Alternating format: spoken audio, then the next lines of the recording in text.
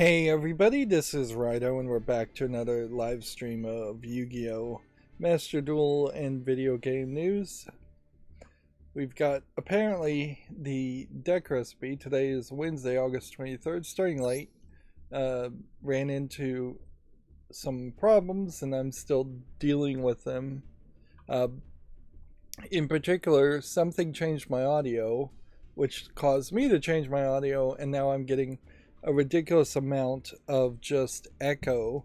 Either I can get echo or I can get very, very muffled sound effects in my hearing, and not actually hear myself at all, which at a certain level I guess that is what echo should be.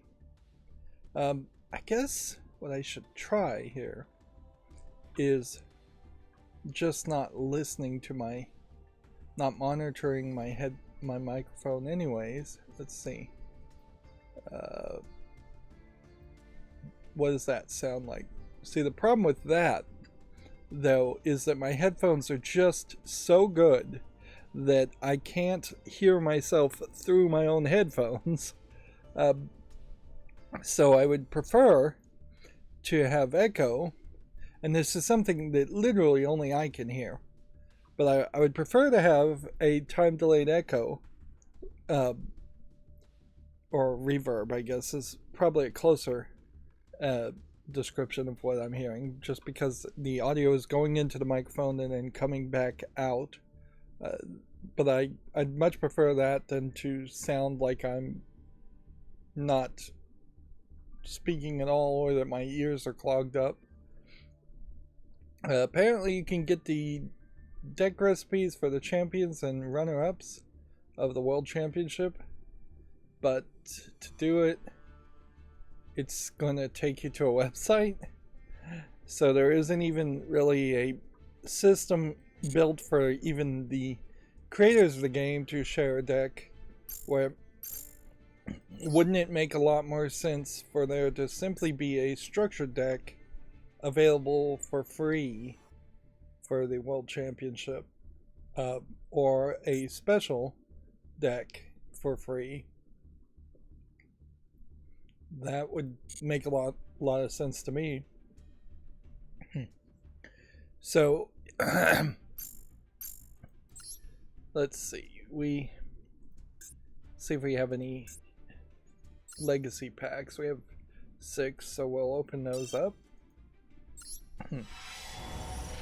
So today's Wednesday, August 23rd. I was testing out and trying what said I was going to do, which is to live stream as reruns my recordings of a series on Twitch, at least until I satisfy the requirements on Twitch to have enough to upload videos. Ideally, there will be just a major shift after that point, and the videos on Twitch will be scheduled and uploaded in the exact same time frame as videos coming out on YouTube. But in the meantime, everybody's, I guess, getting a little bit of a sneak peek. And I was playing Myst 5, and I think Myst 5 in particular did change the audio quite a bit, but now I'm playing Yu-Gi-Oh! And hearing the echo too. And so, yeah, there is more fiddling with it that I need to do. Noticeably, I have not been fiddling with this tournament, and so this is going to end in 5 days, and I'll be lucky if I even make it this far to get the protector. I'm definitely not putting a lot of focus or attention into playing extra Yu-Gi-Oh! In fact, Marvel Snap just came out with what they're calling their official PC version, where it was just like a beta PC version.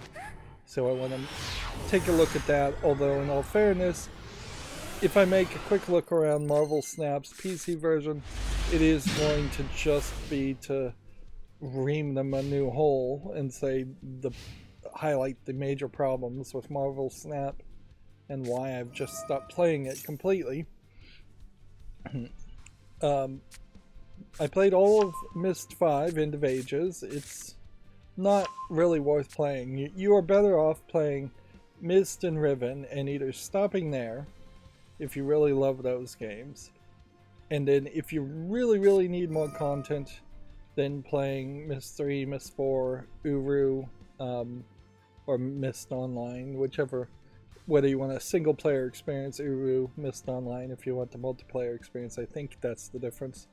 But Myst 5 is just not a Myst game. It really isn't. There's empty rooms with no decorations, no red herring items to look at, no banners on the wall, no extra books. There's like 0 extra books talking about anything at all. There's basically maybe 5 puzzles throughout the entire game, and 2 of them are in the final area, which, yeah, actually there's 3 puzzles in the final area, and so maybe they get you up to 6 or 7 throughout the entire game. But the first area, there's a puzzle. There's literally just like 1 puzzle with 2 parts, and there's a ladder. If you want to argue that learning that you have to put something down to free your hands to climb a ladder is a puzzle, that's ridiculous to make that argument, though. And the second area, which would, I can't even remember. Let's see, the first area is an ice area. The second area is either the space area. Yeah, the second area is the space area, and it's actually glitched at that point in the game. You have to turn on, I had to turn on vertical sync to make the telescopes work, and you can't solve the puzzle without looking at the telescopes. And then there's a lot of kind of grinding that happens in that second area, in that there's a giant contraption that you won't know how to solve until much later in the game, and so there is a temporary starter solution you have to do, and then you need to move on to another area, and you just don't get feedback. The biggest problem with Myst 5, though, is that the main gameplay mechanic is to draw symbols with your mouse, which is very difficult, and then have this 2005 era technology try to recognize the drawings of the symbols to interact appropriately. And even on that idea, the symbols boil down to 3 or 4 teleportation shortcut checkpoints that you find, and 1 action symbol for each of the 4 levels.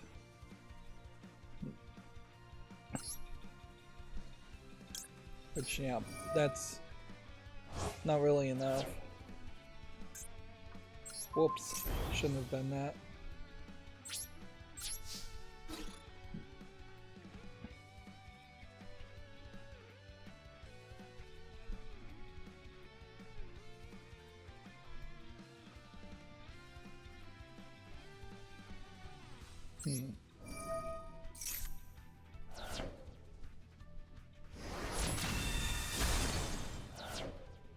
I don't know if there's real value in doing that, but whatever.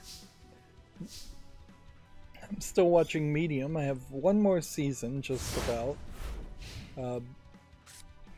It's going fine, but certainly in the last 2 seasons of Medium, they start to focus on the daughter actor characters, which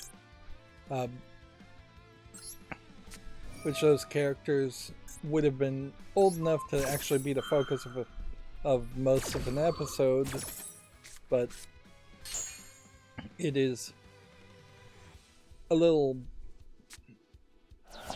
out of the norm.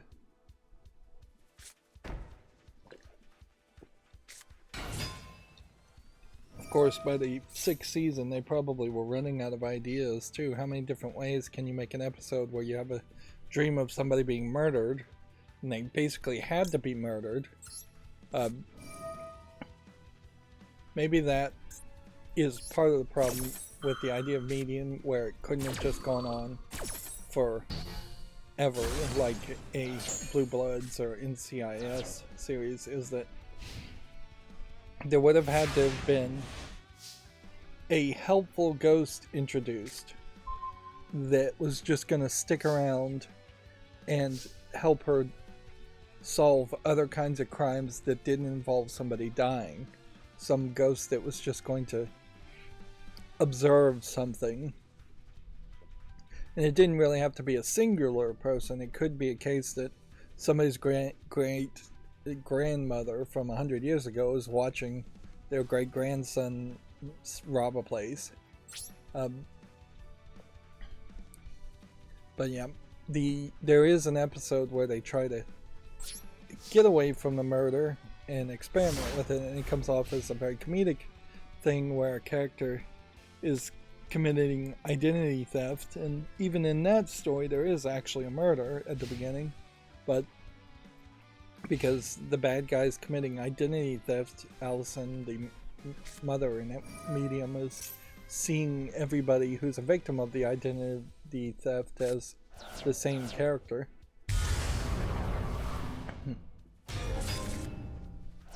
It does, by the 6th season, certainly kind of blur the entire series together in kind of a good way, because I would say after the 3rd season, 2nd season, just churning out slightly better than average episodes fixes some of the rough patches in the first 2 seasons. But yeah, I'm still spending a lot of time watching that. I did watch the latest Futurama too. In that series, it's really hard to appreciate Futurama at this point. You can appreciate it as a thing of the past, certainly, but the idea of them doing anything new doesn't even seem like it's a possibility. They made a parody of Dune, and that's basically all it is that it will be a decent, timeless comedy episode that parodies Dune, but it's not going for any big narrative reveals or changing of the status quo, because they just can't do that with Futurama. And that's the danger, I think, of TV series in general going too long, is that eventually you're still thinking in that syndication mentality where episodes would air out of order. And that is one thing that streaming did mostly fix, is that nowadays almost no show is thinking from the idea that the episodes would air out of order or people would miss episodes. And so we are getting a lot more consistent narrative storytelling. Take note here, though, that I'm talking more about Futurama and Medium and live stream shows I'm watching, TV I'm watching, effectively, than I am Myst 5. Myst 5, on top of breaking kind of a social contract with a completely different style of gameplay mechanic and not really having puzzles or books to read in, which is what Myst is known for, it changes a lot of what the story is, or it recontextualizes a lot of what you know about Atris and his family, or the Dunny people. It basically says that all of the ages, all the success of making the ages are on the backs of a slave race, and so there's this effective guilt by association that you are given, that you're enjoying the missed ages in the game, thinking they were being created by a master artist just writing in a descriptive book. And then it turns out, no, there's actually a whole other slave race that is being used um, to create things and craft things. And then there's also crystals that they used in some way, and the crystals are coming from a like arena slaughter fest, like the Coliseum of animals. And so the Dunny people are having animals fight to the death, and then cutting the crystals out of their skulls or their skeletons at some point, like pearls in an oyster, except for you can actually get pearls out of an oyster, although usually you don't. The oyster usually doesn't survive when you try to remove a pearl from it.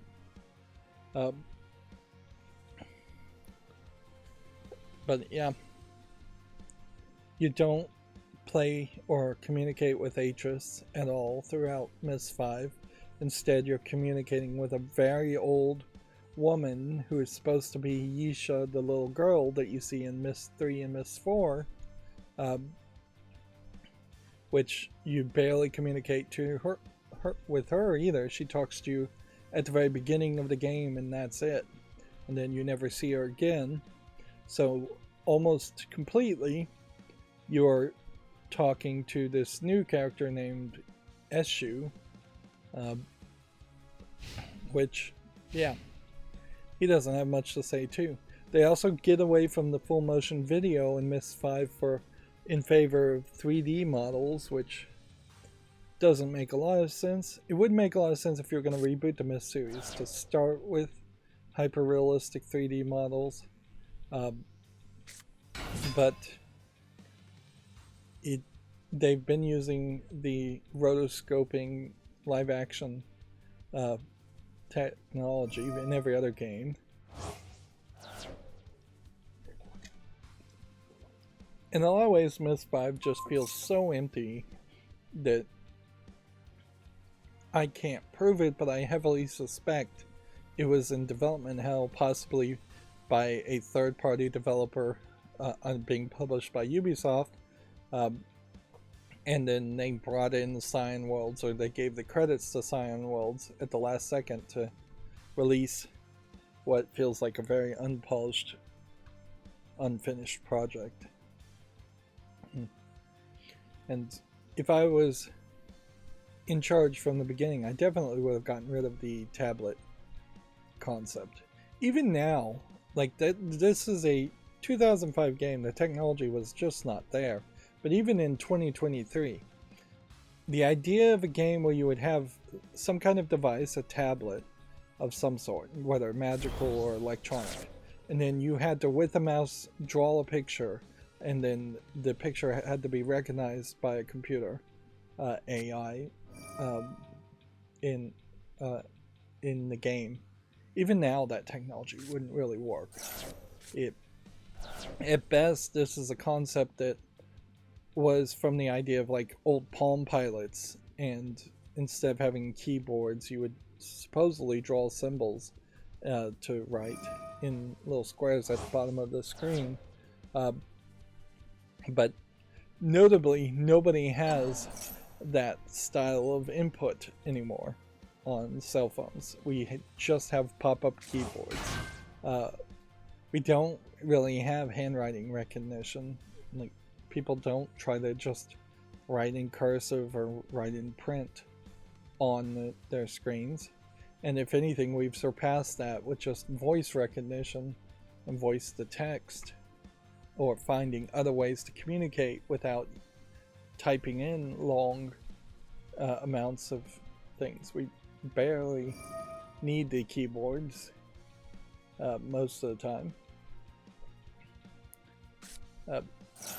But yeah, that technology wouldn't work. The best case scenario is you do something like what Nintendo does, where in Luigi's Mansion, if you wanted to make a guild in Luigi's Mansion for the online grouping, they gave you a bunch of stamps and stickers, and then you could move around the stamps and stickers to make an image, but each stamp and sticker is very controlled and obviously recognizable. So it would be practically impossible to make a phallic object for your guild logo character. And that keeps Luigi's Mansion's online guild system family friendly. That's basically what Myst 5 should have done, is that you should have found symbols throughout the world, and you would touch the symbols on the wall, and then when you touch the symbols, it would become a sticker that you could drag and drop onto the tablet instead of having to hand draw it. By dragging and dropping it, the computer obviously knows what symbol you're trying to use, and then you would potentially get too ambitious and have a mixing and matching of different stickers, which at a certain point then you're making a dragging and dropping programming game, which too would be too different from other Myst games, but at least that technology would have worked. It's incredibly difficult to draw a good circle with a mouse, particularly with my shaky hands. Another glitchy thing about Myst 5 is that it constantly was switching between the classic point-click mode to the classic plus mode, and the problem with the classic plus mode is whenever you walked upstairs, the screen would shake because my hands would shake.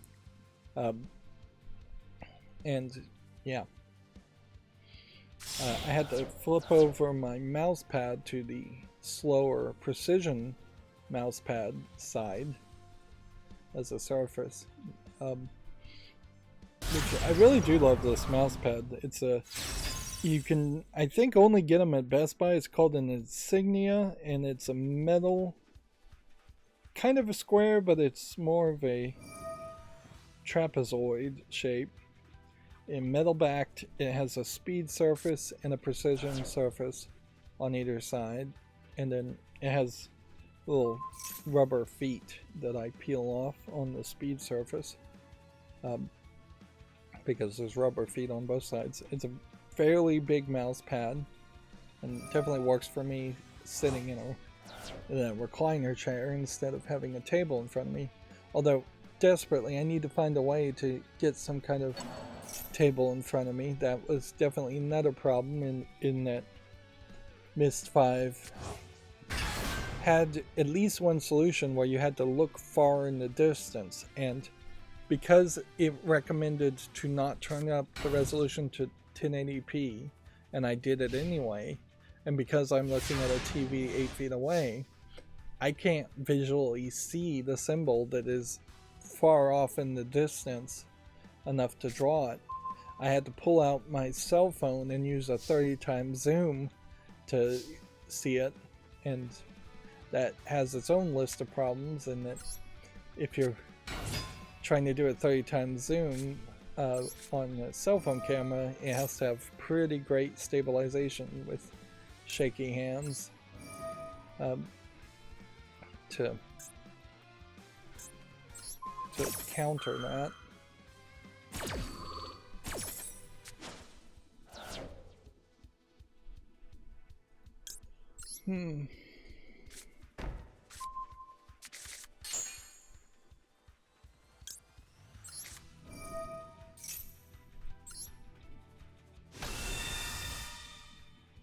Still desperately just trying to win.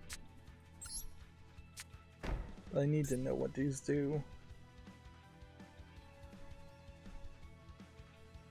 Don't want to do that.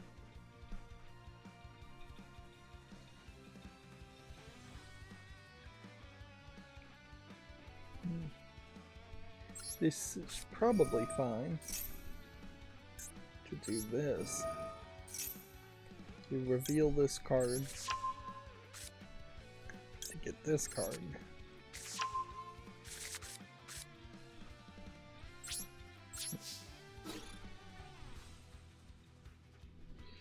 So yeah, I started late, so I should really go through the stream fairly quickly.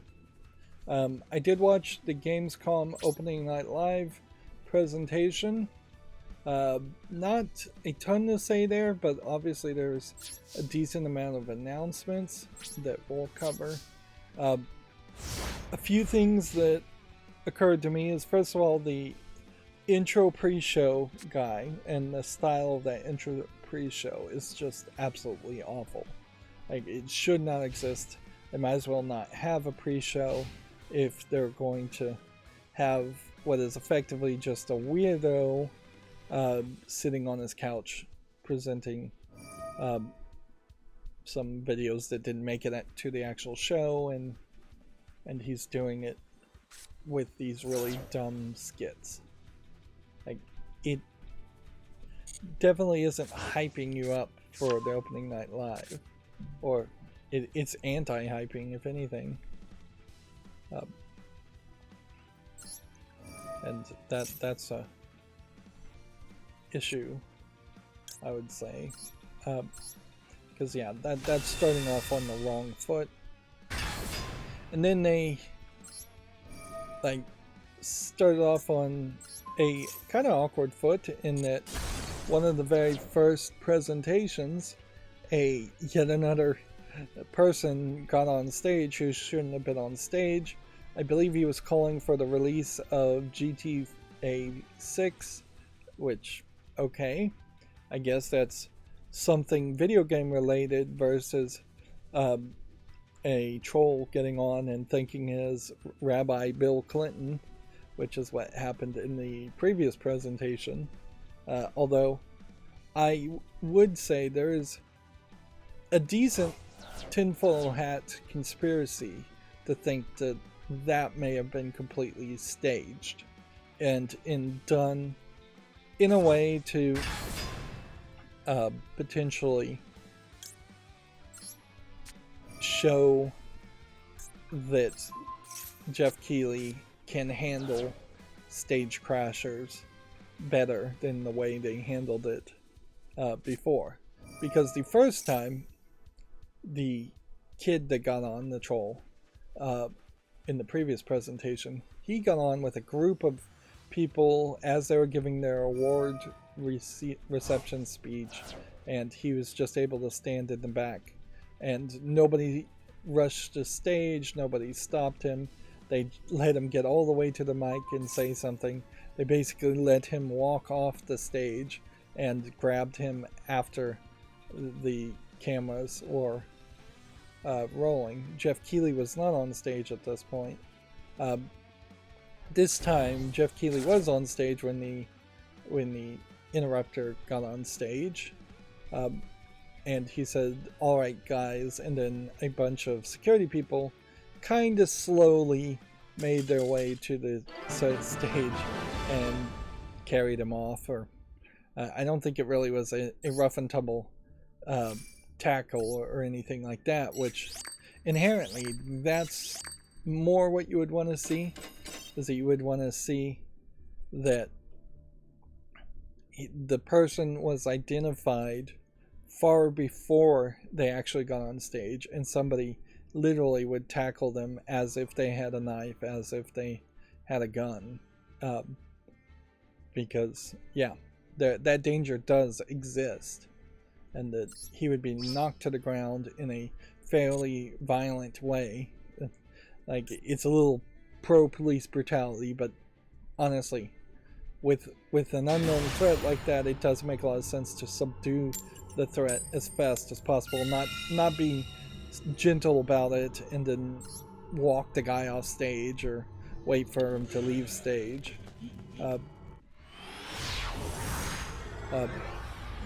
But yeah, I kind of don't really believe that it was staged, but it kind of felt like it might have been staged, although it doesn't really prove much if it was staged, unless it was just a dumb idea or a bad skit that went poorly, which it didn't really lead to anything. I don't think they would joke about the release of a game that hasn't been announced yet, even if it is GTA 6.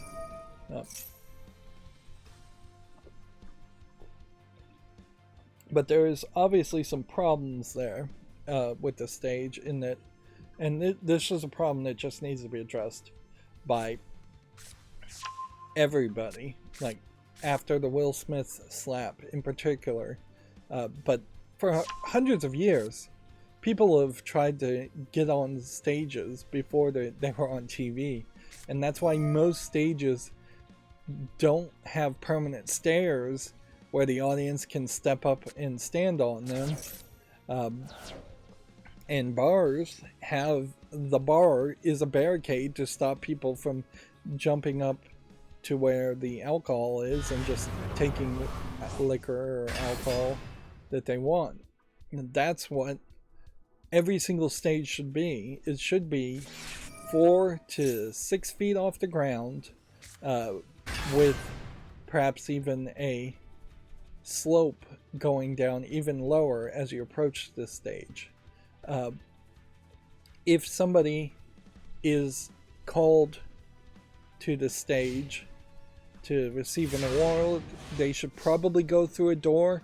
They should probably go through a metal detector, and that door should lead to the backstage, and then all the potential winners should be in the backstage.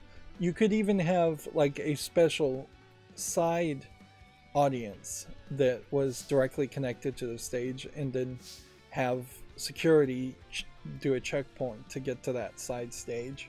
So there could be a nominations booth, basically, where you could even have a nomination booth on the left side of the stage, the right side of the stage. But the idea that somebody is called to win an award and you just walk straight up some stairs and you're on the stage there should go away for every kind of presentation. And for opening night live in particular, they weren't giving away awards, so there wasn't ever a need for there to be stairs there at all. Now that gets to my second point, which is opening nights live looked way better than the video game awards, and I can only assume that is because Jeff Keighley is effectively using Gamescom's funding to have a better a better stage. It's just way better looking and way more big and bombastic, which you would expect from a presentation like Games Award, and it certainly is not lackluster even for opening night live, which really just showed an amount of trailers and announcements. But yeah, it still was pretty much like the previous presentation, the Games Awards, in that Jeff Keighley is basically the only person on stage, and they're not throwing to a second presenter, and so yeah,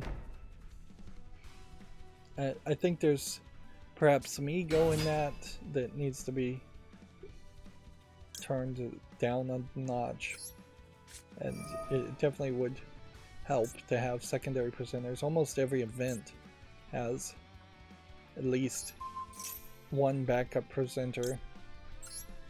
It makes a ton of sense to have a backup presenter. It's the reason why even local news channels always have 2 people, if not 3 people at the desk. Is if somebody gets choked up, if somebody has a coughing fit, if somebody starts sneezing, you throw to the other presenter, and the other presenter can help fill in.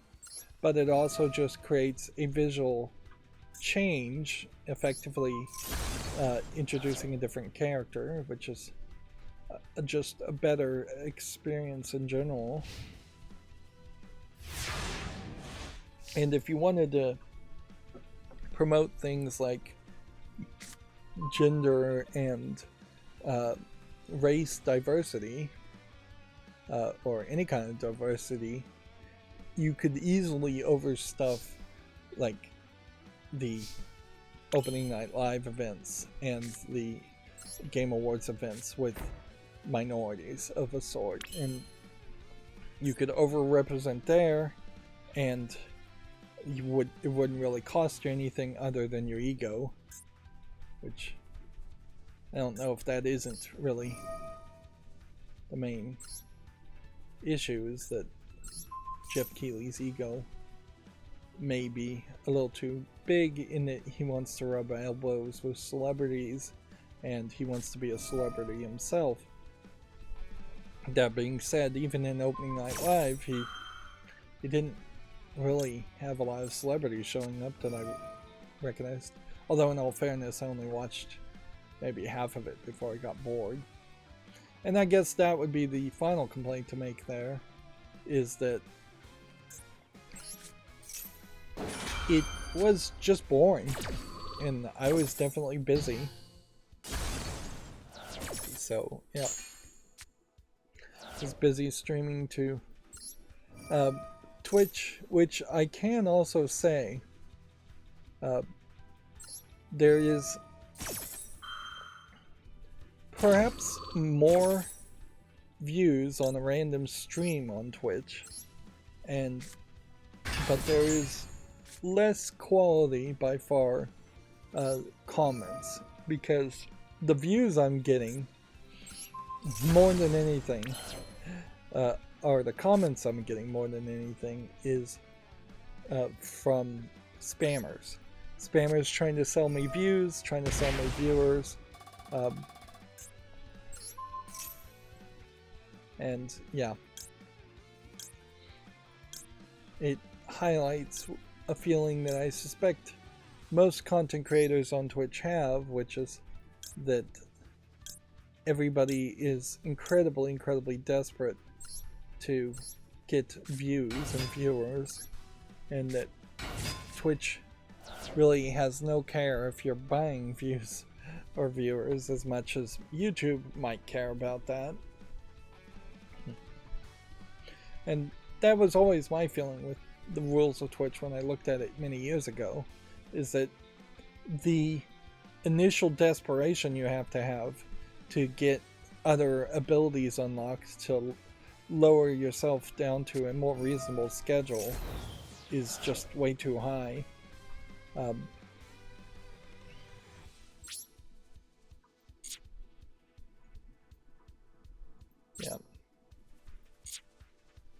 I guess I'm just ending here. Like, the amount of time you have to put into streaming is too crazy, and that's in part why I'm labeling videos as reruns, even though I actually am streaming live. It's why I'm not looking at the chat, why I'm not interacting with that. I don't like that style of de-emphasizing actual content as far as gameplay or criticism in favor of just using gameplay as a background noise to interacting with the chat. I just can't personally handle that much interaction. I can barely handle 2 or 3 people in the chat, and I really have no idea what I'm going to do.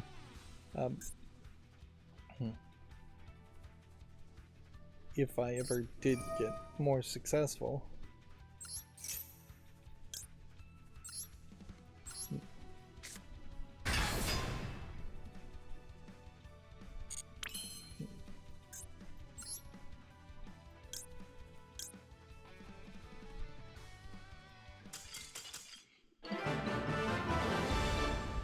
Yeah.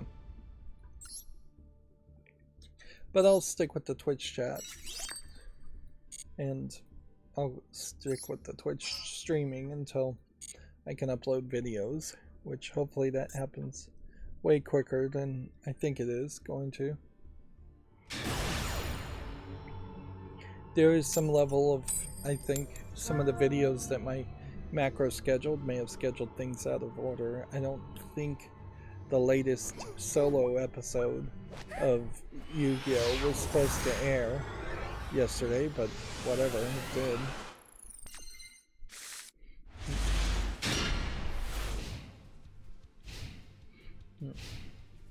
I watched a YouTube creator insider talking about shorts, and they're not really saying anything or being helpful at all, and then immediately the YouTube algorithm auto-played to another video by just some random YouTuber about shorts, and it was this interview of a guy making YouTube shorts that are obviously clickbait and obviously garbage. And he's like, yeah, I'm so successful by trolling the trolls and putting in mispronunciations on purpose so people will correct me and get angry. And it's like, oh, so you're just not making good quality content at all. And he's like, no, I'm just making listicles.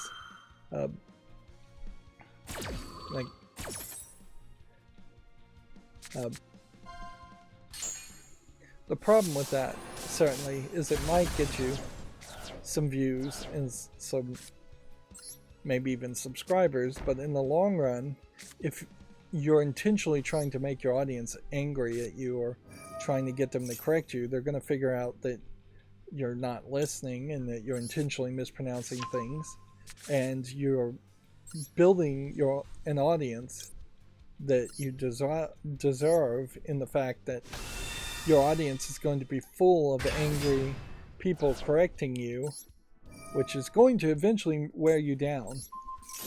Eventually you're going to go, wait a minute, my entire YouTube channel is just full of people yelling at me and correcting me, and they're not actively wanting to watch my content because of the content, they're just wanting to watch it because of, so they can hate watch it. Which, yeah. Trust me, if you get successful enough on YouTube, you'll have enough haters by default. You shouldn't try to build an entire level of success around haters.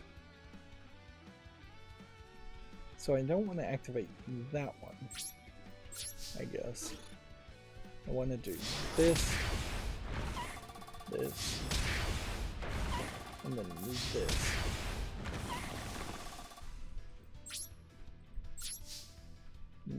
Can't activate this now.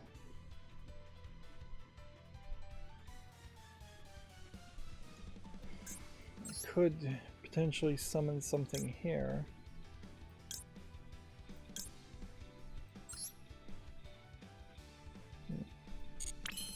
I don't know if there's a real reason to summon something here, though.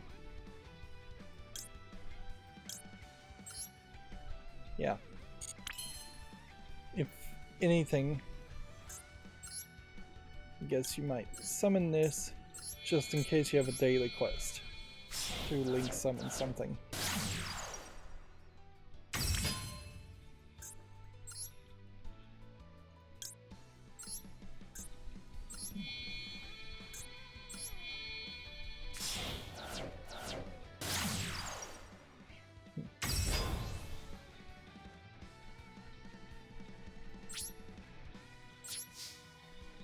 Yeah, that's about all you can do.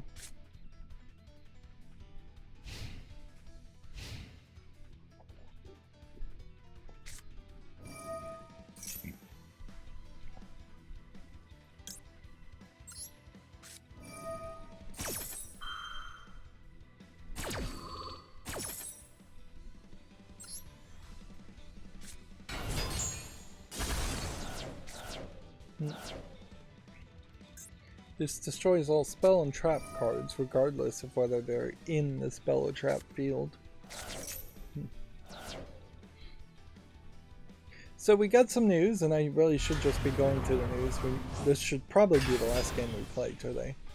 Denuvo is now on Switch, including a new technology to block PC Switch emulation, which, if you're doing proper emulation, there's no way that the software would be able to tell that it's being run in an emulator. Games already don't run particularly well on the Switch.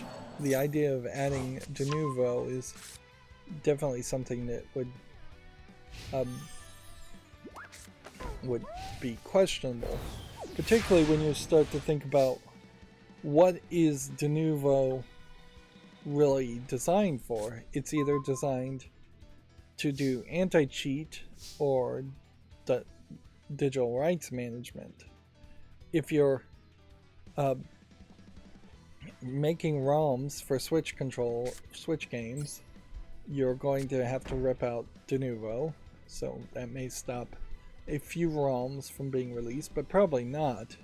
Like, every version of de novo for every game is slightly different, but it usually is somewhere between weeks before the game actually launches to maybe 3 months at most. De novo games are uncracked, then they get cracked open, and then people can run them in emulators. And if you can crack the de novo, that's not going to stop PC emulation from running the cracked version of software. As far as anti-cheat, there's very little online going on Switch anyways, and I think there's even less percentage-wise cheating going on as far as just running an app or running an emulator to run some kind of cheat software on the Switch. And in all fairness, I misspoke. De novo actually is just the digital rights management. It's not even anti-cheat. De novo has been consistently trying to make itself be relevant and stay relevant in this future of gaming and justify its existence. It is basically a insurance style product that companies love to use and spend budgets on. It is almost certainly something accountants make an argument for versus game developers make an argument for, or publishers make an argument for it to protect their investments. And it is possible that publishers do have numbers to back up the valid reason you would use de novo. They may very well have sales numbers that they are truly believe would have been higher had their games in the past not been cracked. But I, in part, would also assume they are just obsessed with piracy being the problem always. In the same way that, like, in the 80s, everything was drug related and all evil in the world came from drugs. But once you start selling that narrative, you get kind of committed to it.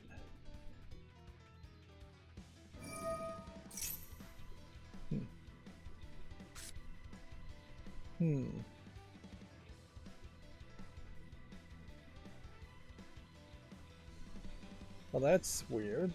Either somebody in the chat is typing gibberish, at which point they're potentially going to get banned, or my chat is really broken. I would think it's somebody in the chat typing gibberish, because my posts don't look like that.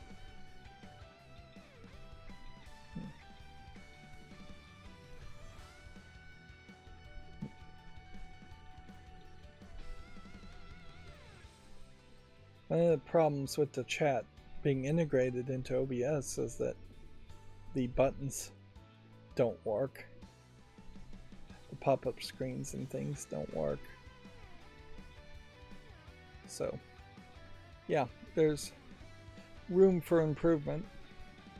As part of the attempt to fix my audio echo issue, I updated OBS and reinstalled Voice Meter Banana and changed a whole bunch of settings, but yeah,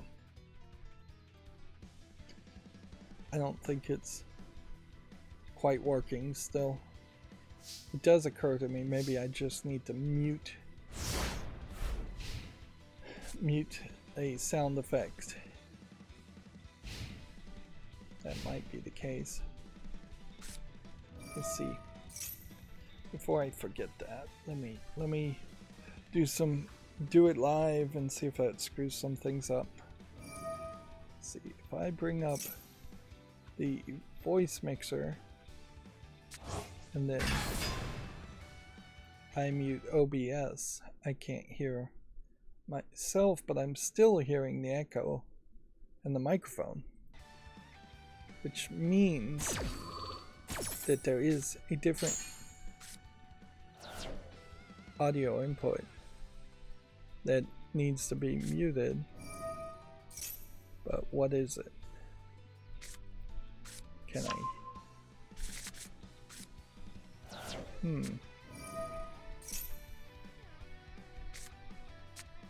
Yeah. See, that's the weirdness here. OBS is playing outward to a couple of different inputs and outputs.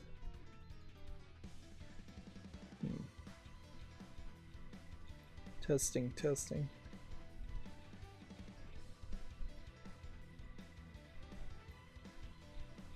It very possibly has something to do with voice meter bananas settings too.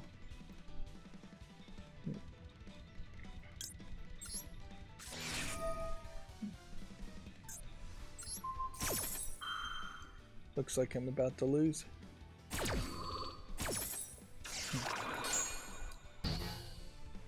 Yep.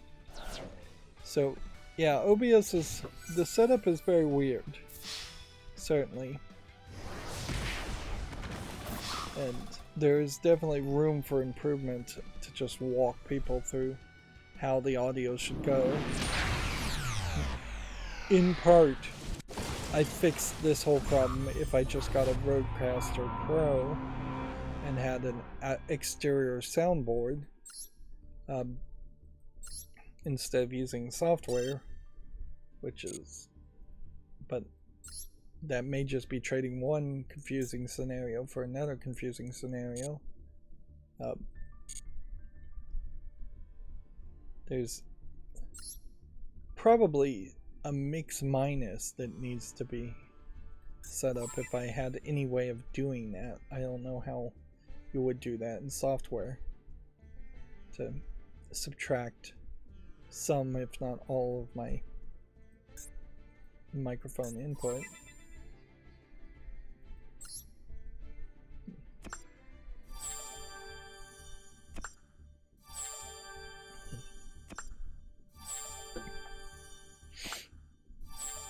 Let's speed this up. So, yeah. I'd still need to win 6 more games in the next 5 days. I need to duel 10 more times. And then there would just have to be a hope that I got really lucky to potentially win this title. Almost certainly not going to win this title. Frankly, I'll be lucky to get these done. As far as link summoning, I still needed to do one more, and the XYZ synchro summoning all could be done if I just hopped in here, but probably would make a lot of sense to not even do a ranked duel and just do a casual match with my Zodiac Tri-Brigade match to do an XYZ summon. Anyways, let's focus on the news. We already started late. Star Wars Dark Forces Remastered was announced, and it's going to support up to 4K 120 frames per second, which I feel like we're always going to have this split where old games being remastered are going to be able to make really high resolution or claims. 4K at 120 frames per second is nothing for an old game, even a game that has some visual remasters, versus a brand new game that is going to have way more shadowing and ray casting and ray tracing and way higher textures. This is from Night Dive Studio, and several Night Dive Studio games, or as a remaster maker, were announced, which inherently this does just highlight that any video game company could have become Night Dive Studio. Night Dive Studio literally is made by two people who were barely programmers and knew nothing about actually making running a company. And so perhaps that just highlights that big companies didn't think there was enough money in the idea of just remastering and re-releasing old games, and that they didn't want to pay the lawyers to negotiate it, and they assumed that every other game company that owns the license to a game would not want to pay the lawyers to negotiate it. Which, in all fairness, there are a lot of video game companies out there that own the rights to games, but they just don't have the paperwork set up, and they don't want to pay the lawyers to re-release an old game. But yeah, you can see on that trailer that the level of graphics there is very much in line with a point-and-click adventure from LucasArts, and not this smooth 3D CGI cover art. So remastering a game like that is going to be somewhat trivial, and getting it to be able to play at 4K 120 frames per second is going to be fairly trivial. That being said, you're probably not getting any real benefit by playing it at 4K 120 frames per second.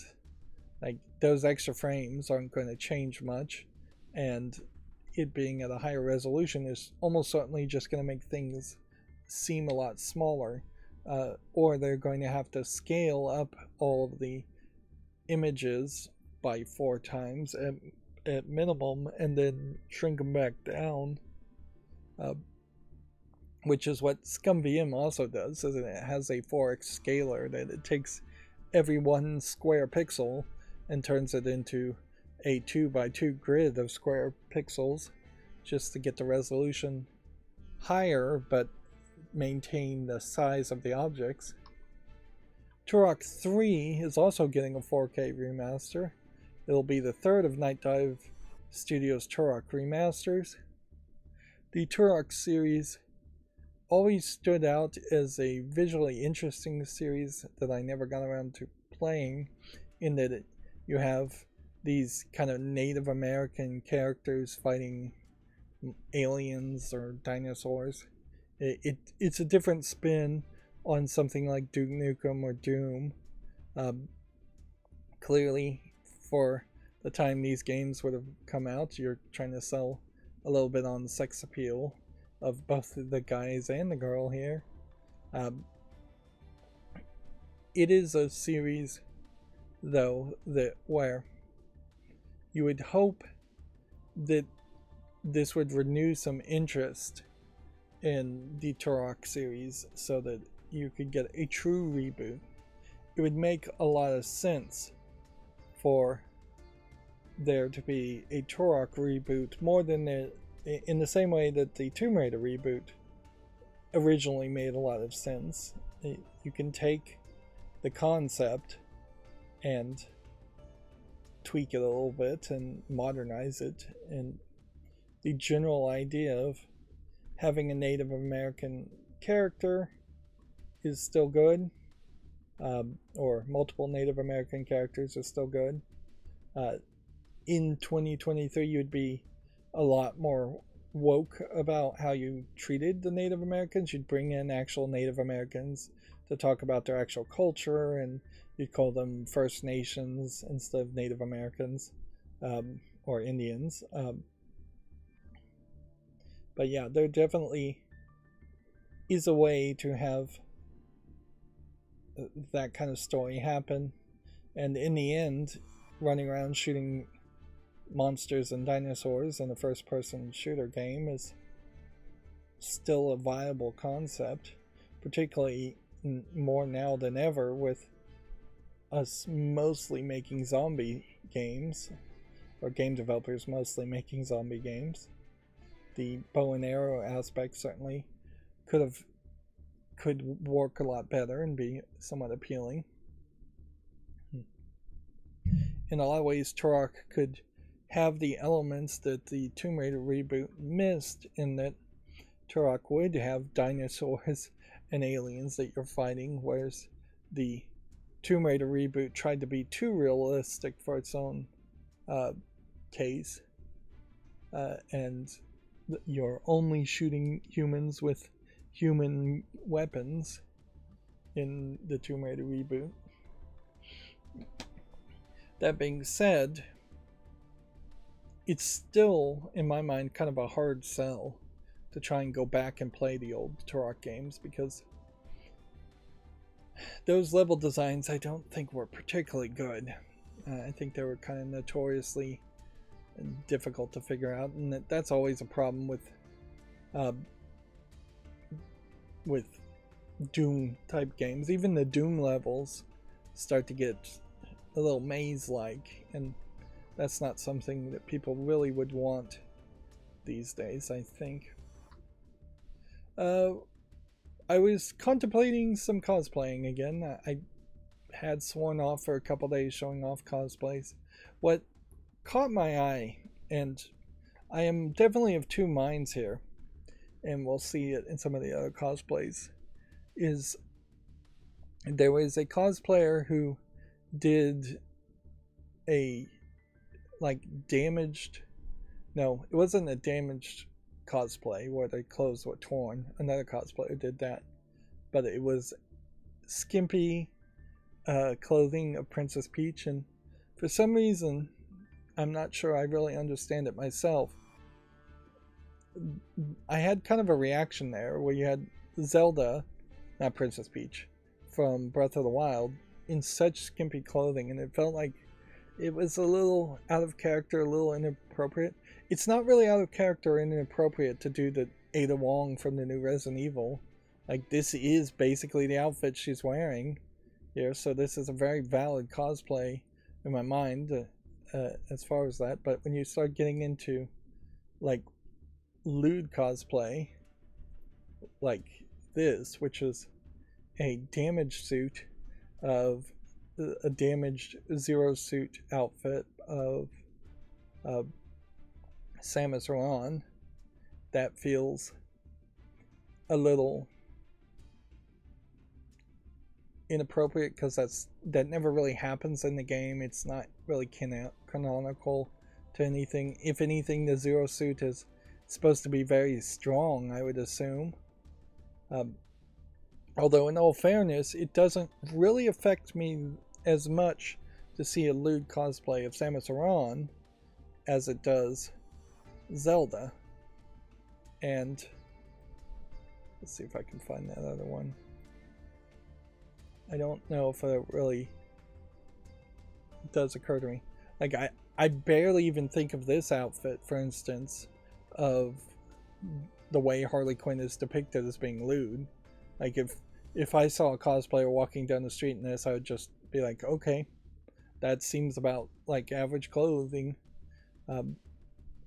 You definitely see a lot more on a bikini on a beach, and I definitely, even though Harley Quinn was created for the Batman the Animated Series, a cartoon for kids, although arguably some people would say it actually wasn't created for kids, that the animated series was actually for adults of fans of Batman more.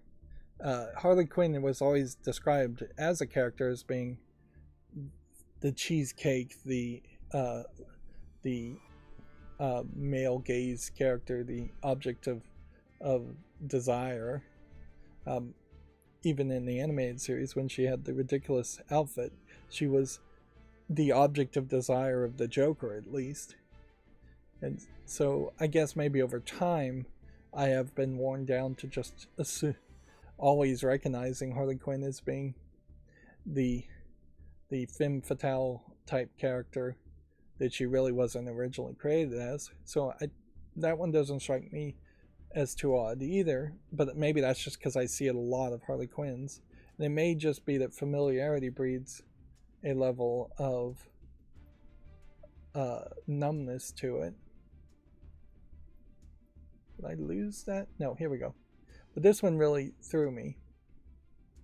Particularly this one where you have a lot of underboob here. Because they really have gone out of their way as far as making Zelda, or even if this was a female Link, they went out of their way to put Zelda always in a lot of clothes, and she is frankly asexual as a character, more visually than anything. So yeah, maybe it was just a slight whim on my part, but it does seem like it would be a little inappropriate. And yes, if I was at a convention and I saw this amount of underboob hanging out from an outfit, I would say, all right, that's going a little too far. There's not really too much wrong with this, and depending on the pose, even tight pants and the butt's not that crazy. But yeah, there is almost certainly a level too of the fact that underboob is something you really have to work towards, so it comes off as more lewd than just wearing a skimpy outfit.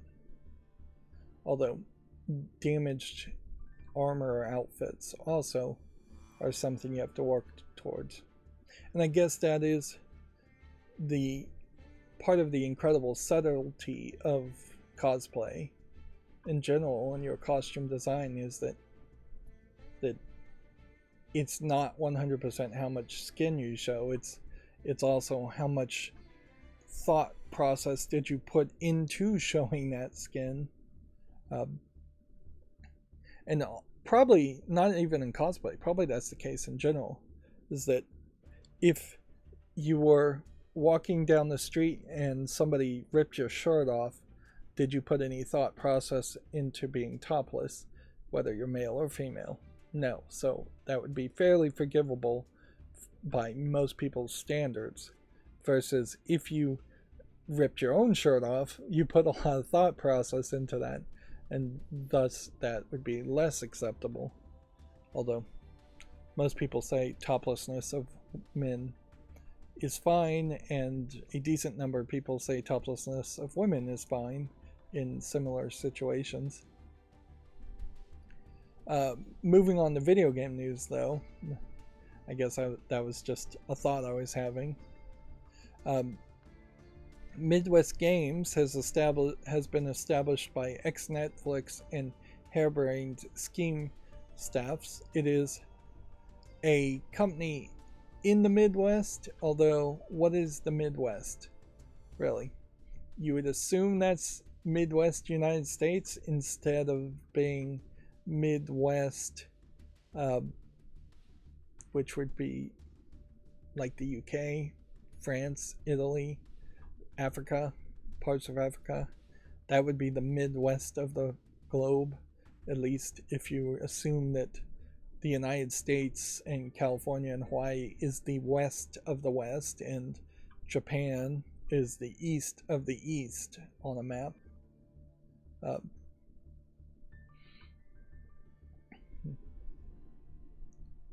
Yeah. It's established in Green Bay, Wisconsin. And it's former staff from Crunchyroll, which doesn't mean much. One person, and an ex-developer from Striking Distance Studios, one person, and probably Monsters, one person. So it's basically 3 people. I have said, though, that this is something that should have been happening a long time ago, and finally people are figuring it out, that it doesn't make a lot of sense to be on the coasts of anywhere on the planet at this point with global warming. You'll get far too many floods, far too many hurricanes, far too many storms, whereas there's a heavy amount of protection if you just are in the middle of the United States.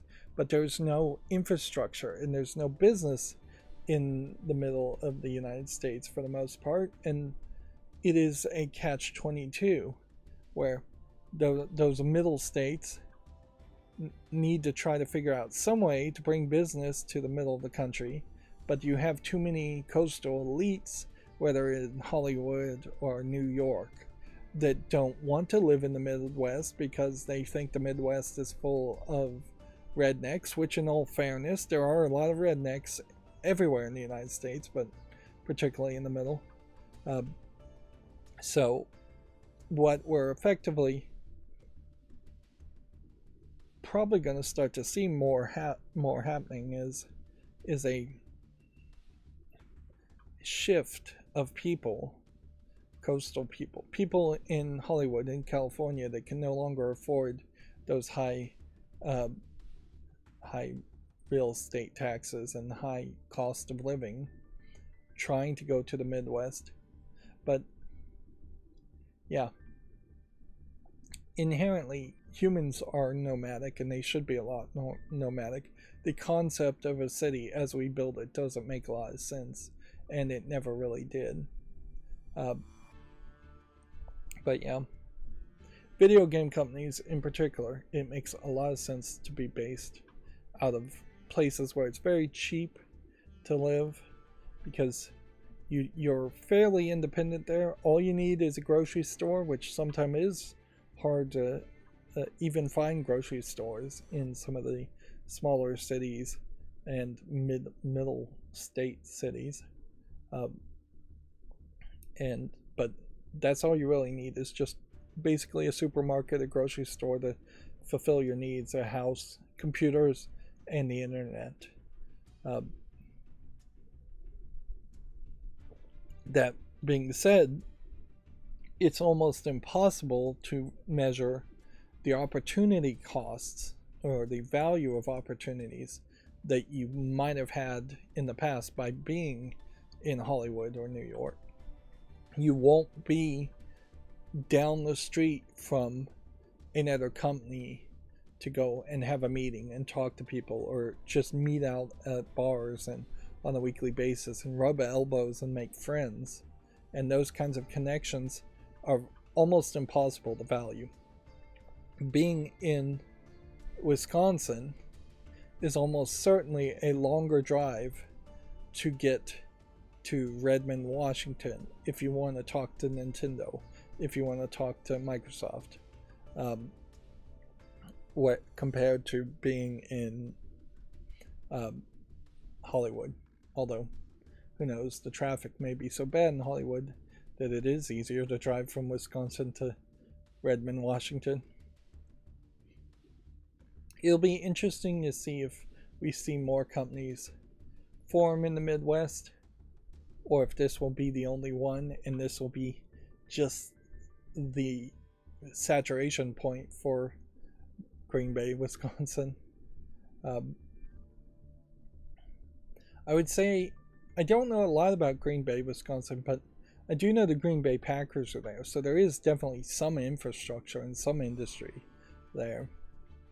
It's not in the middle of a forest, which you could do that, certainly. If you had enough money, you could build a whole new city with walled gates around it for a bunch of Hollywood people, and it could be just this big gated community that is way better as far as infrastructure and design compared to any other city in the state.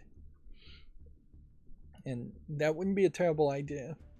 I've always thought that it's kind of ridiculous that the United States hasn't moved its government center in a long time. Like, originally, the District of Columbia didn't exist, and so there was the government was run out of I feel like it was Boston, but I don't remember. But yeah, it would make a lot of sense to, instead of staying in the White House and having the president stay in the White House in Washington, D.C., build a red house or a blue house, with the thought that eventually, in the next 100 years, there will also be another house built that is a red house and a blue house. You could have a red house on the East Coast, or the White House on the East Coast, a red house on the West Coast, and a blue house in the middle. And then you would just move Congress and the Pentagon and things like that into new facilities, modernized facilities in some other city that would become part of the District of Columbia. So you'd have a Washington District of Columbia, and then you would have like a Lincoln of the District of Columbia, or you would have like a Roosevelt of the District of Columbia. Just have multiple cities under the District of Columbia. We don't even use Columbia as an idea anymore, but whatever. And by building new facilities, you can invest and revitalize a new area in the same way that Tokyo modernized and revitalized the governmental center of Japan versus their old capital. So yeah, just moving the capital around every now is something I think every country should do, so you can spend a lot of taxpayers' money to build up infrastructure and revitalize something. And almost certainly some of the cities in the United States would gladly give up their ownership to be a federal run district. Yeah, there are plenty of ghettoized areas that if you put a ton of money into it, they could become very much revitalized. In the same way that building a military base in a city actually benefits cities quite a bit. But that has nothing to do with video games. I'm going on a rant when I don't have time. So yeah, we talked about this before as far as the Gamescom opening night live being disrupted. He had an Austin 316 sweater on, and just look at how close he was allowed to get to Jeff Keighley. I mean, he is less than a foot away from grabbing the microphone. He is mere inches away from Jeff Keighley. Even if Jeff Keighley had a stab vest on, which I imagine he doesn't, or bulletproof vest, his head is exposed. You could easily, in his hand, have a knife and just stab him in the neck and murder him. And that's too big of a risk to take for any reason. The second somebody got out of their chair, like, there is a decent argument for these events to have like weight pressure sensors on every single chair, and for an alarm to go off if you stand up out of it, and that signals some kind of silent alarm to people.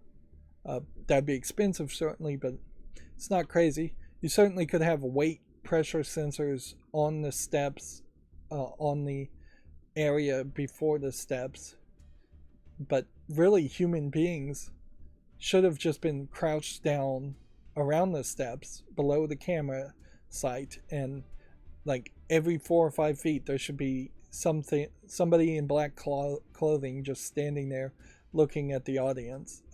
Crouching down looking at the audience. But yeah. Oh, he claimed Bill Clinton wants GTA 6. But yeah. See, somebody else walked in front of him and didn't grab him, and then the camera zooms way out here and you just don't even see what happened there. But so even if this was a tinfoil hat idea where they wanted somebody to jump on stage to show that they would handle it a lot better, that tinfoil hat conspiracy thought gets thrown out the window in the fact that the camera zooms out and that they don't do a great job. Like, if anything, Jeff Keighley here would have been better off swinging at the guy Uh, but yeah, you can see there's all these security people from very far away wandering up here.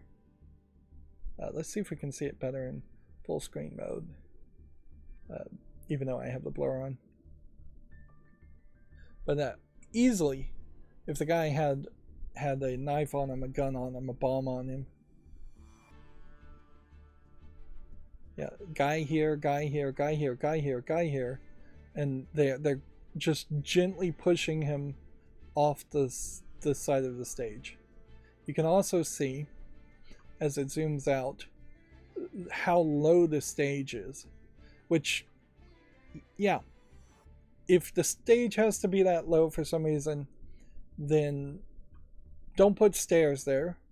Put some barbed wire here. Put everybody else in pits.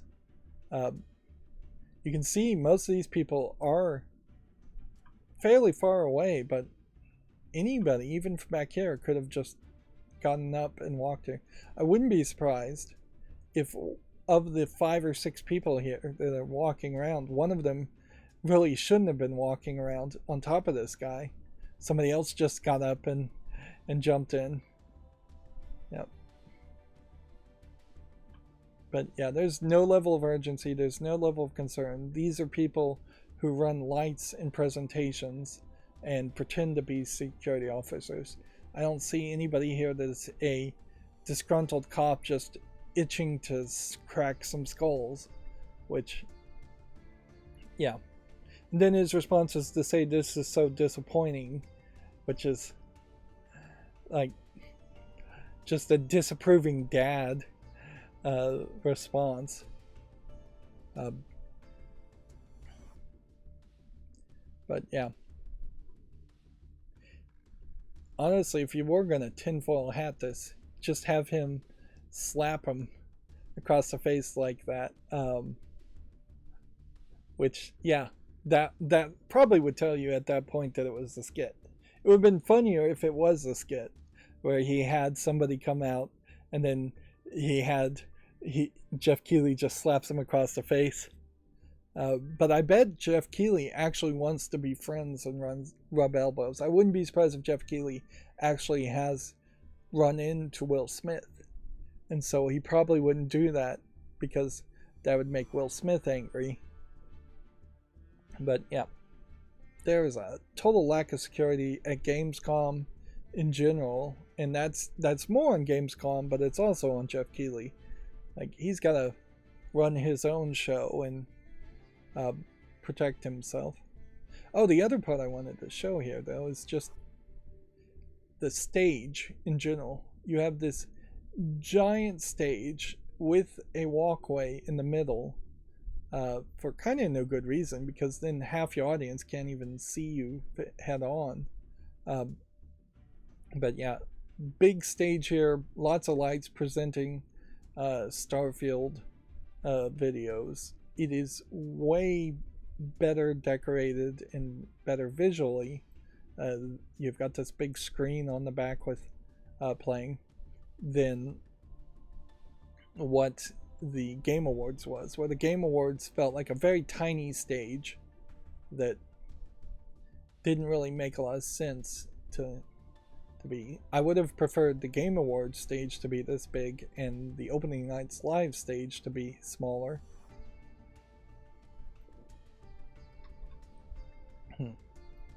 The Game Awards are going to return in early December, if I de-blur it.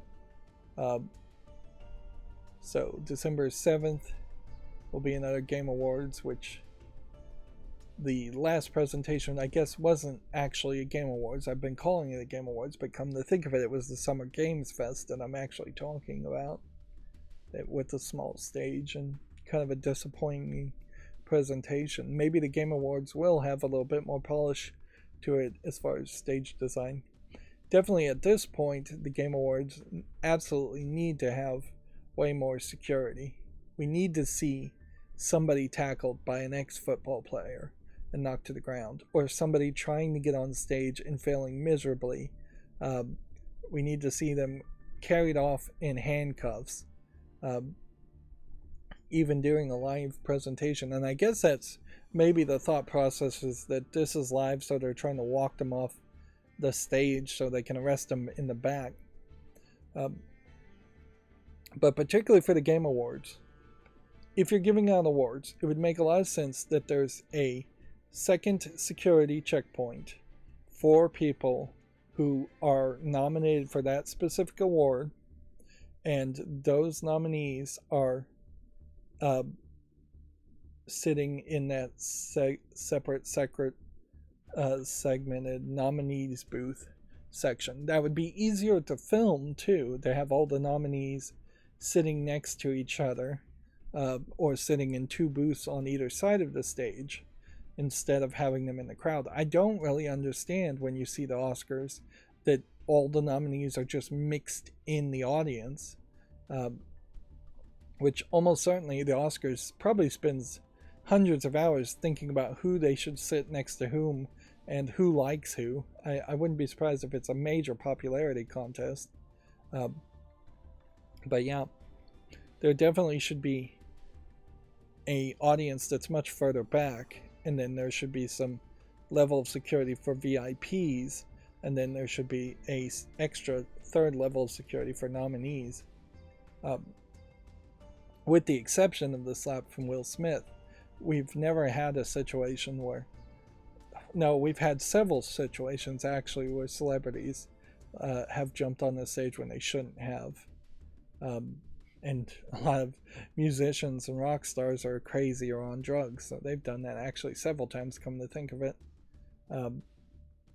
So yeah, there is a reason to not even allow other celebrities and VIPs to be able to get on the stage without going through extra security procedures. And if you did have like nominees booths, you could straight up have a guard that has a door that's locked, or a barrier that's locked, until the last second, so even the other nominees in the other booth on the other side of the stage couldn't run on. I do think, I don't know how you get the qualifications for a job like this, nor do I think I have the energy for it, but I do think I would probably make a great security designer. I have just that right mix of paranoia and imaginativeness to secure facilities. I've thought about like IT security. I've thought about base security for military bases, which there's room for improvement on some of those too. But yeah, I could see myself, if there was such a job, just walking around the facility and being the head of security and saying, hey, we need to fix that door lock, we need to fix that hole in the fence. Of course, that's probably not really a job, and it's probably not really a job that pays. That movie Sneakers, I guess, comes to mind, in that the people were paid to break into facilities, that mostly through computer hacking, but there almost certainly is a few people that get paid to physically break into things. Actually, I've seen some YouTube videos of some of those people, but it's, again, consulting agencies, maybe 4 or 5 companies worth mentioning in the whole planet.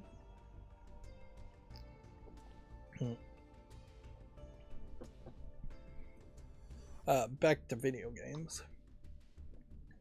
Blizzard announced Diablo 4's second season. It seems to be vampire focused in some way. Season of the Blood. It introduces a new quest line for you to uncover vampiric powers to wield against their originators, which you're fighting vampires, I guess, but you can also get vampire powers. Inherently, it would have been a tough sell to get anybody's attention around Diablo 4, even if Baldur's Gate 3 wasn't out.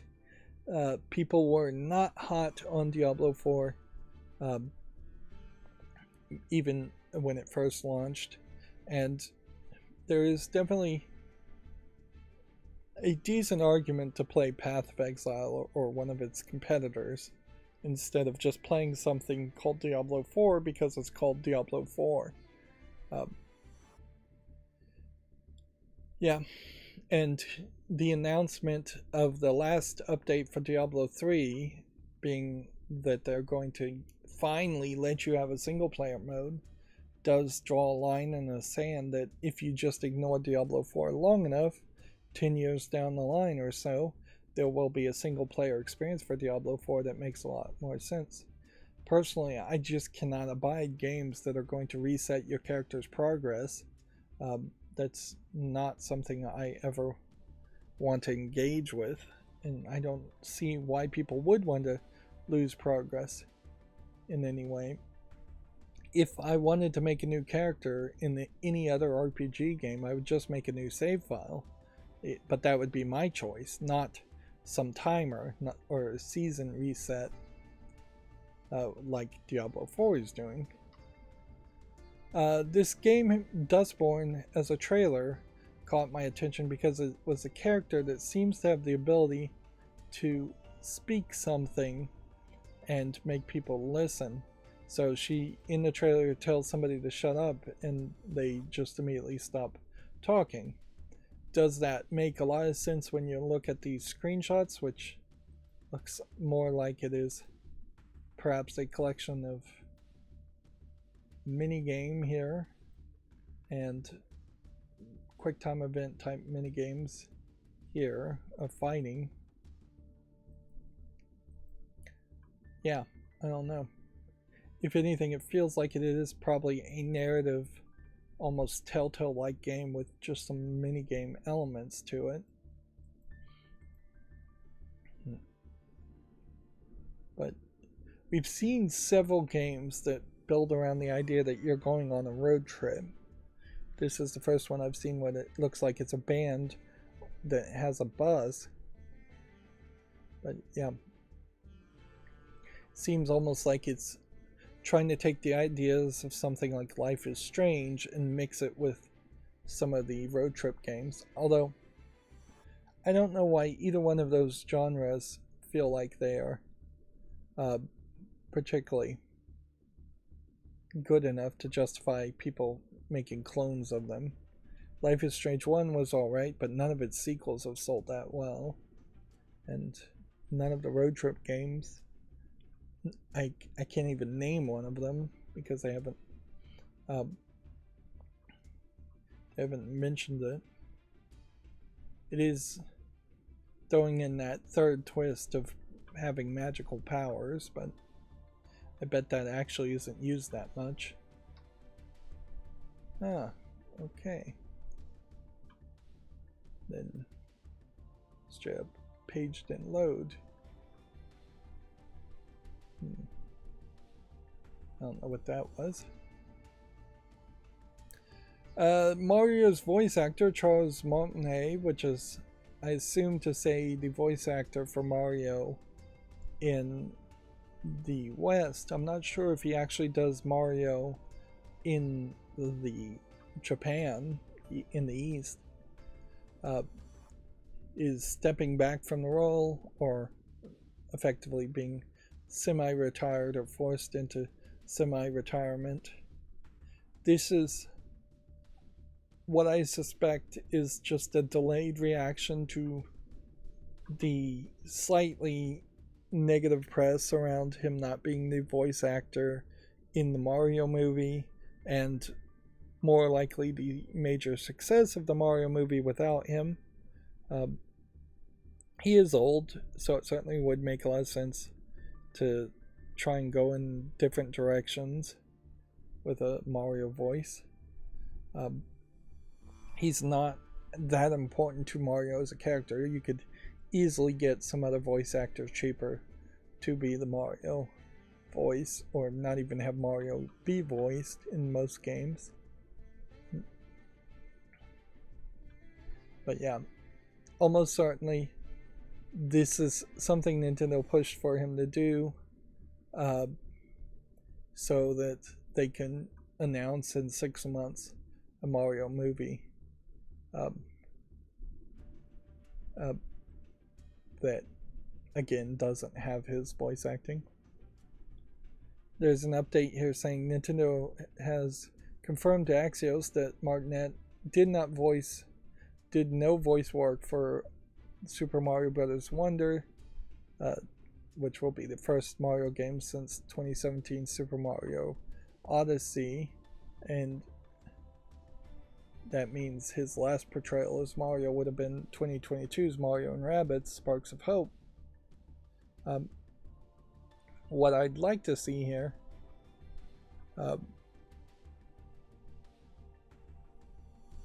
is what his first voice acting would have been.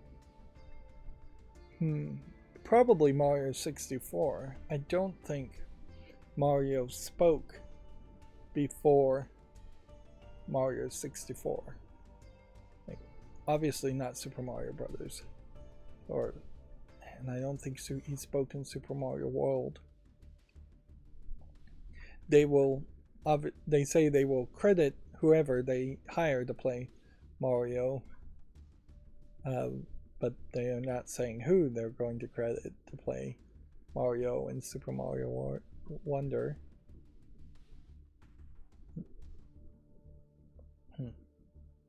Oh, interesting. He played Mario in 1994's Mario's Teaching Typing. So he's been working for the company in part since 1994. He voiced Mario in every Nintendo published title that features the character, including 64, Sunshine and Galaxy, Mario Party, Smash Brothers, and Paper Mario. He also did voice work for Luigi, Wario, Donkey Kong, Baby Mario, and Waluigi.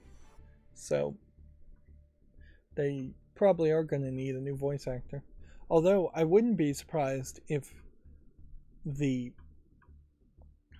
small amount of things that Mario says leads to the Nintendo being able to just use artificial intelligence to replace him completely. This may be the next controversy brewing, is that in Super Mario Wonder they may credit a artificial voice. And I wouldn't be surprised if companies say, actually, we're not crediting this a voice actor for playing Mario because no voice actor did play Mario. It was made instead with artificial intelligence. Therefore, we're just not going to mention anything at all in the credits. Which, yeah, I think companies could probably get away with that in a few cases, to just leave a character uncredited and then not explain that it's uncredited because they didn't actually pay anybody.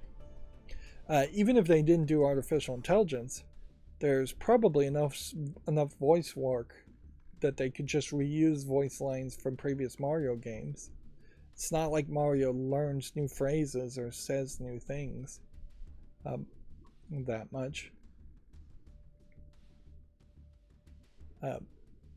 If anything, I feel like a overemphasis around Charles Martinet as a voice actor is also just repeating the mistake of the overemphasis of Shigeru Miyamoto as the creator of Mario. And theoretically, he's often sold as the guy in charge of making all the Mario games, when it's just not really true. There's a bunch of second-party companies and third-party companies that are working on making Mario games, and there's a bunch of Japanese programmers who you'd have to really do a lot of research to even know the names of, that are making Mario games. You just wouldn't have Mario games so drastically different in the first place if it was all coming from the same programmer in the same mind. You wouldn't have Galaxy being so different from Sunshine, being so different from Odyssey. That takes different creative inputs to have those kinds of different concepts. And inherently, I'm not even sure Shigeru Miyamoto was really doing the programming for Super Mario Bros. 1 or Mario Bros. In the arcade. He very well may have just been a concept producer guy even then. But yeah, we in all industries we really need to struggle to credit the small people who are putting in 90% of the effort and getting none of the credit, and try to have some level of equity by de-emphasizing people who steal a lot of credit or take a lot of credit that they probably don't deserve, just because they happen to be in charge. Let's see. Is there Gamescom happened, but I don't know if there's actually anything here worth mentioning.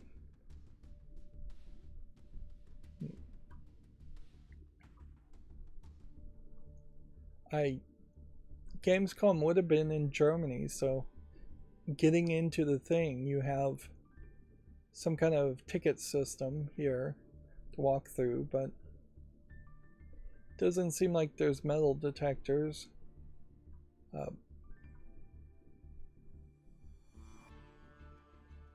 Let's see.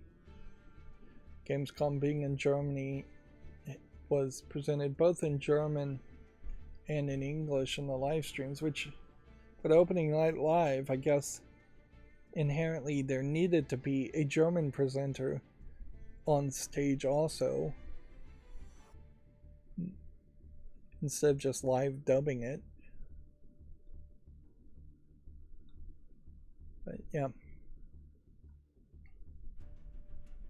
not really seeing anything here of real importance.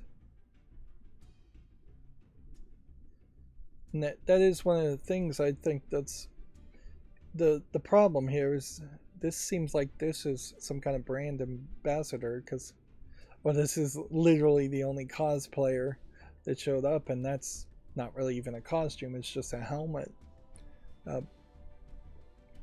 Gamescom definitely could be a much better event and a much bigger event if they, well, I mean, eventually people would just have to adopt to it and watch it more. They need bigger announcements. Like, no big announcements of games happened. If Summer Games Fest didn't happen at all, then yes, Gamescom would be a huge event, but it's too late in the year. Here's some more steps that, again, really should not exist on the stage. But it is a better presentation of just how visually busy this stage was compared to the Summer Games Fest. And while this is mostly just nonsense with spotlights and screens in the background, it is the kind of nonsense that we've come to expect. Also, let me point out something here. He needs to have better shoes on instead of sneakers. Like, let's just... The suit's not particularly great either. It's too casual a suit. You should have like a tie and a black and a white shirt. But yeah, it feels like this is barely a suit and almost just jeans as far as the slacks go. And then it immediately jumps into a Genshin Impact or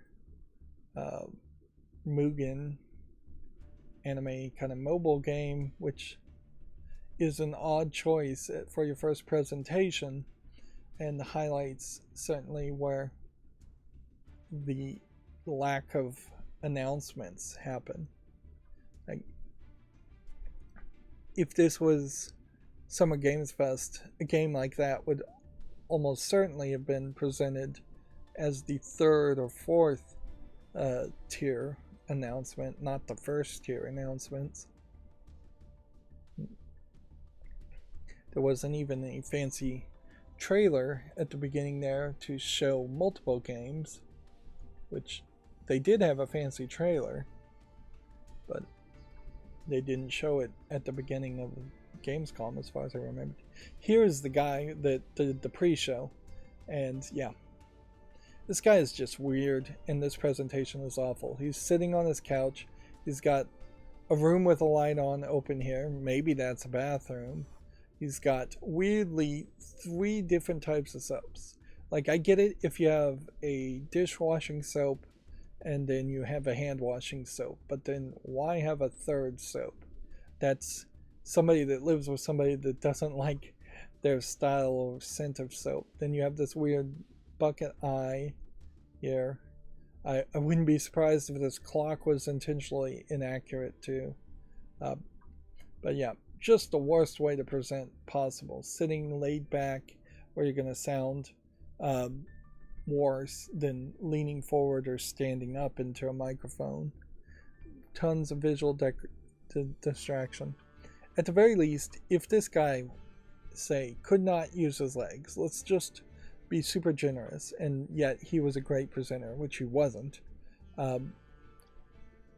Gamescom could have easily sent him a backdrop or something to cover all the back of this, green screen it, even if you have to. It is so unpolished compared to the actual presentation, and anti-hyping up what is a decent looking stage otherwise.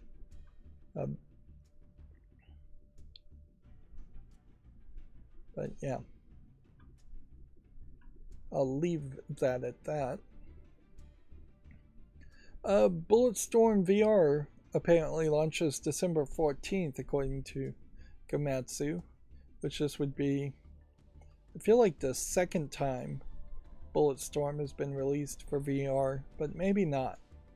Maybe this is more of a case that Bulletstorm was released originally, then Bulletstorm was remastered and published by Gearbox Publishing, and there was the debacle around that, and now Bulletstorm VR is being released for PlayStation VR 2 and Steam and Quest by Incuvo as being the developer, and being directly published by People Can Fly, the makers of the original Bulletstorm, which, yeah, I guess they've been on quite a journey in that People Can Fly made the original Bulletstorm, didn't really have any success there, felt like they were probably close to bankruptcy, then resold and republished their games through Gearbox with no major success and small controversy around the fact that there was no discount for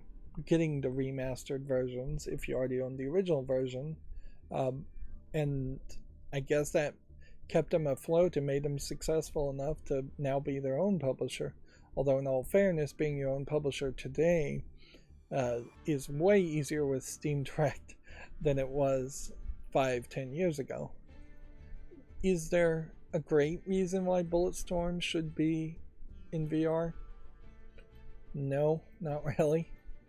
Bulletstorm is the game that people just cannot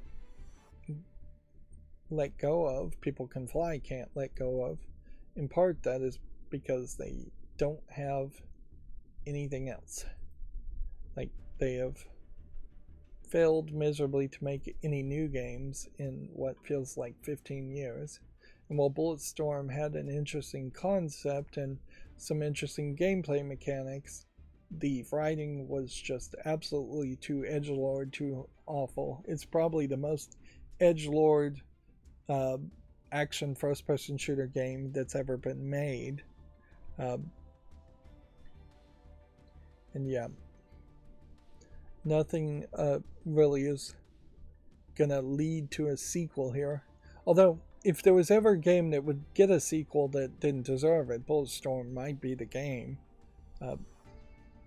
But there is this phrase that creatives use called "kill your babies, kill your darlings." This is a case very much where People Can Fly needed to kill their baby, kill their darling, make a different type of game, try to make some other product.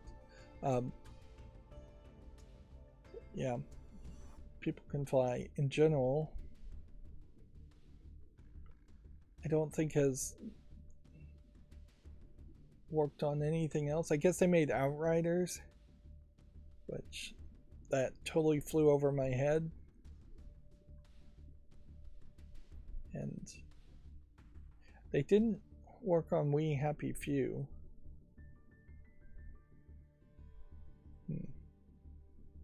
So, yeah. 3 years ago, they announced Outriders. I guess they started working on Outriders. So that's what they've been doing. Whereas,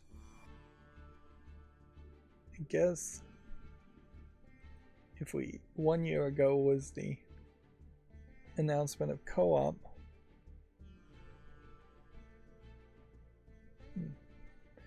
publisher Square Enix was funding Outriders.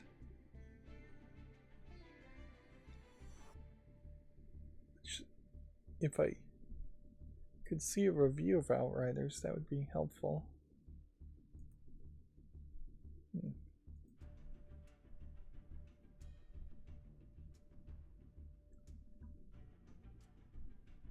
Guess the easiest thing to do here would be to just search it. Outriders on Steam will tell me where they are here. 2021 game. In the last 30 days, it's 74% positive. Overall, it's 65% positive. The peak today was 280 people, which is way too few of people for a game that has online co-op, or even for a game that's just single player. When it first launched, it was received particularly well by these people, which is to say basically nothing. Most of these people you wouldn't even recognize as reviewers, or you wouldn't trust their reviews.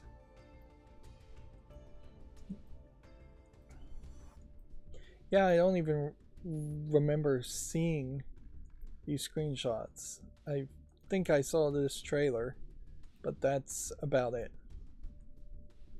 Yeah. So, yeah. That would be People Can Fly as a developer, which full clip edition is now rated very positively. And then mostly, I guess they are living off of the hope that they would at some point get back to the Painkiller series and maybe reboot that, but they seem like they are not interested in actually doing anything with the Painkiller series, which would make a lot more sense. In this list, the original version of Bulletstorm is no longer being shown, and the original version of Painkiller is no longer being shown. So, yeah. But yeah, you have a 2007 game here. It's 2023. Now, it would be very logical to announce a reboot and make a new Painkiller. Or even announce a new remaster instead of doing Bulletstorm once again. The full clip edition of Bulletstorm was just 2017, like 10 years difference there.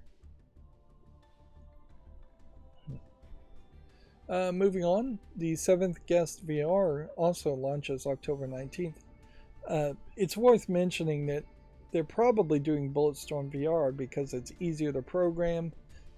They probably have more of the source code, or it's easier to convert to source code Bulletstorm than Painkiller. But they also are doing it in VR probably because Sony is paying them to make a VR2 game, and so they're getting outside support and funding.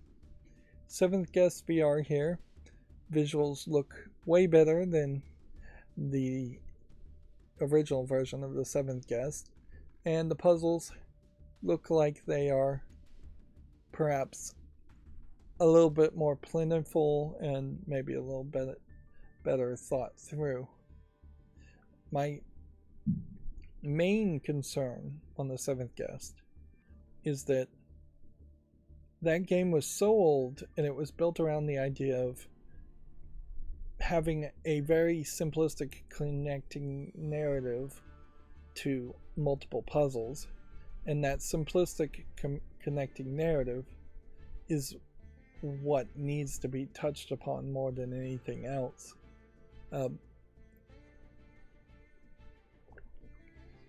It isn't going to be a great experience if the ending is almost exactly the same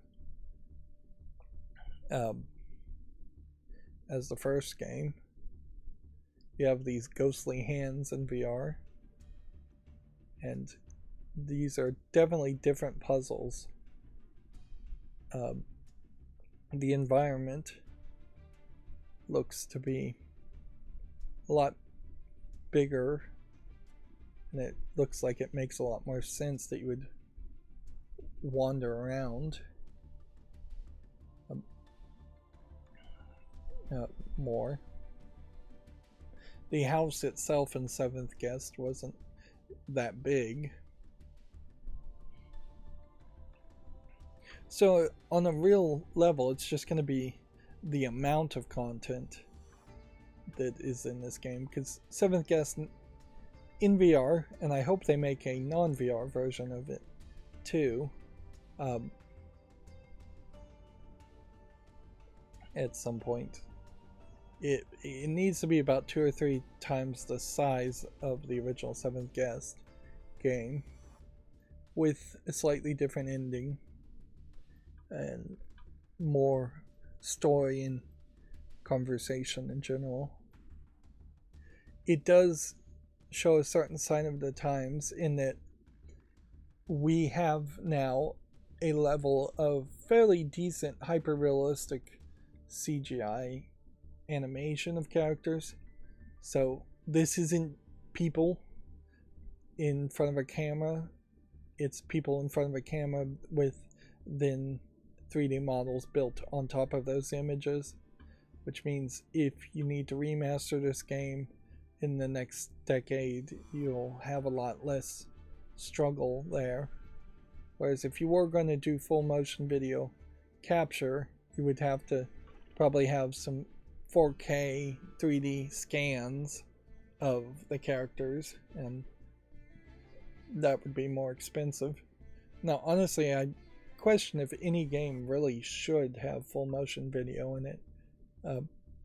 It's just not worth it in the long haul. Yep, and I imagine the Seventh Guest is a kind of game that's always going to be relevant enough to get another remaster, another release. That is something with the Myst series too, is that they had full motion video, and while that was cute when it first came out and groundbreaking technologically, it somewhat hinders the chances of remaking Myst or remastering Myst. In every remaster of Myst has had to deal with the video content being a little bit low res.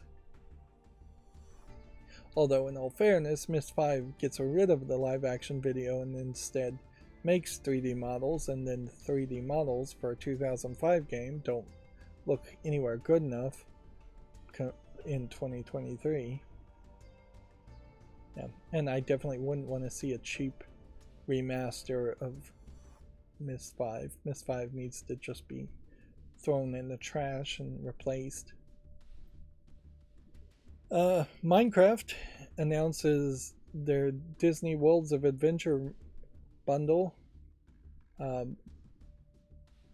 which you have little Minecraft skins for Aladdin characters, Little Mermaid characters. Notably here, it is the red-haired, tan, white-skinned Ariel and the Flounder from the original Little Mermaid. Lion King skins from the cartoon, you can pretty well tell, instead of the live-action Lion King. Alice in Wonderland skins.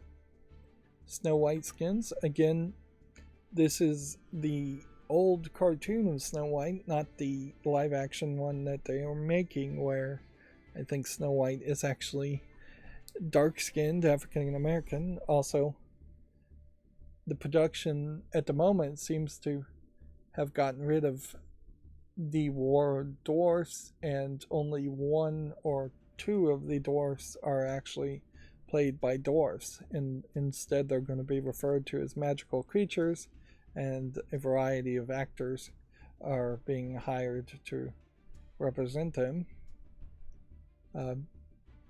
Beauty and Beast from the cartoon, although Beast's legs are fairly small, thin there. So I guess the question is,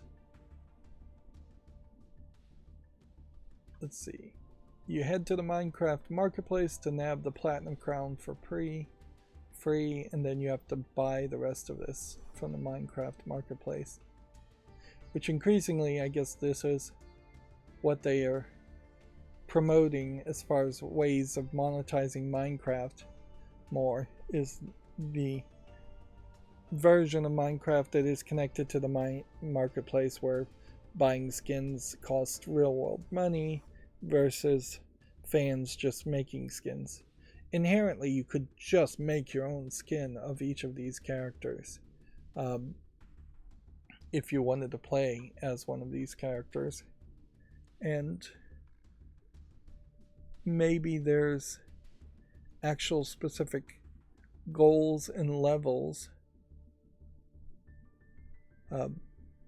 included in this, so it isn't just a case of the skins, but they're not really highlighting that. You just barely in the background you can see it looks like there's a castle built out of blocks back here, maybe a castle under the water back here, castle back here, castle back here, but only in the far distance do I see a shadow of a castle for Alice in Wonderland, and the Lion King wouldn't have a castle. Right. So, is this an actual video that we'll play? Yeah.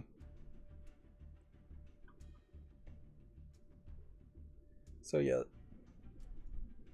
it is entire worlds that have been built. So they have put more work into it. They really should have promoted that more. At first glance, it really did look like it was only the skins and nothing else. You're in this kind of catch-22 where you would almost think if it weren't Minecraft, they would have made special spin-off versions of Minecraft to have these kinds of content, and they would have tried to sell it to you as a spin-off game instead of selling it as maps. It probably takes a lot of scripting to have him bow like that.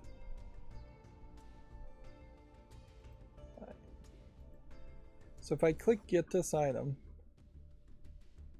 it pops up a short link to, I guess, the Minecraft launcher.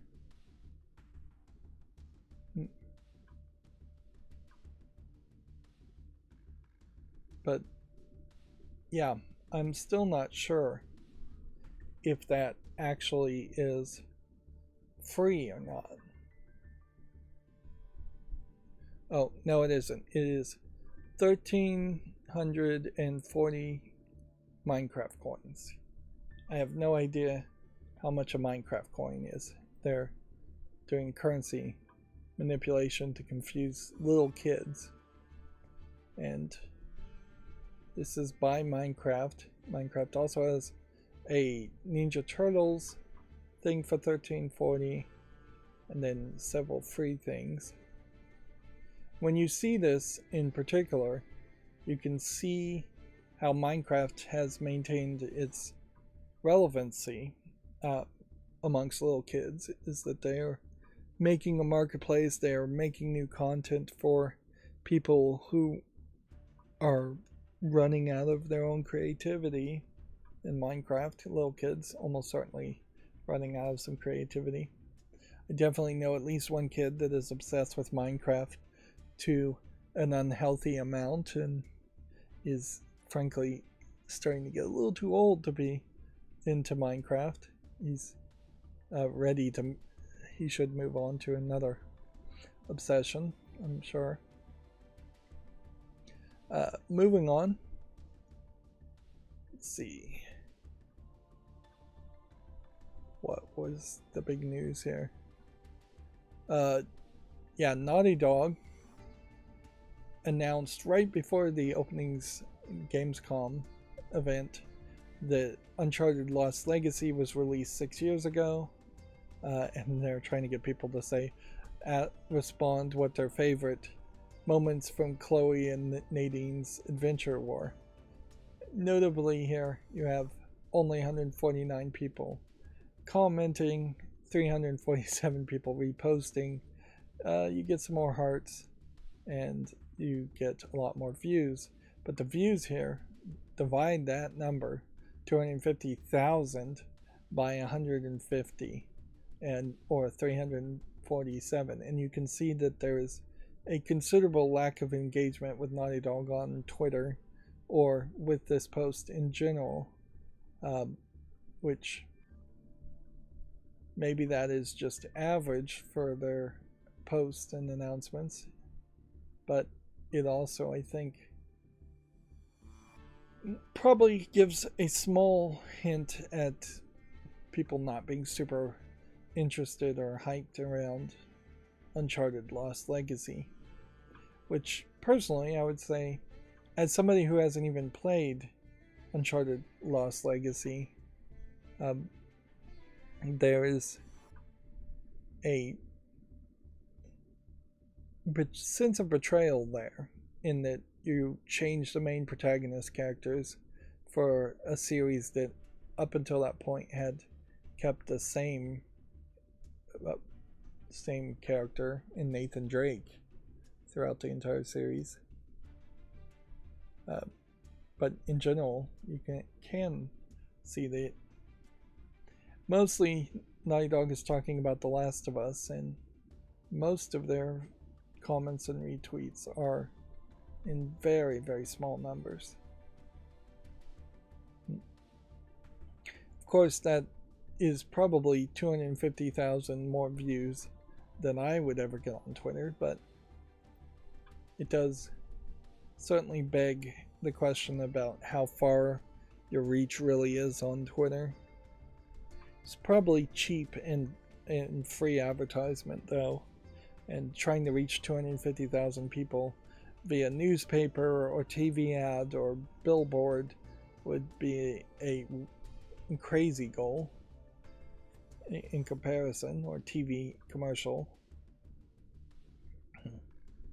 Moving on, Video Games Chronicle says that the Atari 2600 is a modern version of the classic console which plays original cartridges. I question how many people have Atari cartridges still in their possession, or ones that would actually work. It apparently will play most 2600 and 7800 cards, but not all. This is Atari being the holding company that bought the rights to the name of Atari, re-releasing an Atari via with the help of PlayOn, thinking that there might be some nostalgia here to justify that.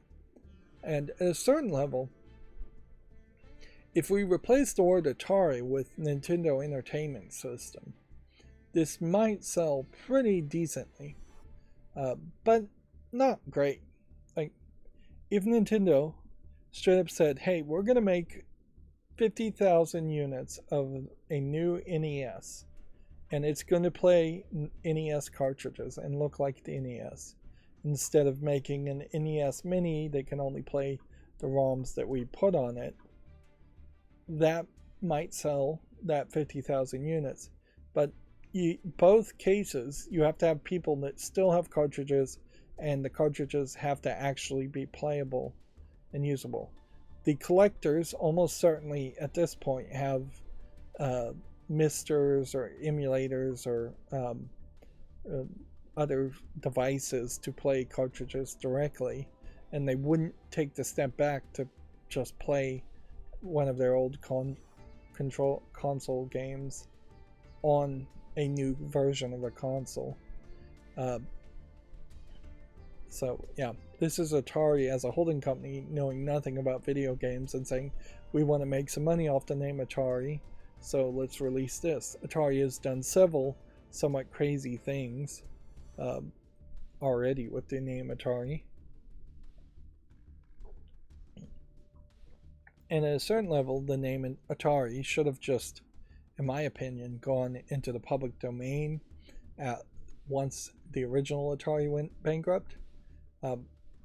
That way, anybody could make an Atari without being sued if they wanted to, or the name should be possibly even retired or restricted, so nobody could make an Atari. It would make some sense to say the brand name and the copyrights and trademarks of Atari should just be considered completely restricted and unusable legally for 50, 70 years, 100 years. Just to say when a company goes bankrupt, their name is forbidden from being used, and some holding company can't buy their name and then do ridiculous things with it. The other problem with the Atari lineup is its cartridge lineup. So it's coming with a compilation cartridge with Adventure Combat, Dodge 'em, Haunted House, Maze Craze, Missile Command, Real Sports Volleyball, Surround, Video Pinball, and Yar's Revenge. Yar's Revenge probably the best game in that lineup. But that is just nothing. And I would question how many people are really that nostalgic for the terrible one-button control stick that the Atari came with, and the terrible wood-grained Atari console. In particular, Lego came out with a Lego version of the Atari, and at no point did I consider actually buying that or playing it. HDMI input, sure, makes sense. That's a slight improvement there, but that's basically all you can say that's been improved there. And weirdly, it looks like it may only have HDMI output on it, so you would potentially struggle to get a composite screen or analog signal out of it. So yeah, I definitely have to put that more in the realm of being a gimmick than it being the beginning of something great. Atari also has been trying to make new games, or somebody has been trying to make new games using the name Atari, and I don't think they've gotten very far with that. A spiritual successor to Command and Conquer was announced. I don't remember the name of it, but I guess to potentially combat that, Activision Blizzard, I assume. Well, nope. This is Level Infinite has announced Command and Conquer Legions for the iOS and Android. EA owns Command and Conquer, not Activision Blizzard. Which on one level, a new Command and Conquer game is a little exciting. Particularly on mobile, it would make a little bit of sense because those games are super long. But it would feel like any kind of new real-time strategy game would need the ability to pause it, particularly on a cell phone. You need to be able to just minimize the game and all action would freeze.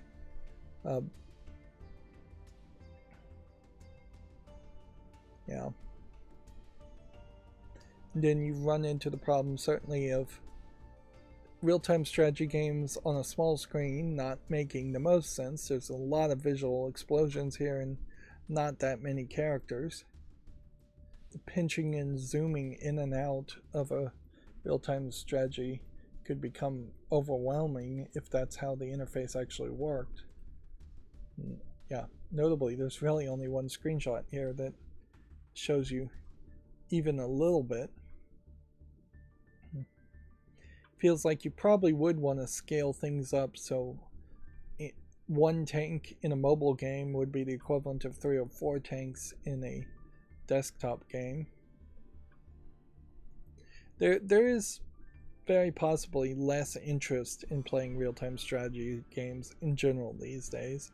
They were very time-consuming, and now that everybody has way more access to games, that doesn't really work.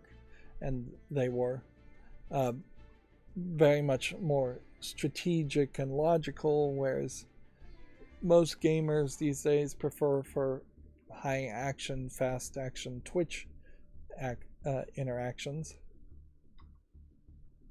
Microsoft has officially ended production of Kinect hardware.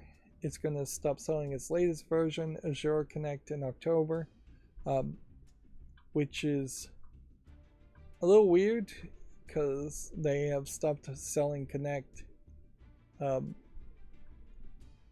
for consoles a fairly long time ago.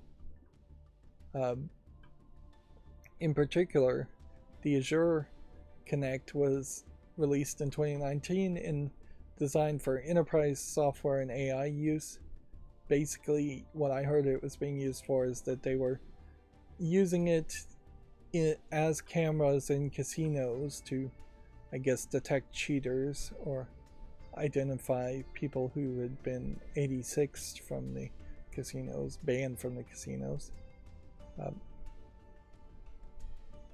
This Azure Kinect here is nothing as far as the likes of what we think of when we see the Kinect.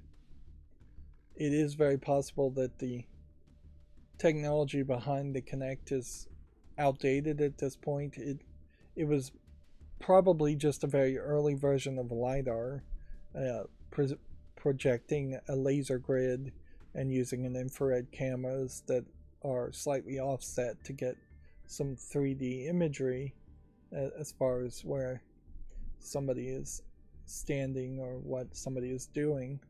And with better software and better hardware, that's technology that might very well exist in most cell phones. It is very similar to the face unlock technology that the iPhone has, where it projects a infrared grid over your face to get 3D imagery from that.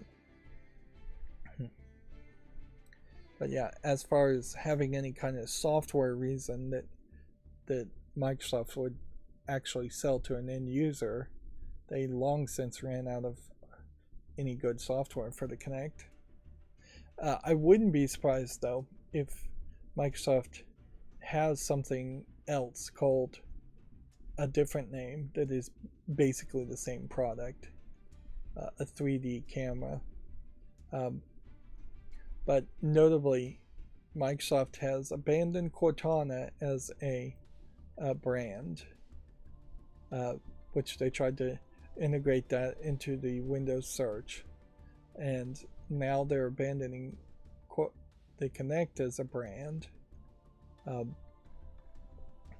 I haven't heard them say too much about their Azure servers, so I imagine they're still using Azure as a branding term. But yeah, I think they're trying to simplify the naming conventions of things. Oh, it looks like these cameras can connect into each other and interact. Interesting. Be daisy chained or looped. And they're selling it as a way of 3D modeling inventory.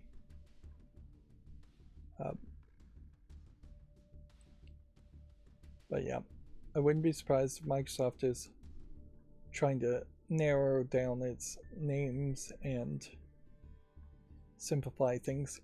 It wouldn't make the worst sense if they came out with a Windows that wasn't called Windows even. Like, there's been as many bad versions of Windows as there are good versions of Windows. So if they came out with a Windows by a different name instead of just Windows 12, and they went in a very different direction and they abandoned a lot of backward compatibility, that might work very well. It's crazy that Microsoft doesn't have a version of Linux that is just their build of Linux that they play with and that they might release at some point for people to actually use. But yeah, branding has been pretty bad around Microsoft. Although this article does point out some branding that they should have done since day one of the Xbox Series X and Series S. When they made a giant cube computer case for their tower, it would have made a ton more sense to have wraps to wrap around it, if not plastic pieces to snap on it. Sony PlayStation 5 has plastic pieces that they were trying to sell. Cube here with wraps makes even more sense. But they are very late to the party with that. Almost certainly there have been for years, at least a year or two since the Xbox Series X came out, there's almost certainly been third-party skin makers that have had wraps that you can put on consoles. And the cooling is all on the top of the device, so you don't really have to make a lot of cutouts for air inflow. Make a cutout for the disk drive and the buttons, and that's it. That being said, when you look at these wraps that are being shown, they're not particularly pretty. It's still just a cube, and it's not like there's a ton of design work here. Notably, you would think, particularly if you're trying to sell this in Japan, you would wrap this with some kind of mascot character, anime girl or animal character. If this is supposed to be a Starfield wrap, you would think maybe have a ship here or a logo. Generic camo wraps don't make the most amount of sense. If you were actually trying to hide your Xbox X so people don't steal it, these camos aren't even going to be effective with that. Let's see, Larry Erb, while not involved with Microsoft, definitely tweeted out like good luck at Gamescom, and particularly saying that he misses this lady who works at Microsoft Germany, Microsoft DE, Deutschland. And then he's like started retweeting things about Microsoft. So if he was kind of angry at Microsoft and had been let go, he seems to have kind of gotten over it, or just maybe he was just going silent so that people would stop following him for a while. Here he says, if you head to Gamescom this week, stop by the Xbox booth and say hello, tell him I sent you. This is probably a picture of an older Xbox booth from years ago, because the green logo isn't really what they're using anymore. This tweet from your account is muted. Jeff Keighley. Oh, I guess I muted him because he tweeted too much. Which, who knows how Twitter's going to work if they really do get rid of the blocking. But yeah, he was really quiet about video games for a while there. And then he went to Nintendo, and then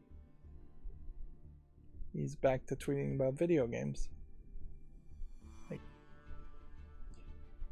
the question, I guess, is going to come down to, should people follow Larry Arb if he's talking about video games as a pundit, or should we just all stop listening to him because he's not working in the industry at the moment? And I guess we'll give him some time. But yeah, he was talking about like Pee Wee Herman's actor dying, Tony Bennett dying. He was very quiet for a couple weeks there. Moving on, the Behavior Interactive has acquired the Dutch studio Code Glue. I will leave it at that.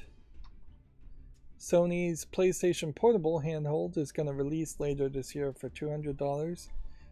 This is, as I understand it, a streaming device inside your home. We'll try to get into the details of that later. I need to really hurry up. Apparently, the Broken Sword designer says AI was necessary for the remake to exist. Controversial use of AI.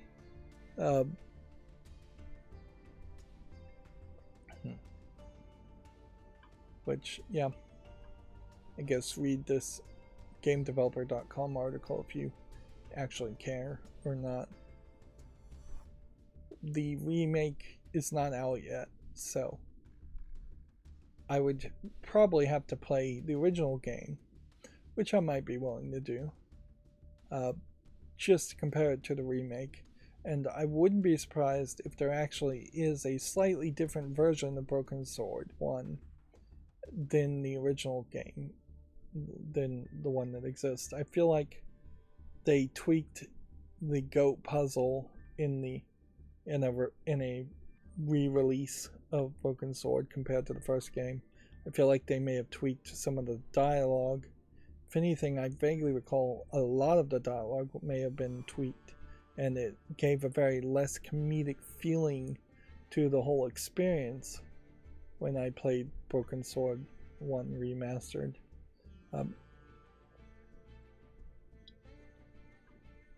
Which, yeah, that didn't make a lot of sense, that you would change any of the dialogue at all, because you knew people were going to be nostalgic. But, yeah, there is definitely an argument that Broken Sword as a concept should be rebooted, not remade. And there definitely should be some funding behind that so that you're not having to use artificial intelligence to cheaply do it. Meanwhile, the makers of the Broken Sword series aren't making anything new.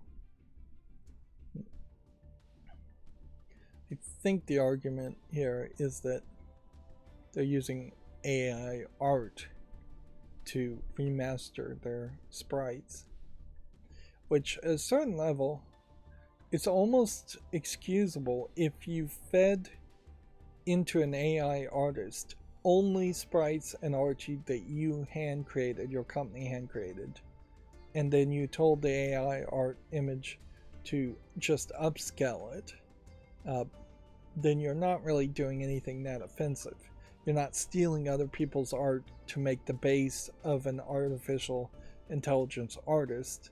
Whereas the online services that people mostly use are stealing other people's art as the base, as the seed, as the general concept of how something should be drawn. Now, arguably, you could call it being inspired by other artists, as a human would call it, instead of stealing. But the perfect memory recall that a AI artist has is different from what a human has, which is not a very non-perfect memory recall. And in the same way that card counting in your head is different, at least in the minds of a lot of people, than card counting using a device. And, well, card counting in your head is not illegal in Vegas. Having a card counting device on you as a cheat device probably is. Moving on. A side-scrolling platformer called Symphonia has been announced for consoles. We'll probably see that article a second time. Anime News Network, which has had some hot takes and some controversies around it over the years, has a interview with the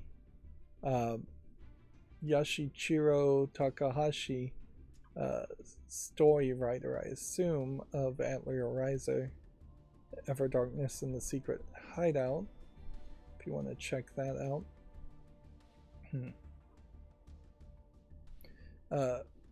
Unfortunately, if you're big into anime to the point where you need Anime News Network is the most name recognizable one, but it's not 100% independent, I don't believe, as you'd like it to, and it's inherently fairly dependent on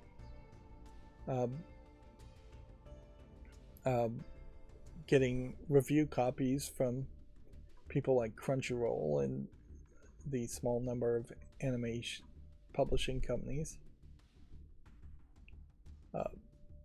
That whole Vic Mignogna thing was one of the controversies around Anime News Network, and the whole Vic Mignogna thing never went anywhere. I don't know if that appeal is still pending. I think very well may be, and the appeals process in Texas apparently as slow as it is anywhere else.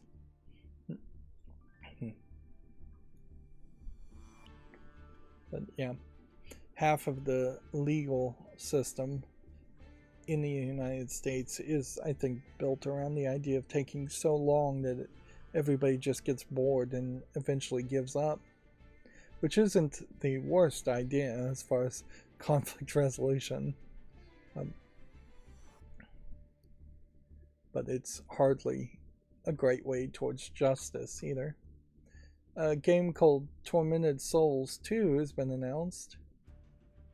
Clearly I opened too many links for big news stories today.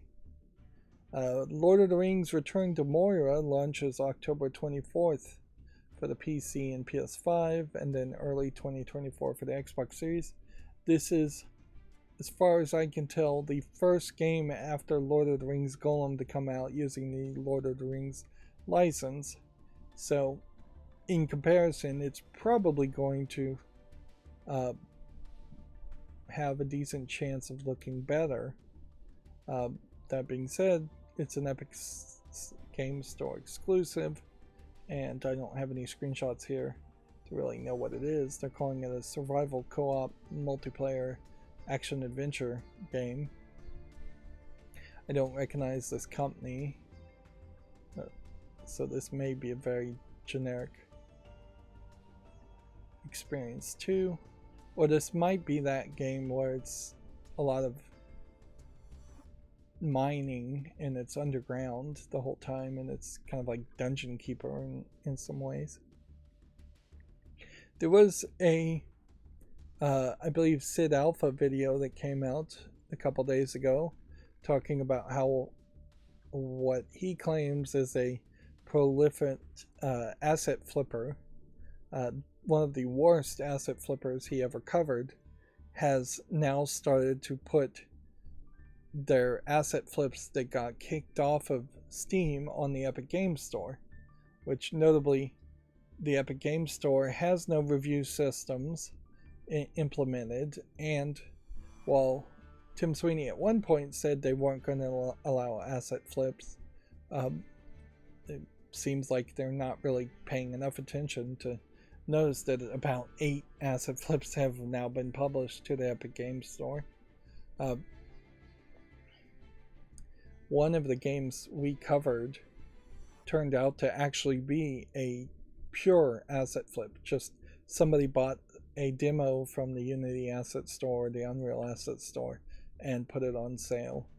And while I use the phrase asset flip in a more generic term, I never actually do the research to know if it is a game that is 100% just being asset flipped and no work is being put into it at all to make it any way different from the demo or the asset. So yeah,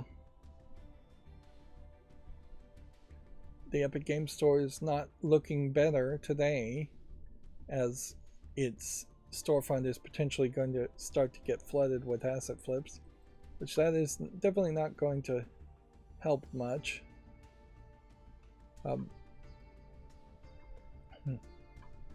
It is questionable, certainly here, as far as what Mario Ambassador really is going to mean. If anything, it seems like Nintendo's going to throw him a few dollars here and there to go and do meet and greets and maybe maintain his Twitter and things like that. The semi-retired type job. Or arguably you would just call it a bribe for him to go away and not cause trouble, which at a certain level that is something that Hollywood has failed to do in a few places. Like the guy who plays Pinhead in the original Hellraiser movies, had he been given enough money to become the Hellraiser ambassador for some of the movies where they cheaped out, not hired him to be the actor, he wouldn't have come out against the movies and said negative things.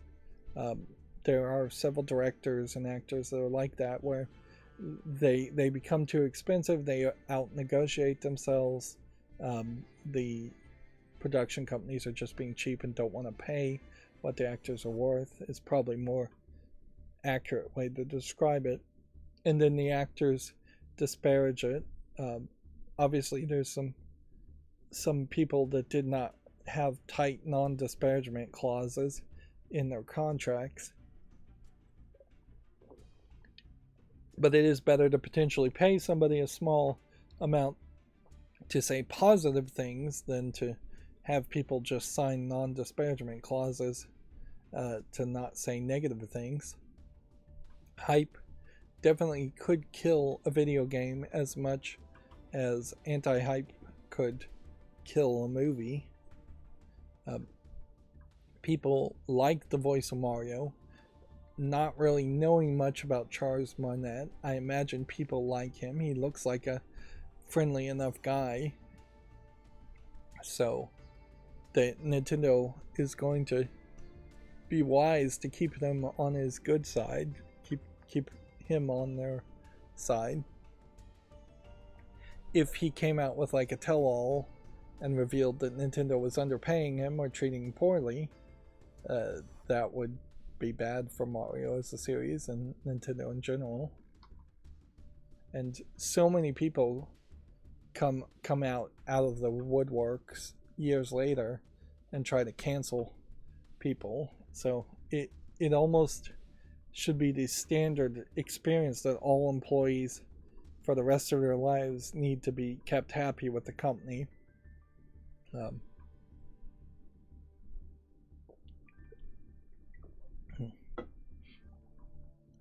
Apparently, after 20 years, Sega has found and restored the iconic London Sonic statue, which I imagine is just one of several Sonic statues. And honestly, I wouldn't be surprised if they just made a new one and said it was the old one. Wouldn't be too hard 20 years later to say, oh, we found it and we're bringing it back. Things like this that are so big and solid, they're not like cardboard that can be thrown in the dumpster, do have a tendency to be lost in storage facilities.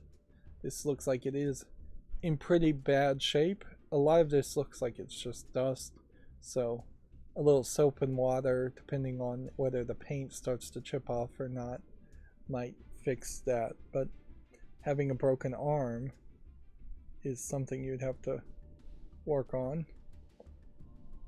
Unless that broken arm was connecting to something else originally, which maybe it was. That does kind of look like a fairly clean cut. It may be that it was leaning against the wall and that it was bolted down. Let's see.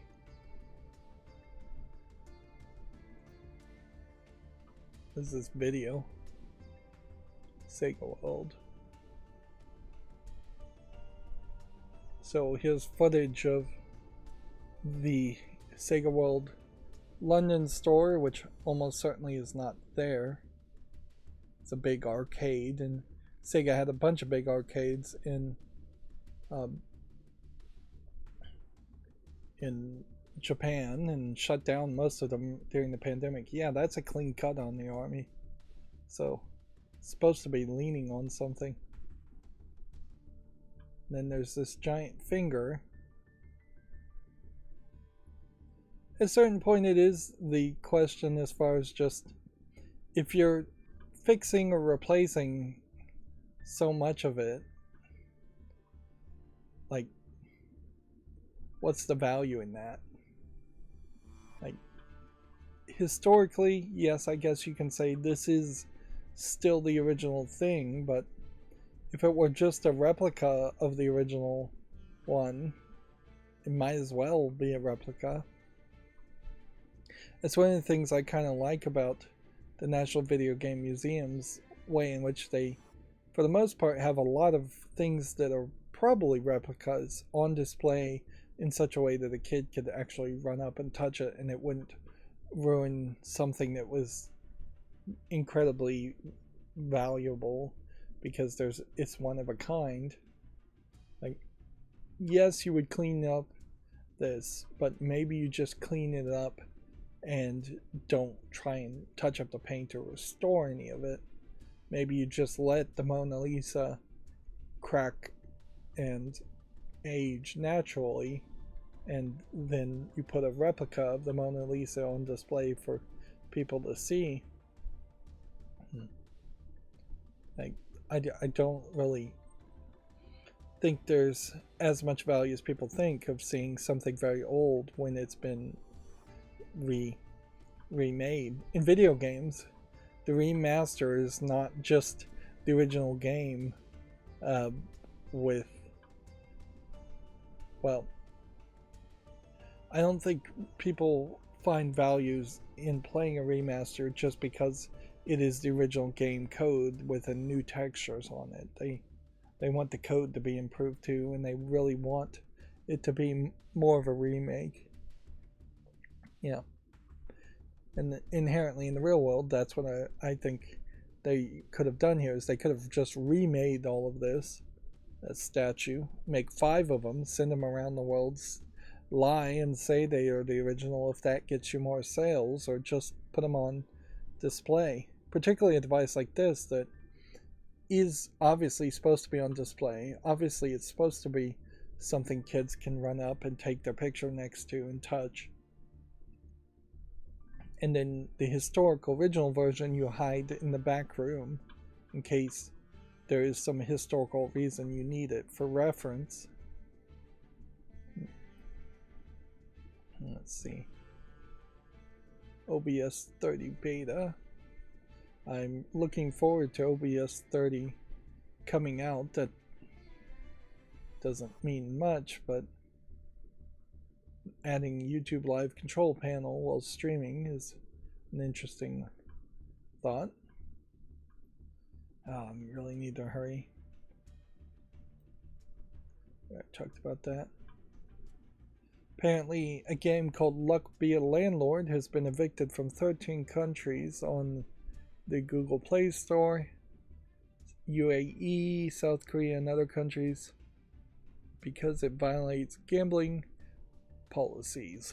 Which, okay, we don't hear these stories very often, but we probably should hear more of these stories. it seems to me like this is very possibly a game that has only in-world currency, but still has a gambling gameplay mechanic, which, yeah, it has no real-world gambling, they say, but that inherently admits it does have gambling, and I wouldn't be surprised if there are rules against gambling at all, whether there's real-world currency being involved or not.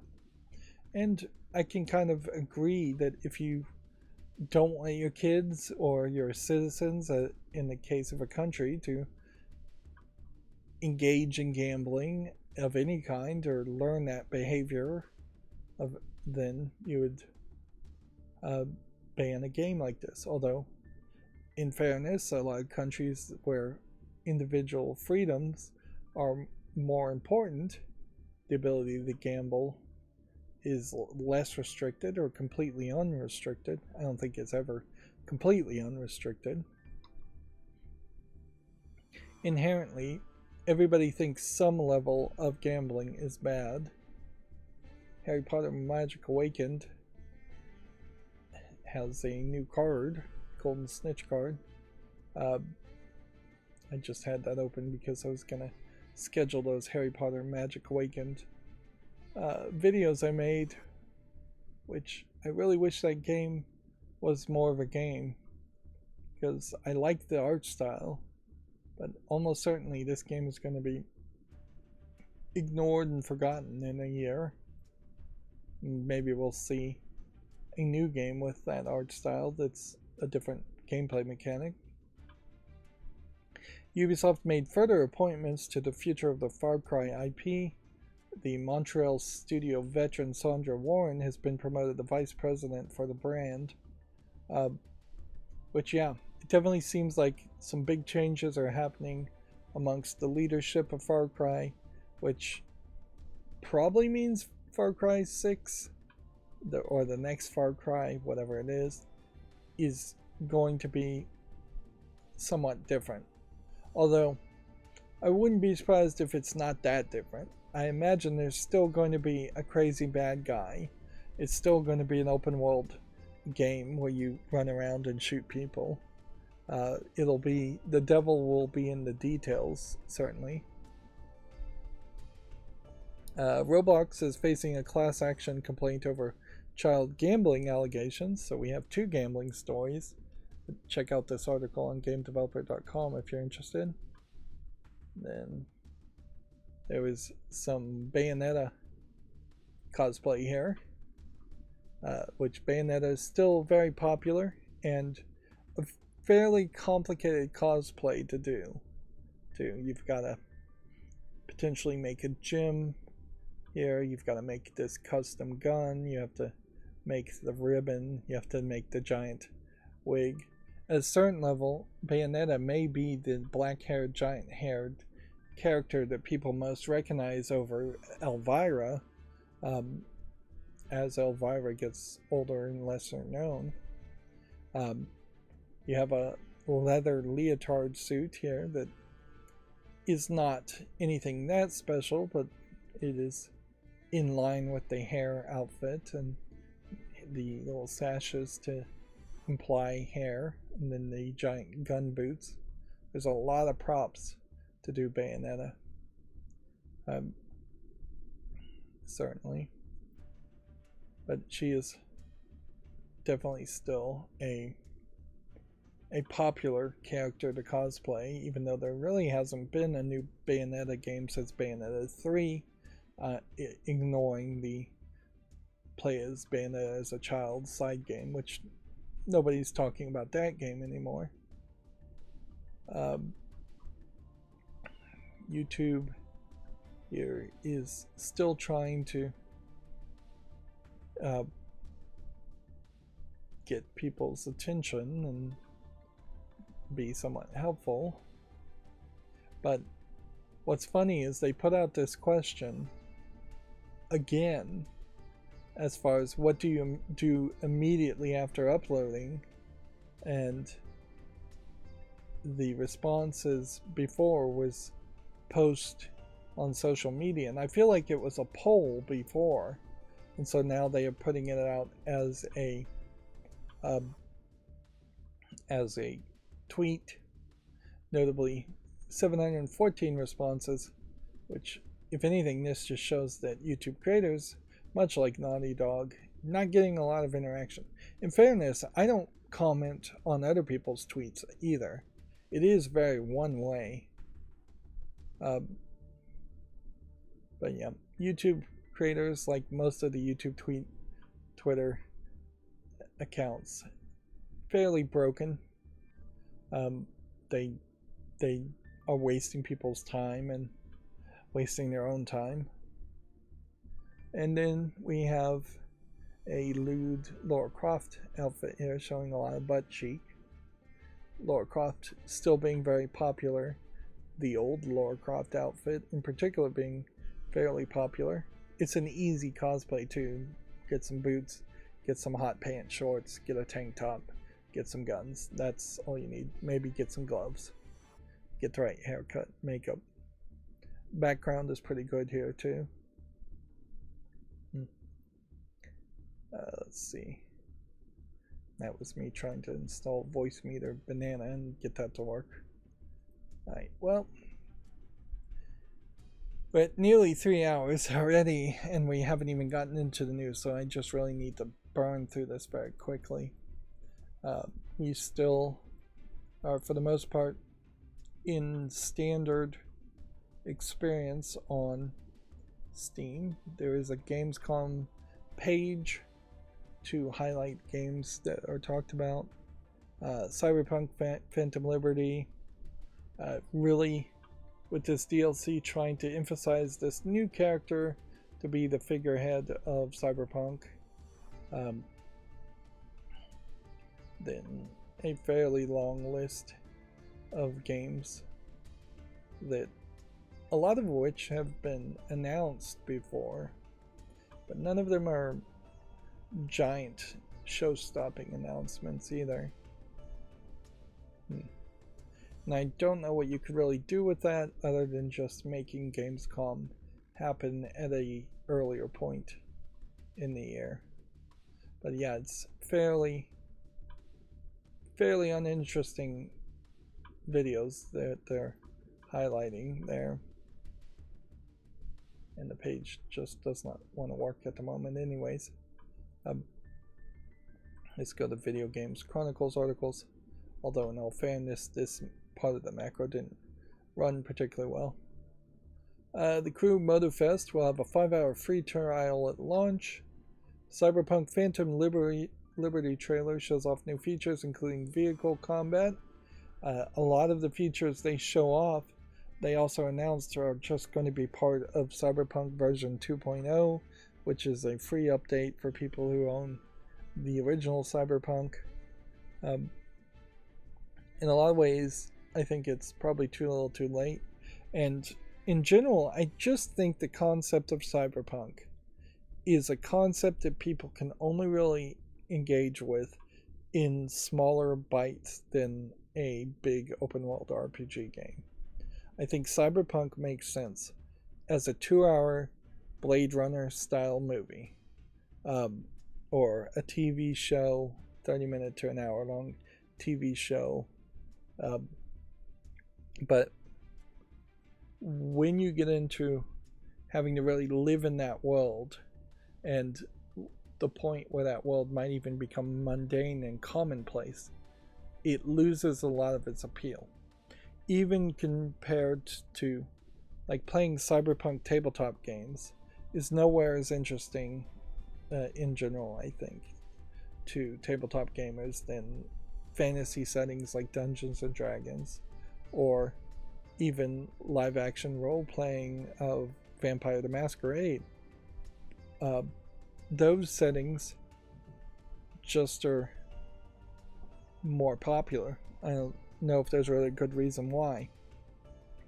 So I kind of feel like the Cyberpunk concept is a failed concept to start a game with in the first place. If anything, it probably should be a world that is just on the edge of becoming a cyberpunk, which that probably means that wouldn't actually be cyberpunk, uh, so that you could experience the whole new world and be in awe of it.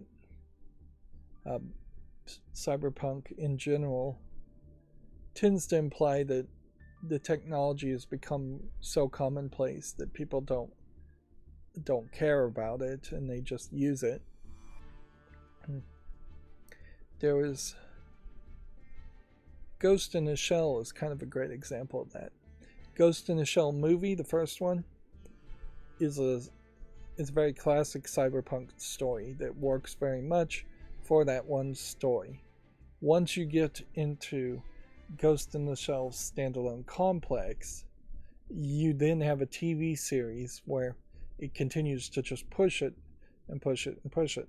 And to avoid that becoming boring or uninteresting, the standalone complex has to have a case that they're investigating, has to have a mystery, has to always have a level of technology that is new, that is drastically changing the status quo. Whereas I don't know if there's anything like that in Cyberpunk 2077. I don't know if there's a new drug that people are getting addicted to because of implants. I don't know if there is a new code or hacker out there that's changing how people interact with their implants or their technology. I don't know if there's a faster processor or a computer or something that would be drastically different.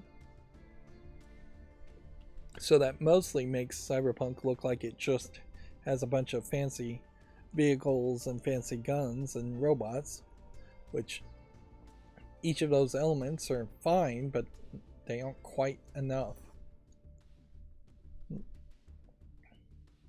And I would say that Phantom Liberty, for the trailers I've seen, feels more like they're focused on the characters and a narrative story than it is any of the technology, which maybe that's the smarter move anyways. Apparently Panic has revealed Thank Goodness You're Here, which is a comedy slapformer set in northern England. Panic, I guess, is a video game company. That is a different kind of art style. I wonder if it would be fair to call this a English animation style. I don't think I've seen enough English animation to think that they actually do have a consistent art style.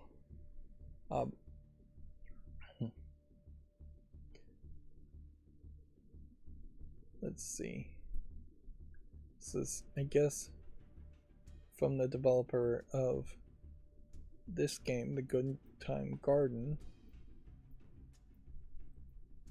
which that looks weird,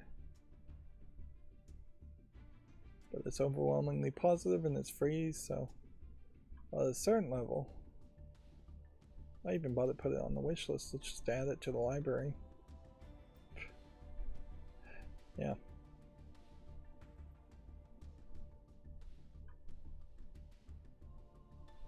So yeah, slightly different art style and types of characters for Thank Goodness You're Here. A new Alan Wake 2 trailer shows the first playable Alan sections, which, okay. Maybe I'm getting slightly more hyped around Alan Wake 2, but only slightly, and I suspect it's going to be released in the next few weeks. And then, having not really liked Alan Wake 1, I still very much am in the case where I would not want to play Alan Wake 2. And it's coming out October 27th, not just a couple weeks away. About a month away. No, actually about 2 months away. We talked about Diablo 4's second season, the Game Awards, the Disruption at the Game Awards, Turok 3, Dark Forces.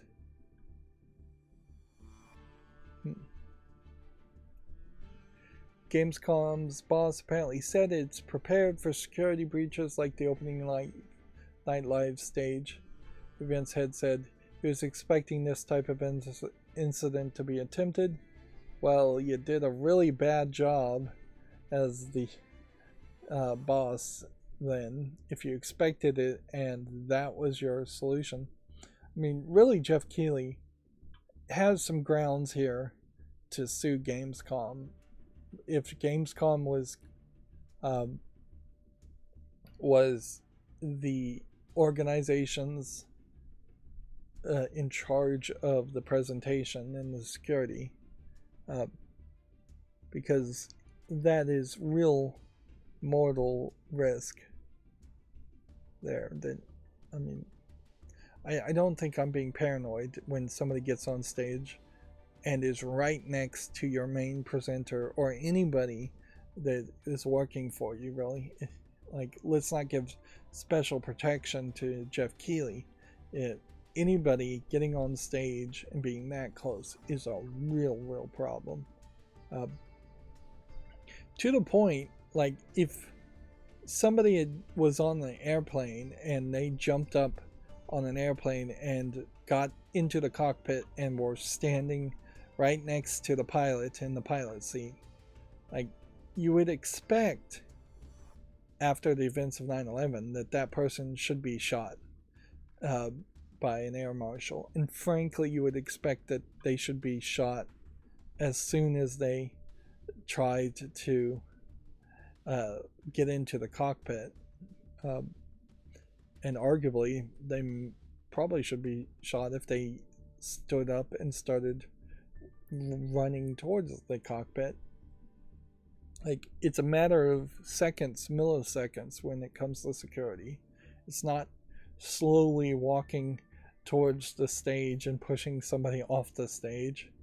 And it's a matter of training too. Jeff Keighley should have run for his life off stage with the microphone, so the stage interrupter didn't actually get it heard. As soon as somebody stood on the stage, he should have run off. If he didn't run off, there should be somebody, particularly that is the personal security for Jeff Keighley, that should have grabbed him and pulled him off stage, or grabbed him and at least put themselves in between the stage interrupter and Jeff Keighley. Although, you know, we've seen even some of the Secret Service do a pretty poor job of that for presidential candidates in previous years. So, yeah, security is just not as good. They think of scenarios and then don't act well enough, and it makes a good argument for robotic security guards. Which, yeah, at a certain point, you could have something crazier like that. You could have big old high-pressured water hoses hanging above the stage, and it just shoots water at anybody that tries to come up on the stage, and knocks them down. I did see a gadget of a potential fire extinguisher like that. I don't know if it really would work, where it sees a fire in a big factory and then shoots water streams towards the fire from many feet away. But I'm supposed to be talking about video games. A peripheral maker called PDP has announced a new line of controllers with figurines inside them, which maybe highlights the truth that there isn't a lot of need for controllers to be as big as they are as far as the internal components. They do need to be that big for people's hands. Although, I don't know if this is actually a 3D figurine and then the rest of this is just a circuit board that's been painted. To me, it looks like it's a circuit board that's been painted, and this translucent plastic is probably going to look particularly dirty or faded if it's in the sunlight. It'll probably get dirty. And the handles being empty here implies that this controller doesn't have vibrators, force feedback haptics in them, because that's where the vibrators would be. It's not really a case where you would want to encourage kids to take apart their controllers anyways. So clearly this is a gimmick. This is not the kind of controller you'd want to buy, and it's playing on the exact kind of gimmick that I imagine a bunch of little kids might fall for, is that it has their favorite characters licensed on it. Yep. Let's see. Apparently, Denuvo's new Unreal Engine protection may make it harder to mod some PC games. The Anti-Tamper company's new features designed to deter game modification.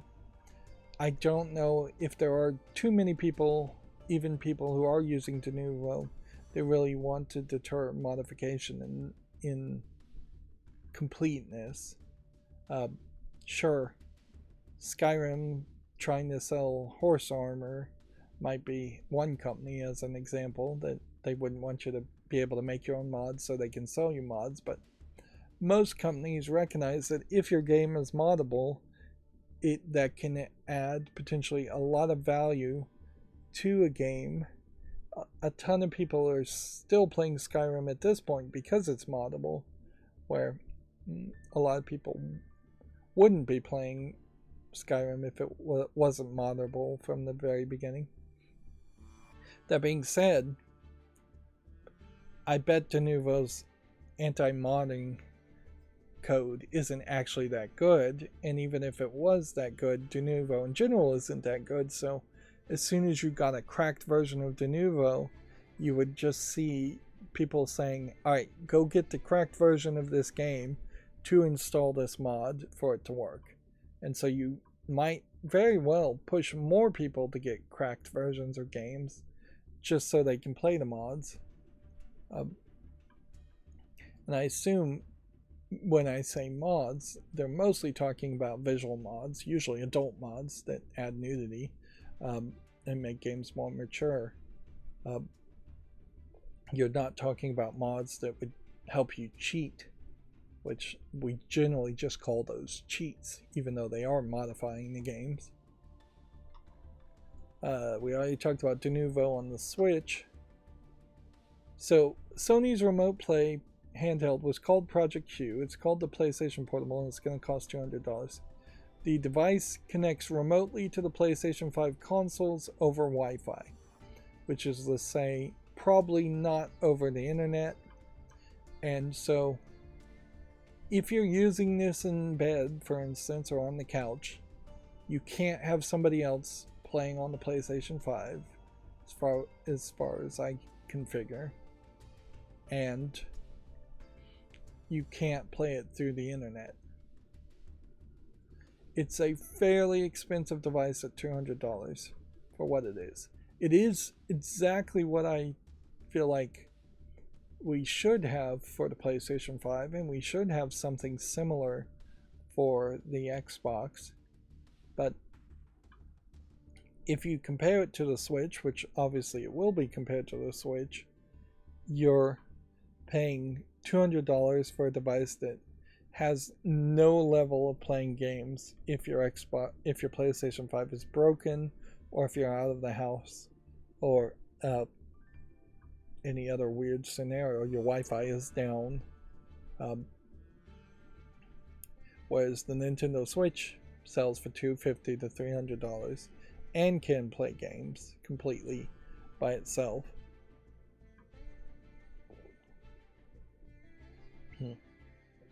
I heavily question this price.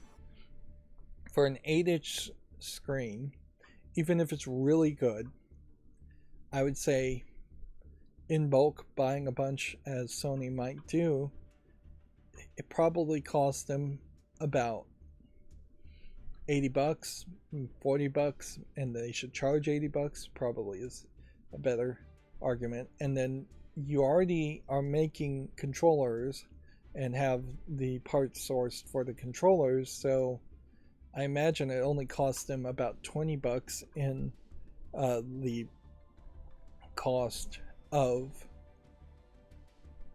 making a new controller. So I would think this PlayStation Portal, which is just going to be confused as people start calling it a PSP and confusing it with the PlayStation Portable, should be about $100 in cost, and that they should just take a loss on it as a way of making it an accessory for the PlayStation 5. But I also think they've dropped the ball pretty terribly. Obviously there's a cell phone screen on it. Obviously there's a cell phone operating system on it of some sort. It wouldn't be crazy to have a different mode that either could run Android apps, which is a decent chance that it is running Android anyways, or run custom software from the PlayStation, which probably should be like PlayStation Portable emulators and PlayStation 1, PlayStation 2 emulators. That way they could give you a few free games with it to play if the Wi-Fi is down.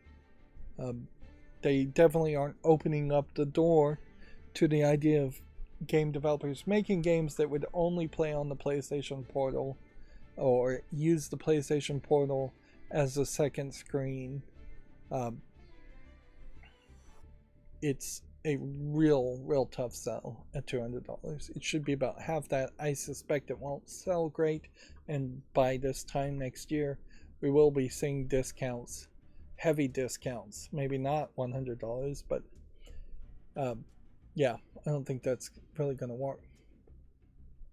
On the other hand, had this been included in the price of a $500 PlayStation 5, then that would have been a great deal. And that is really the way I think consoles should go, is that there should be, maybe you spend $500-$600 on a high level console and you get credit to buy either $200 worth of video games or a portable controller if you even need it. A lot of people definitely won't ever use this and need this, particularly since you can't do it through the internet. It would be a much better offering if you could play through the internet, and you could probably do that if you can install something like a VPN on this software, because then if you could do a VPN through the internet back to your house, then you could play it anywhere, but that would be very complicated and difficult. 8-inch LCD, 1080p, 60 frames per second. It perhaps doesn't really need 60 frames per second. I do, in all fairness, like the controller layout and the way it can be gripped instead of having to hold your hands flat against, hold your fingers flat against the backside of the screen. It definitely feels like a controller for more adult hands. But really these controllers should be separate, and then the screen should be some snap-in screen that could be a Switch or a separate device that is an Android thing. I guess we'll have to just wait and see, though, as far as other people's reception. Age of Empires 4 has been released for Xbox consoles and Game Pass, which, yeah, I guess that's a bit of an exclusive, and it is a different style of real-time strategy game. And then, let's see, this is where things stopped working on this macro, so let's just see. Taken 8 release date has reportedly appeared online. A game called Little Nightmares 3 has been announced. The date has now been confirmed. Destiny's The Final Shape expansion has been revealed. Hyper Light Breakers early access release has been delayed to 2024. Forza Motorsports has a Nuremberg circuit revealed with the Nordschleife track coming in 2024. I don't know if I pronounced that right. Starfield's opening is leaked online.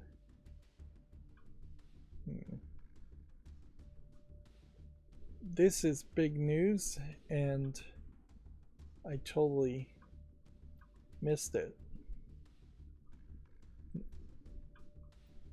Quite a bit. Microsoft is willing to sell Activision Blizzard's streaming rights to Ubisoft in an attempt to close the deal.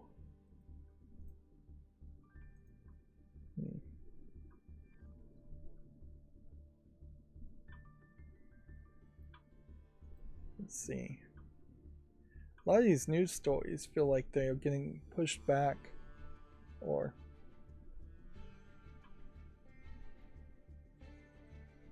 there's just a lot of them today, and that's maybe why my macro didn't work all the way through. We're getting to the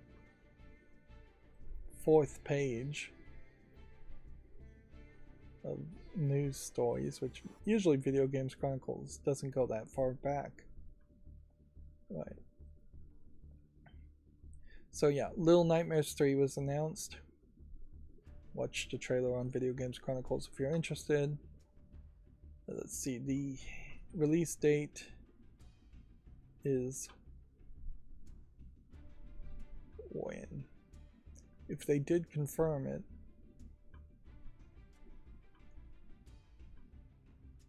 says update, the date has now been confirmed along with the new trailer. Well, what is the date? Yeah, January 26, 2024.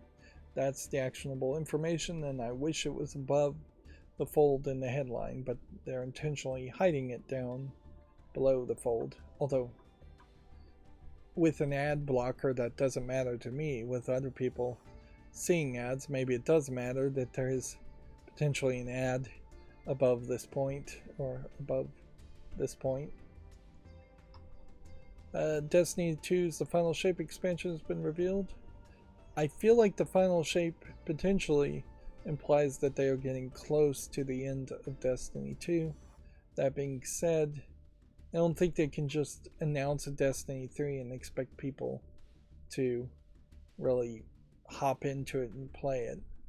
I think Destiny, like a lot of game series in modern times, is best with a first game and maybe a sequel, and then put it on the back burner for a few years, make a different game, come back with a reboot, remaster, or new series. But the idea of game trilogies is pretty much dead these days. It never really works very well. It never worked in the past very well. There is diminishing returns every time. Hyper Light Breakers early access has been delayed to 2024. I guess there's nothing more to take from that article than this track announcement. So, opening has leaked. Almost 40 minutes of footage has been published ahead of next month's release. 40 minutes of footage is probably not a ton of footage for Starfield, so I imagine you're not going to do yourself many favors if you do spoil yourself and find this footage, but I guess it's somewhat newsworthy to say there's enough of a hype that somebody leaked it, although very possibly Bethesda, ZeniMax, or Microsoft leaked it intentionally. A demo release for Berserk Boy, a retro-inspired platformer with music by Sonic Mania's composer, which, okay. I kind of would like to know what Berserk Boy looks like. Yep. It is a high-speed platforming game. Looks like it probably is somewhat Mega Man inspired too. And at a certain level, I would like to play games like this, but what kills me on games like this is when I get halfway through them and they become super difficult and frustrating. Like, I need basically a Mega Man game or a precision platforming game that is super easy or has a no die mode, so I can just get from the beginning to the end without having to try over and over again. Even Shovel Knight, which really shouldn't have been that difficult of a game, turned out to be too difficult for my arthritic fingers. I really don't know why so many articles are relevant enough to talk about a canceled Immortals Phoenix Rising sequel.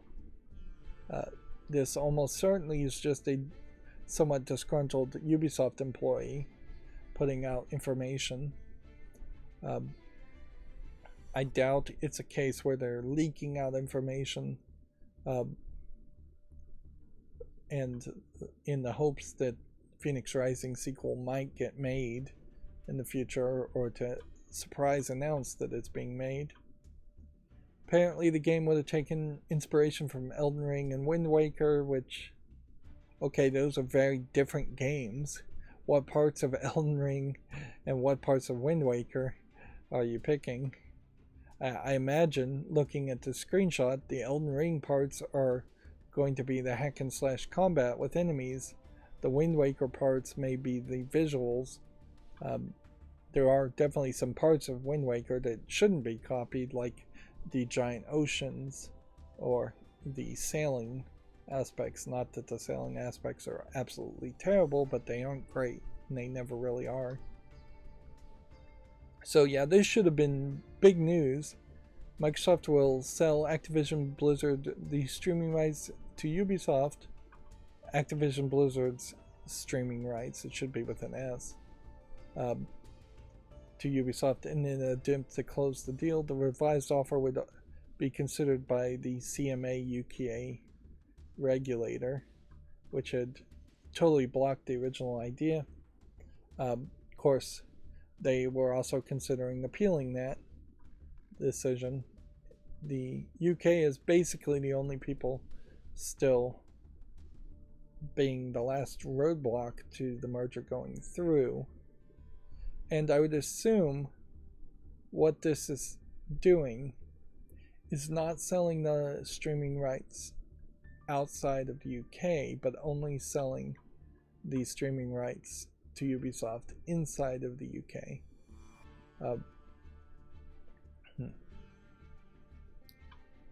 And it is a 15-year deal, I know. To address the concerns of the impact of the proposed acquisition on cloud game streaming raised by the UK Competition and Markets Authority, we are restructuring the transaction to acquire a narrower set of rights. This is executing an agreement effective at the closing of our merger that transfers the cloud streaming rights of all current and new Activision Blizzard PC and console games released over the next 15 years to Ubisoft Entertainment SA, which at a certain level, this might be a slap in the face to the UK, because Ubisoft is a French company, and let's just be honest here, while France and the UK are technically allies, they've been at war and in competition with each other for a very long time, and the British basically hate the French. And French kind of thrive on being hated by a lot of people anyways. They tend to be a little off-putting and rude, is the stereotype. So I wouldn't be surprised if the CMA just finds some new offense on this offering, in that they were hoping instead that Microsoft may have sold off the streaming rights to the likes of some UK based company, although in all fairness, there really isn't a UK based company that has streaming rights or streaming setup. They could sell it to Epic, a US based company. They could sell it to Apple or Google, US based companies. They could sell it to Ubisoft. And then you're really scraping the bottom of the barrel as far as other streaming services at that point. Like maybe Netflix, Square Enix, like Sega. You're just picking video game companies that have no streaming service after that. Sell to Amazon, another US based company.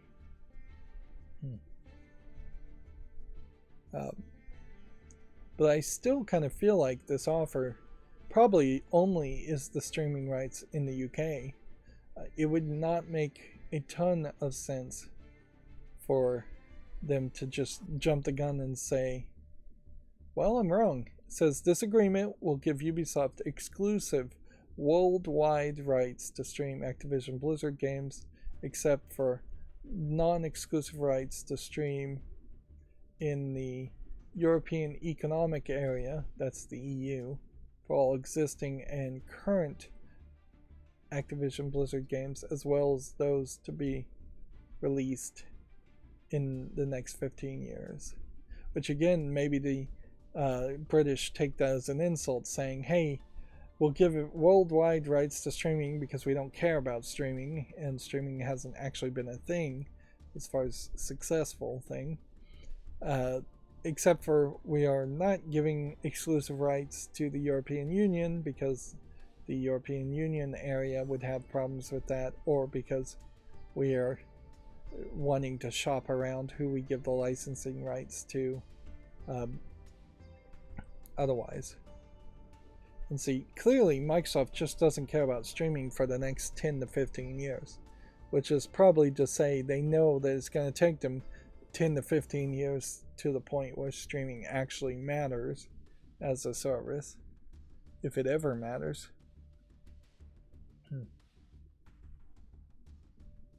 Yeah.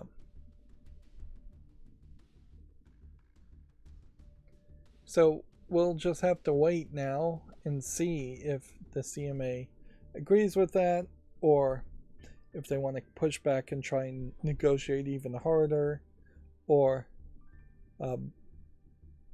if they want to just wait until Microsoft appeals. In part of this, there is also a thing that the CMA blocked the original deal today, which they had already said that they probably would have blocked it, but they came out and officially. The CMA has confirmed today that Microsoft's acquisition of Activision as originally proposed cannot proceed. They could certainly challenge that if they wanted to. So on one level, it's pretty obvious that Microsoft had this idea of selling the rights to Ubisoft, which assumingly Ubisoft is on board with buying the rights, in their back pocket as soon as the deal was officially canceled.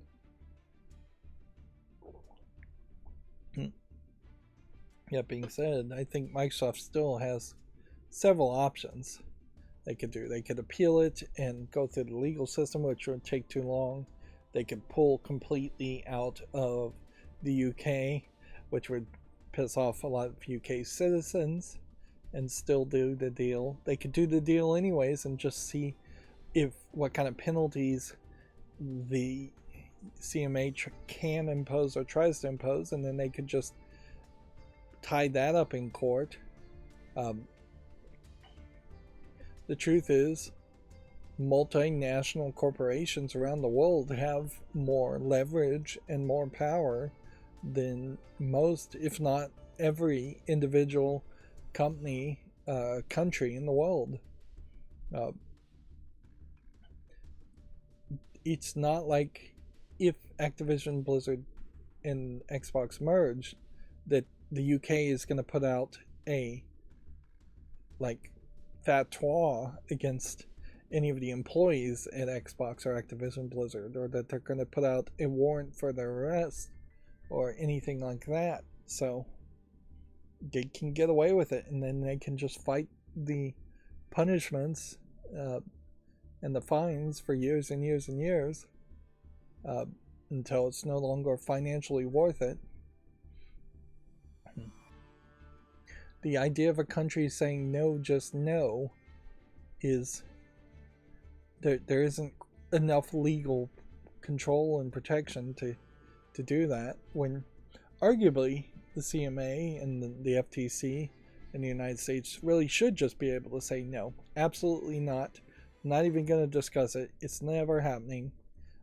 We could certainly have more legal precedent to say, hey, you have $1 billion in net worth, you're too big, period. We're not going to let you get any bigger. Or you own too many employees, you own too many companies, we're not going to let you get bigger. One way you could certainly do that is by just taxing people, corporations, a lot more. 100% tax over $1 trillion stops companies from trying to make more than $1 trillion, or at least makes them try to find more tax havens, which then you could potentially arrest more people if you did actually arrest people for dodging taxes, which they don't. Moving on, we can get some slightly different pictures of the wraps. It is just these 3 wraps though, and they're doing a bad job presenting it because they have the background blend in with the wraps, where ideally you would just want a black background for this white wrap and maybe a black background for this camo and then a white background for this camo, so it stands out more. These are far too simplistic wraps for a game console that's been out this long. And then you also have the problem though, where the people that make wraps, like Duelist was one of those companies, where they make wraps for all kinds of devices, and they let you upload any picture whether you own the license to it or not. So you can just go get, say, a picture of the Neon Genesis Evangelion characters and make a skin for that and put it on your personal Xbox. And for personal use, that probably should be legal, but it isn't, as far as copyright goes. But yeah, as far as competing against that, they really are not competing at all. In fact, yeah, I'm going to research that. Not that I have free time to research anything, but after this stream, I'm going to see if I can get an Xbox Series X gel skin or wrap and put my custom art on it and see what that was. They're not really even saying the price here. $50, that's pretty expensive. Yeah, for that price, you could almost certainly get a custom one from a company like Duelist, although Duelist may be out of business at this point. Konami has confirmed that Metal Gear Solid Master Collection resolution on each system. Current gen systems won't run the games at 4K. All platforms except for Switch will be doing 1080p at 60 frames per second. In fairness though, these are old games, so it's silly to go any higher than that, and there's way too much hype around 4K. You do way better if you made a console that could have 2 monitors plugged into it, or even 4 monitors plugged into it that did 4 1080p signals versus one monitor that does 4K. I think it is kind of amazing that no console has ever thought to have 2 monitors plugged in at the same time for split screen co-op effectively, except for VR. VR technically has 2 monitors, one for each eye. The Switch docked mode gives you 1080p 30. The Switch handheld mode gives you 720 30. And in fairness, if the PlayStation Portal let you play games that were only at 720 30 and they were small little mobile games without having the remote stream, that would still be way better of an offering. Um, and yeah, there was that other element there. Yeah, the PlayStation Portal also is really, really failing in comparison to the Steam Deck. Like the Steam Deck by far double your money and get way more opportunity. There, you have way more games, almost certainly, that you could play on a Steam Deck. You could get a refurbished Steam Deck for even cheaper at the lowest end. You can play without Wi-Fi. You can play outside the house. You can play without internet. You can play over the internet and stream games from your PC. You can stream games from your PC. The controller layout is different on the Steam Deck. That's one thing, certainly. But yeah, the lowest end Steam Decks are like $350 anyways, $200, $300.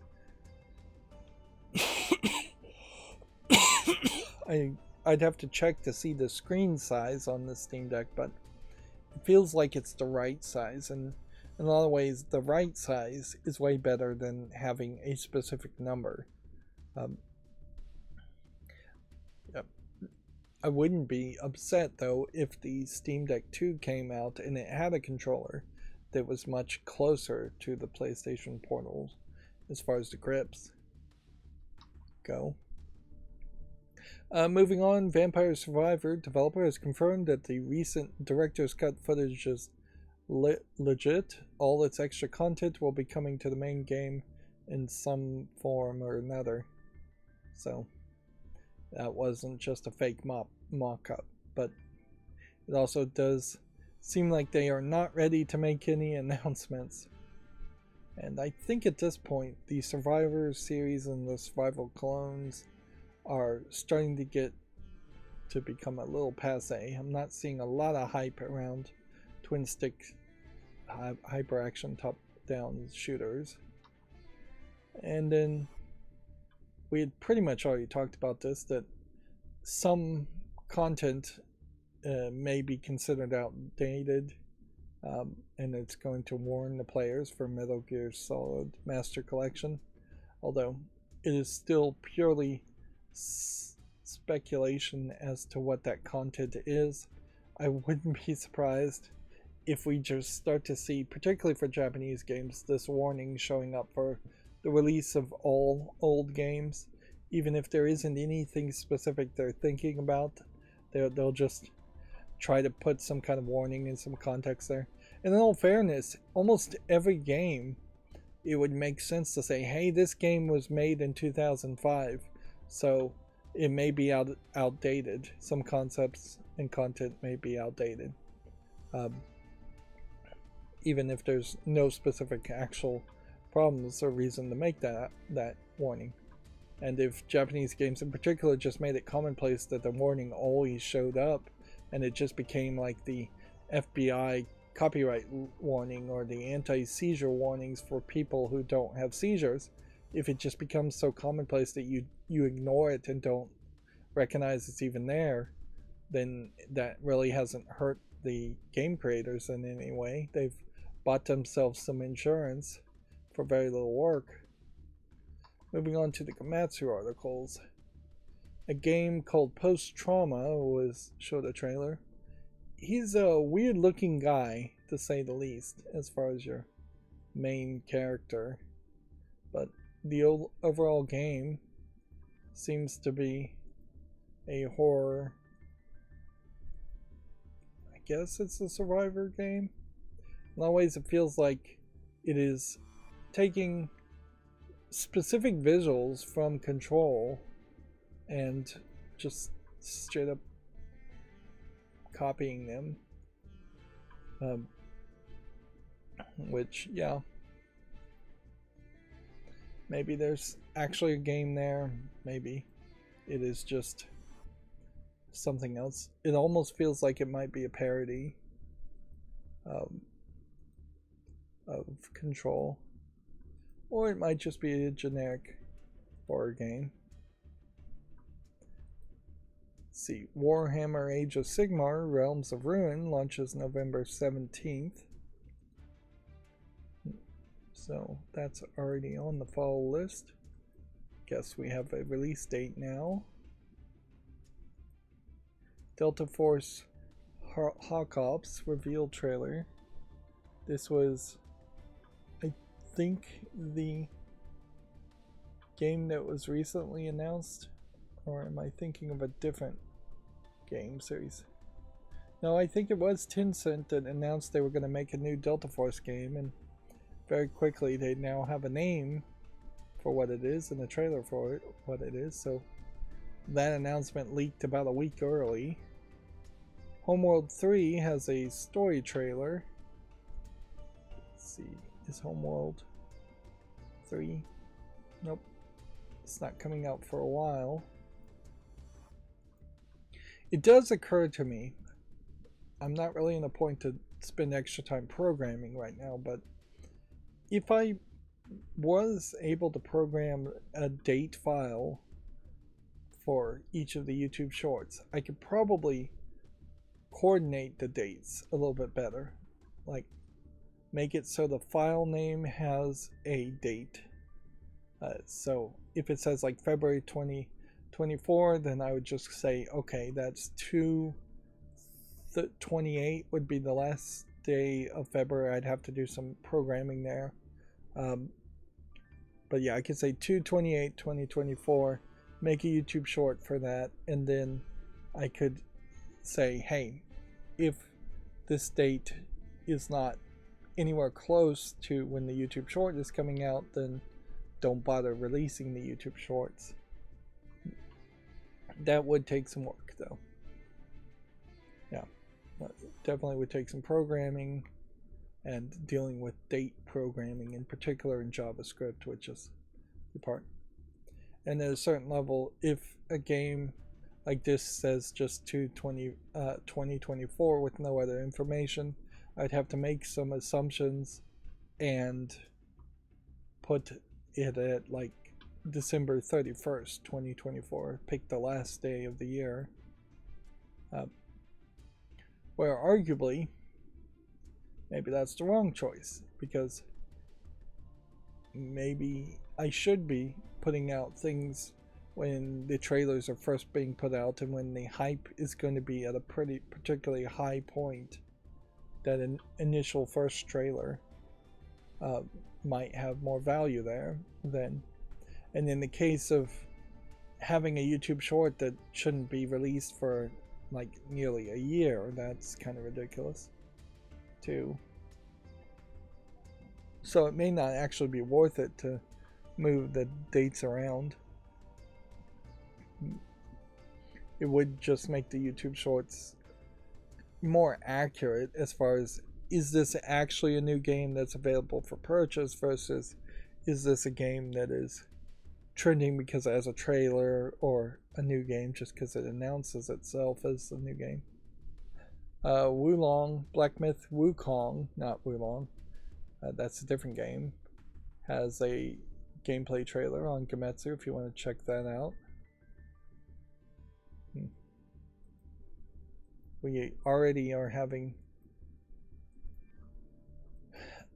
a larger amount of Chinese fantasy mythos inspired games, and yeah, we'll have to see how many, if any, of those games actually sell, particularly in the West. Killing Floor 3 was announced for the PS5, Xbox Series, and PC. So, Killing Floor as a series, I feel like has sold particularly well. But noticeably here, these are all Gamescom Opening Night Live announcements. And these are all games that are not coming out by the end of the year and don't have official release dates. So it's a very different experience compared to the Summer Games Fest, where a lot of those games did have release dates, and most of those games were trying to target before the end of 2023. So making YouTube Shorts around these games is going to be a slightly different experience. But it really does have to just be an all-encompassing idea. Let's see. Age of Empires Anniversary Edition is now available for Xbox One and Series. It apparently already has been out for a couple years on PC. So, hardly a new game. And it's kind of crazy when the Age of Empires series is taking that long. I guess maybe Sega just took that long to make console versions of it. But it is also a real-time strategy game, so without mouse and keyboard support, it's going to be a little rough to play Age of Empires on a console.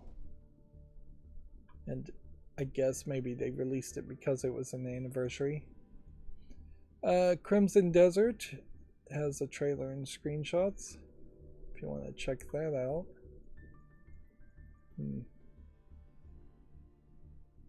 Guess I really don't care enough.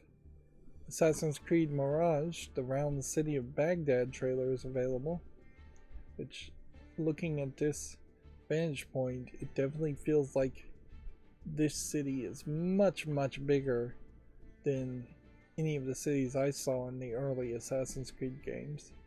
Perhaps way too big, because it feels like there almost has to be invisible walls and districts just to make this region reasonably playable.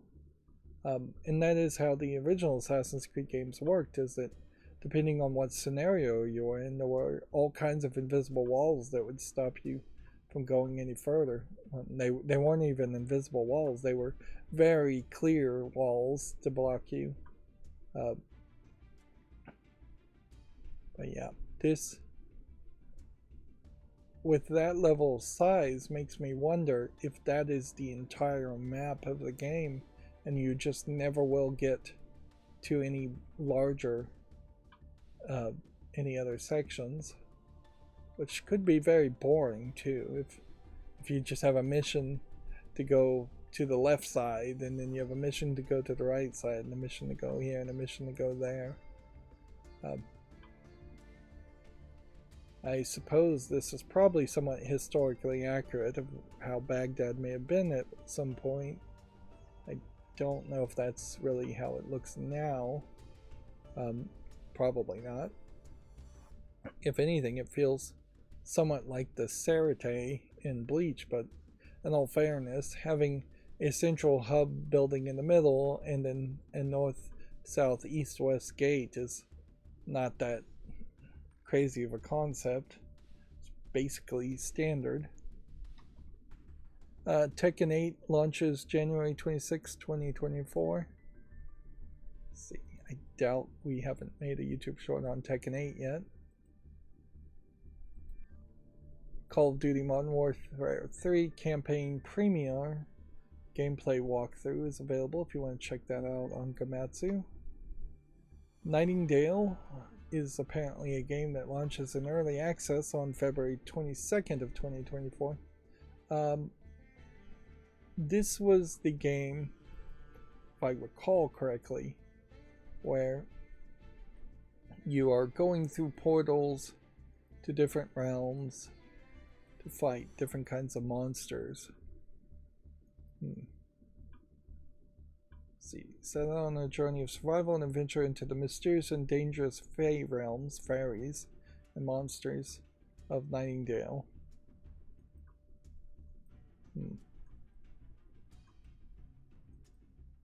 Yep, that's definitely a different type of fantasy you don't see a lot of.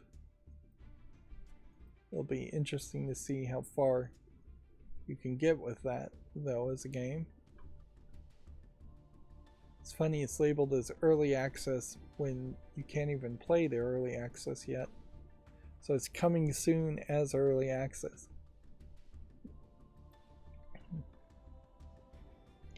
Yeah.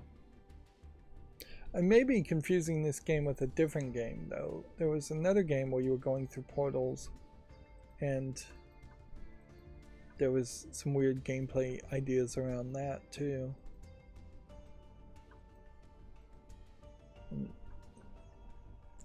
Yeah. I'm not sure. And it kind of doesn't matter if it is the game I'm thinking of or not, because whatever game I'm thinking of has to come out, and I need to see more gameplay around it to get a better understanding. Grand Blue Fantasy Relink launches February 1st in 2024. I did hear of a game that straight up said they were going to take their online servers down, and so you wouldn't be able to play the game in part or whole until the summer of 2024. So basically an entire year of maintenance time, which, unless that's a typo, that screams that they are just abandoning the game. There's way too much screenshots here, way too much information. Yeah, nobody's gonna stick around and play a game that's in maintenance for an entire year.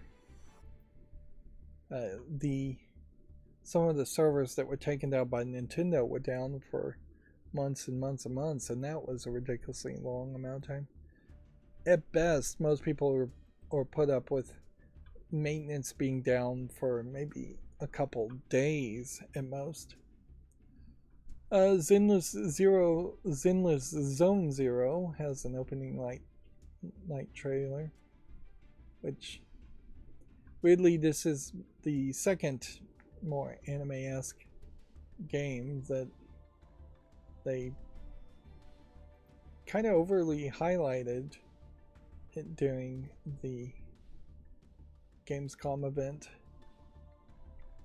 In all fairness, I think the anime art style is more accepted and more popular in Europe than it is in the United States, because you don't have as much of a anti-cartoon puritanical mentality amongst a small percentage of the populace, as you would in the United States. And yeah,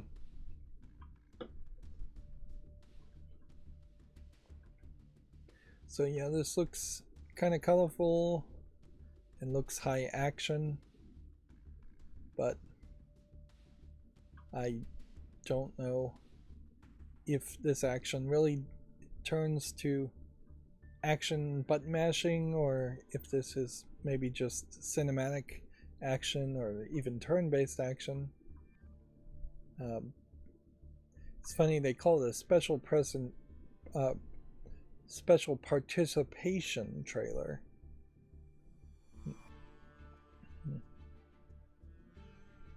Yep, it's for PC, iOS, and more. Read more about the game here.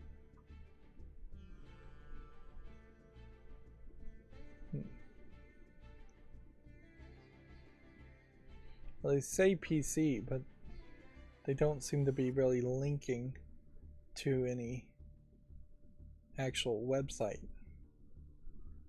It very much may be a case where it is also a game that's going to only launch and be playable on its own website and not be on Steam or the Epic Game Store or any other platform.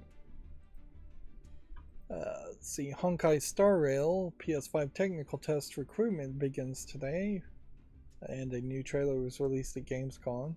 So that would be your third anime-esque action RPG game. And at a certain level, the complaint probably shouldn't be that it's anime-esque animation style as much as it is 3 games that are all just very high action RPG gameplay mechanics with a lot of hack and slash sword going on and less of anything else. Let's see, Lords of the Fallen has a story trailer if you want to check that out. Let's see. This is coming out October 13th of this year. Which it does kind of highlight that there's particularly going to be a lot of competition for the rest of the year. It is a tight schedule if things actually do come out in the points where they're announced. Sonic Superstars launches October 17th, which I was not expecting it to come out anytime soon. Like, I thought this game was going to be announced and then we would have teasers and announcements and coverage of it for a year, and then it would come out next year. This was also the weirdness as far as the intro trailer of Gamescom or Opening Night Live, in that they threw in Knuckles and Sonic in their cartoony CGI style, which really stood out against most of the other games being hyper-realistic style. Sonic Frontiers, a different Sonic game, has the Final Horizon update launching September 28th. Tails, Amy, and Knuckles will join the fray. Which, is this a free update for the game, effectively saying, hey, we're done with Sonic Frontiers? I don't think it would be a terrible idea, depending on how the story ends, for them to potentially try and make a Sonic Frontiers 2 and be fairly quick about it.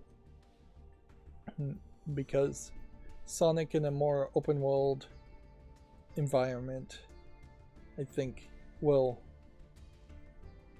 supplement the other Sonic games fairly well without cannibalizing the other Sonic games. The people who want to experience the nostalgia of the original Sonic games are not threatened, particularly by Frontiers, and then newer kids who want to be fans of Sonic are probably way better suited with Frontiers than going back and playing Superstars and reliving the nostalgia that they don't have for the original Sonic games. A game called The First Descendant has a trailer. Let's see, does it have a Steam link? The fact that so many of these games do have Steam links also, I think, highlights that all of these games are somewhat already announced. These don't feel like any debut trailers at all, which I guess noticeably we haven't seen the word debut used even once. Expeditions, a Mud Runner game, has been announced for all consoles and PC, which I do think doing a mudder event or driving vehicles through the mud could be interesting, depending on the actual gameplay experience there. Although in all fairness, people did do work in mudder events and compete in them are probably having the best experience because they actually are in the mud with their specialized vehicles. But that is also a very expensive sport / hobby to be involved with, in that you have to have custom vehicles and put them in one of the most dangerous predicaments you could put them in. Cyberpunk 2077's expansion Phantom Liberty has new ways to play trailer and screenshot if you want to check that out. Does Phantom Liberty have good reviews these days? 79% of 561 reviews with an asterisk, in that they are claiming that Cyberpunk 2077 was review bombed. Here. For 5 days.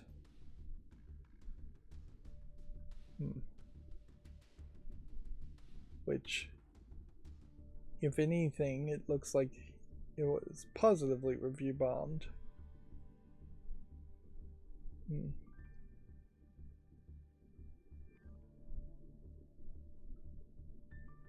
Not negatively. People posting bad reviews just because CDPR is refusing to sell to Russia. Interesting. So it was counter review bombed with positive review bombings, if such a thing is going to be used as an excuse, because there was this this idea that it was getting review bombed by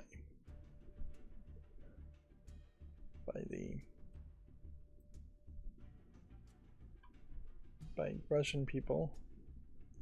But honestly, I'm not seeing any of these at all, so if anything, this feels like there's a bunch of reviews that have been removed somehow.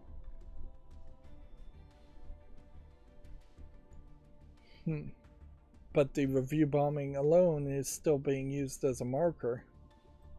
If anything, what's weird here is the fact that even in the initial launch of Cyberpunk 2077, there is just a ridiculously high number of positive reviews to make up for every negative review. I find that fairly suspicious.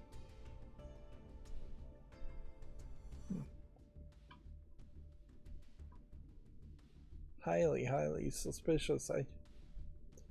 I guess maybe it's, if you're gonna assume that there's no like nefarious thing happening here where CD Projekt Red has managed a way to delete reviews off of Steam, which that would break trust in the Steam review system completely.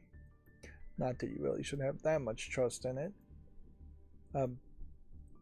I wouldn't be surprised if the word just got out fairly early that the initial launch of Cyberpunk 2077 was just very buggy.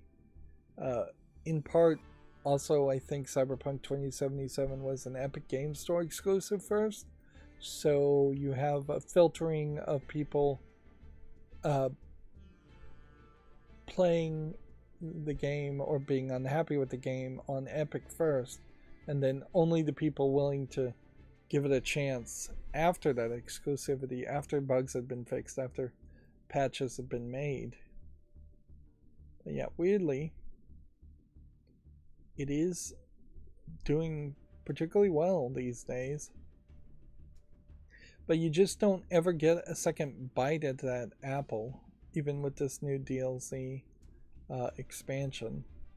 Like, you're not going to get a ton of new people playing. You can see the online peak today was 26,000, whereas the all-time peak was over 1 million. Those numbers are particularly large regardless, though, but you can see we are considerably lower as far as the peak. So this new expansion, more likely to have 26,000 people playing it than 1 million people. Stormgate has an Infernal Host first look trailer, which I have no idea what kind of game this is. It kind of looks like a Dungeon Keeper game, but apparently it's a free-to-play real-time strategy game, which I think this might be the game that was comparing itself to StarCraft and Warcraft in its trailer, which is setting yourself up with a high comparison. I don't know what really makes a real-time strategy the next generation of real-time strategies. It does certainly show a lot more people on screen than the mobile game of Command and Conquer, and that's about all the difference there. Yeah. So we'll have to just wait and see how well people receive that. Marvel's Snap is now available on PC. Effectively, all I think it's doing is stretching out the interface a little bit more, whereas originally in its beta early access form, Marvel Snap just had a 16:9 ratio with black bars on the side. It's not really changing how the game plays in any way, and I'll check it out certainly, but there is not a lot of hope that I would get back into Marvel Snap or find something I like about Marvel Snap. And them putting out a animated intro as a teaser for Marvel Snap is fine and all, but really this should have been something that was put out in the initial launch. You can't really have your cake and eat it too, and pretend like the last year it feels like it's been going of Marvel Snap. Maybe it's only been 6 months, but you can't pretend like the last few months of Marvel Snap haven't existed on mobile, and that this is the actual beginning of Marvel Snap. They're several seasons in. They've changed the gameplay mechanic with the conquest mode somewhat. They've changed the collection mechanic drastically twice. They did it once when they first released out of beta, and then they've changed it again since then. The concept is still too simplistic, and while I do like the games being short, it doesn't lead to enough rewards, and then the rewards, when you do get them, are just different visual variants of the same characters over and over again. They really haven't added a ton of new cards or characters, considering how many Marvel characters might exist. But yeah, I will make a quick look around it, I think, at some point, just to look at the PC version. But first things first, I gotta fix this echo, if I can find a way to fix it. What I should have done is turned off my computer and reset my computer first and foremost to see if that would have fixed it before I changed any settings. Now I've changed all the settings, and I'm definitely creating this echo myself via some setup. Moving on, a game called Warhaven launches in early access on September 21st. Which, okay. Looks like it's some kind of swordplay MMO type game.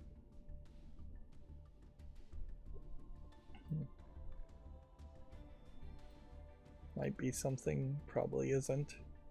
Mortal Kombat 1 had a trailer. They're adding Sindel and General Shao. They emphasize more of the story that's going on in Mortal Kombat 1 and just show off some new characters. Which, yeah, I don't think that makes me really any more excited around Mortal Kombat 1 than I was before, which, yeah, if anything, it feels like they're rebooting Mortal Kombat 1, but they're adding either as assist characters or as just regular characters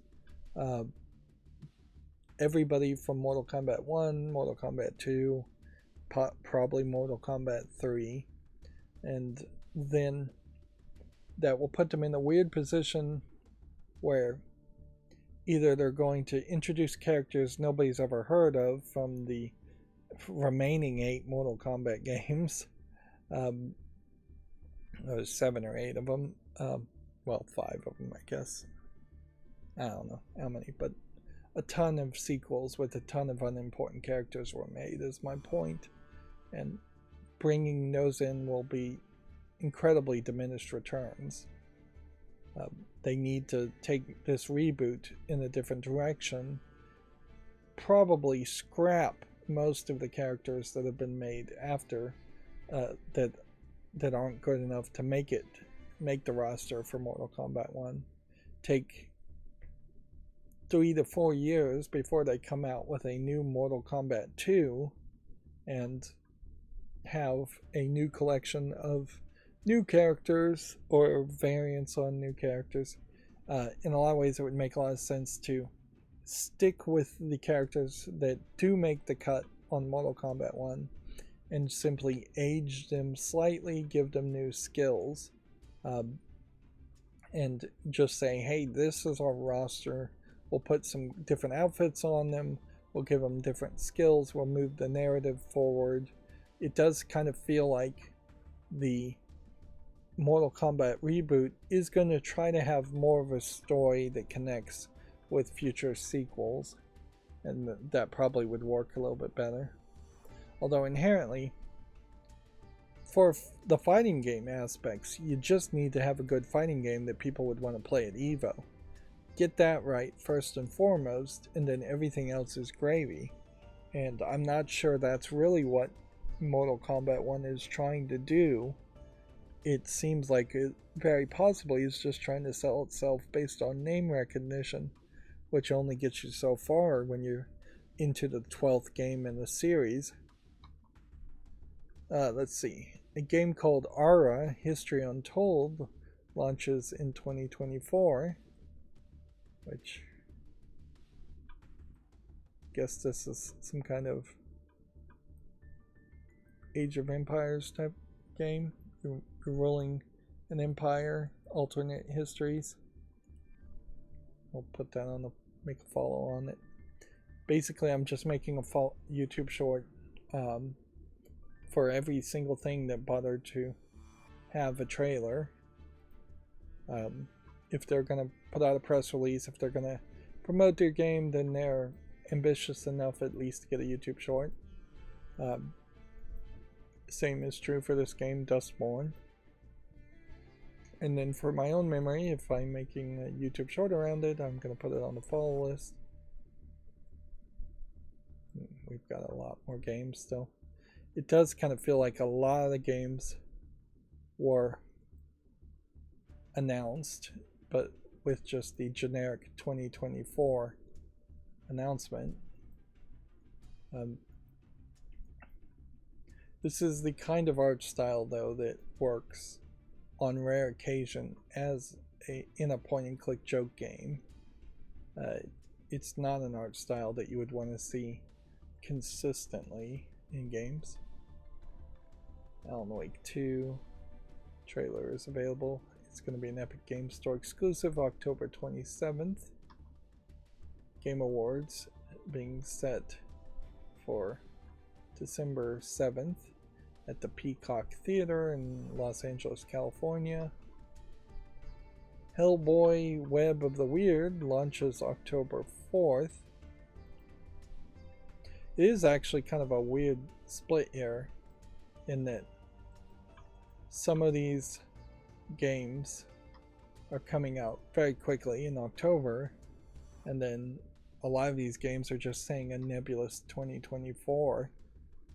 Monster Hunter action RPG called Farah the Sundred Tribes has been announced for PC. I guess it's a monster hunting game, not to be connected to the Monster Hunter series. There definitely is room for at least 2 or 3 monster hunting games, because monsters can be depicted in several different ways. Although I'm not sure I 100% believe that gameplay mechanic is quite as appealing as it might be, because it is fairly grindy. The big difference here being you're fighting giant monsters and you need to spend more time fighting those monsters versus fighting, say, rats or skeletons in a regular RPG where you would just fight hundreds of skeletons, fight hundreds of rats. Bigger is probably better because that feels more cinematic and impactful in games. And in most cases, I would think I would rather fight one giant rat than 10 small rats. Apparently Gamatsu has an interview for the Grand Blue Fantasy Relink and Versus games, if you want to check that out. It's a pretty long interview. And I would say Gamatsu, in the rare occasions that they do get interviews, feels like those interviews are long enough and substantive enough that you might want to check them out compared to interviews you get on GameDeveloper.com, which is usually nothing, and I don't think Video Games Chronicles pretty much ever gets an interview. Persona 5 Tacticia has yet another trailer. They're going to have a trailer for every single character, obviously. Let's see. Fugishi Dagashiya Zeni Tendo. Fugishi Dagashi Banashi 50 Sin has been announced for Switch, which that is a very Japanese title, so it's probably not coming to the West. If I was to guess, this is some kind of shopkeeper game. I don't know. It's a visual novel of some sort. It's based on a Japanese children's book series about candies that contain mysterious powers. It's going to launch November 9th in Japan. So she sells magical power candies for 50 cents, would be my guess. As Sin is probably an old currency. I don't think Japanese have coin currency. I think it's all yen. And there are 1 yen coins, yes, but I don't think there's a way to get half a yen. In the same way there's not a way to get half a penny. Although at one point there was definitely a way to cut up pennies in the United States and have a half penny or hay penny, or even a piece of 8, in which pirates used to cut up coins into 8 different pieces.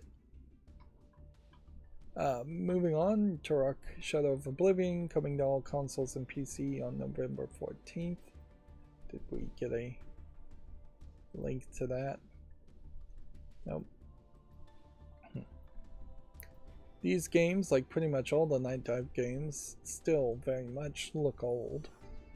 It is a tough sell if you're not nostalgic for them. But in all fairness, they're doing the right thing by not trying to advertise or sell these games to a new audience, because it just wouldn't work. If you were going to do something with Turok, obviously you'd have to reboot the whole game, start over from the beginning.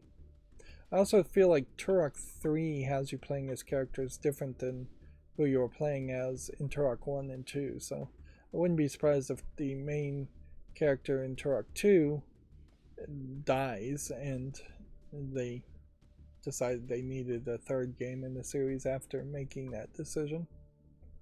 Apparently a romance visual novel called Cudwafter Converted Edition is coming to the Switch on November 22nd in Japan, developed by Key.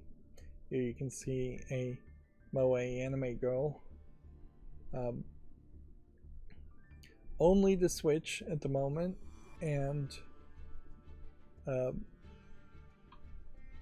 only in Japan at the moment. Let's see, it was on PC in 2010 in Japan, so this is a new version. Android versions came out in 2013, and then a version for the PSP, so the story is pretty came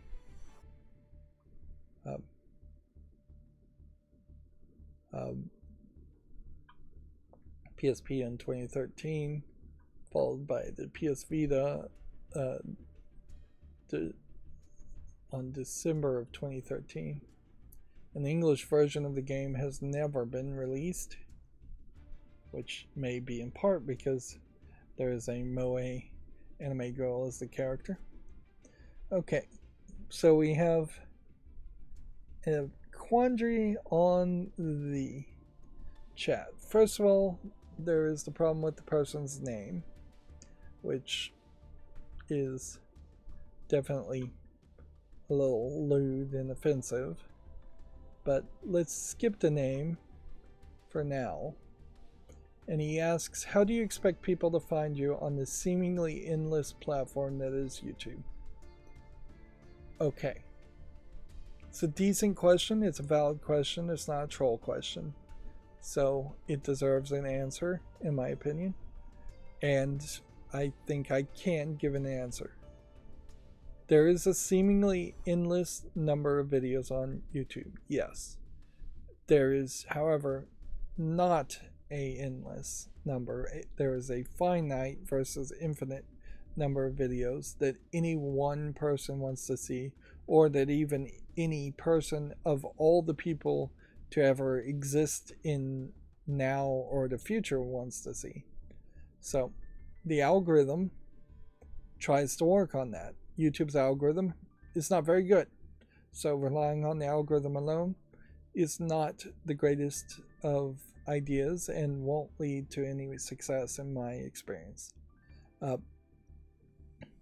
But you can only do so much, and even if it feels hopeless, there are certain things. You, on YouTube, have to get your title to be accurate, and arguably a lot of people go clickbaity on their titles. I don't bother with that, and that gets you quite far. You've got to get your descriptions in the videos to be accurate, and some people use some hashtags. Really only 3 hashtags matter on YouTube as far as whether that would mean anything. I don't really bother too much with the hashtags either. You've got to get the tags on the videos to be accurate and somewhat helpful. For the most part, I don't feel like tags matter, and YouTube says they don't really matter much at all. But I would say having some tags is better than having no tags. Although you can have really a lot of tags, and maybe you really should only have 5 to 20 tags instead of using as many tags as possible. There is a tag in all my videos that have my name, Rydo, in it. So theoretically, if people watch a video from me, they will be recommended hopefully a little bit more of my videos in the suggestions. Most people watch videos from the suggestion feeds. The suggestion feed is garbage on YouTube, and it mostly shows you things either you already have seen or things that it wants you to see that are made by major successful people.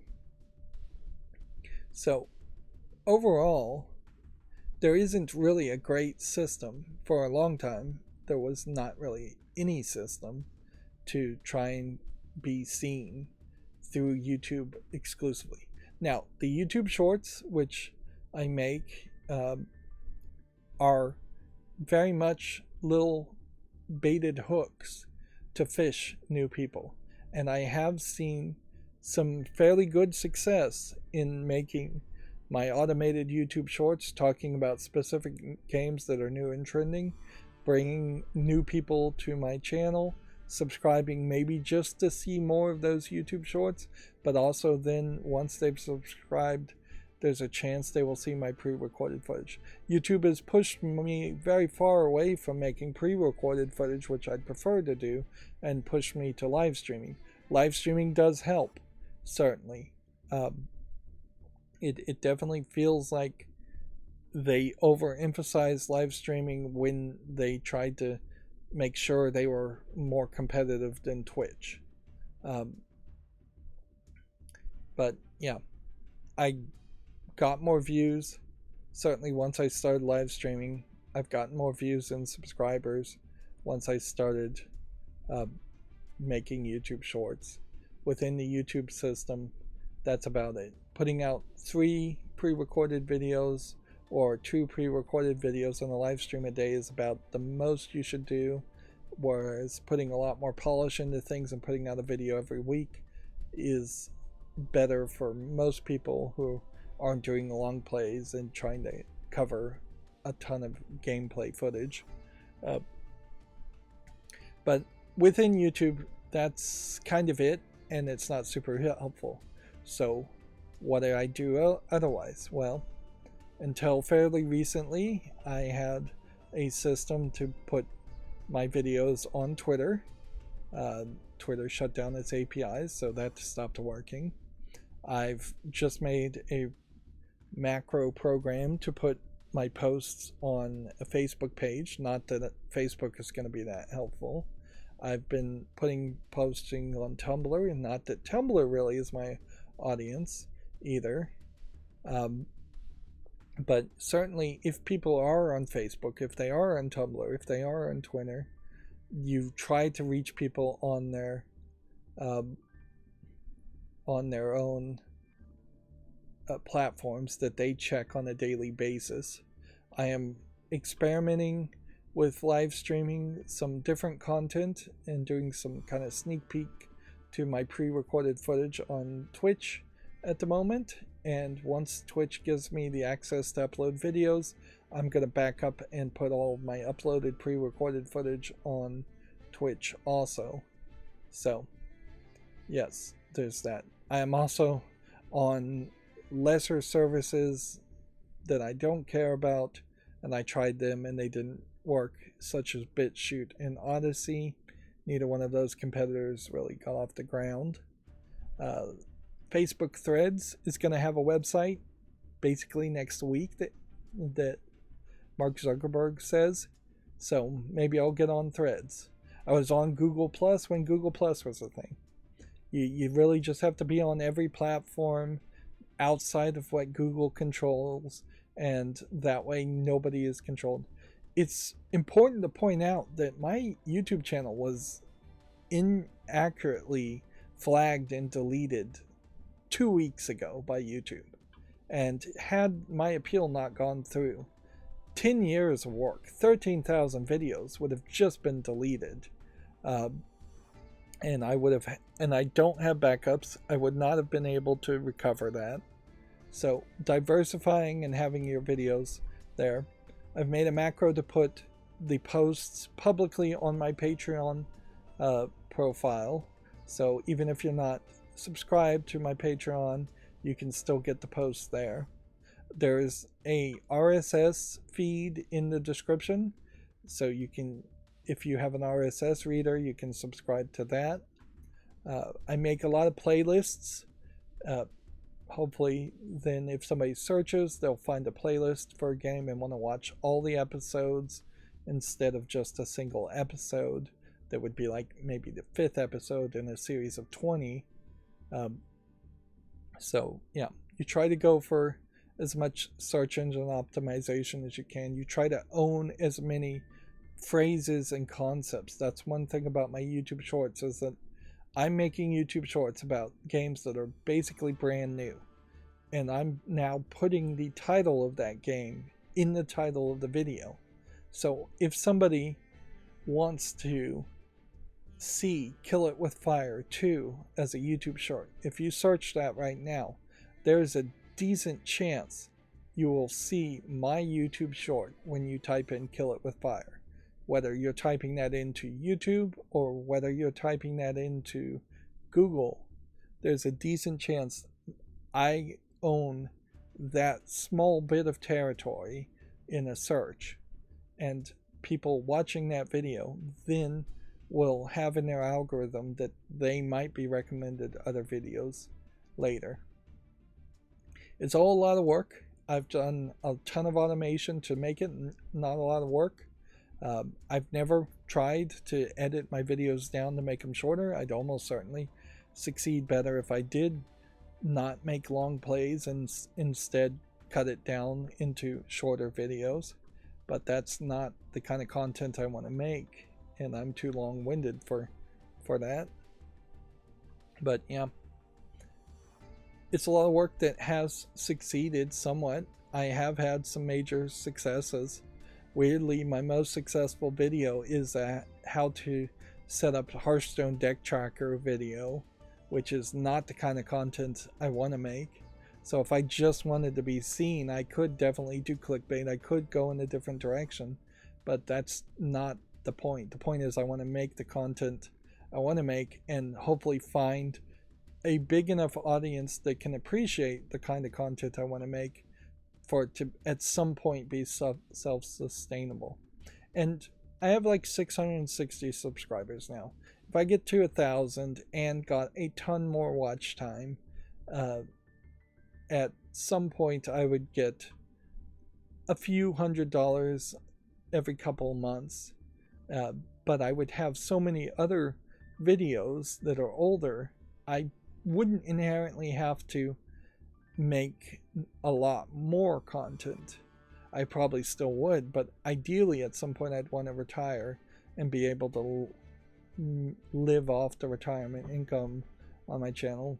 I'd have to get a lot more subscribers and a lot more views.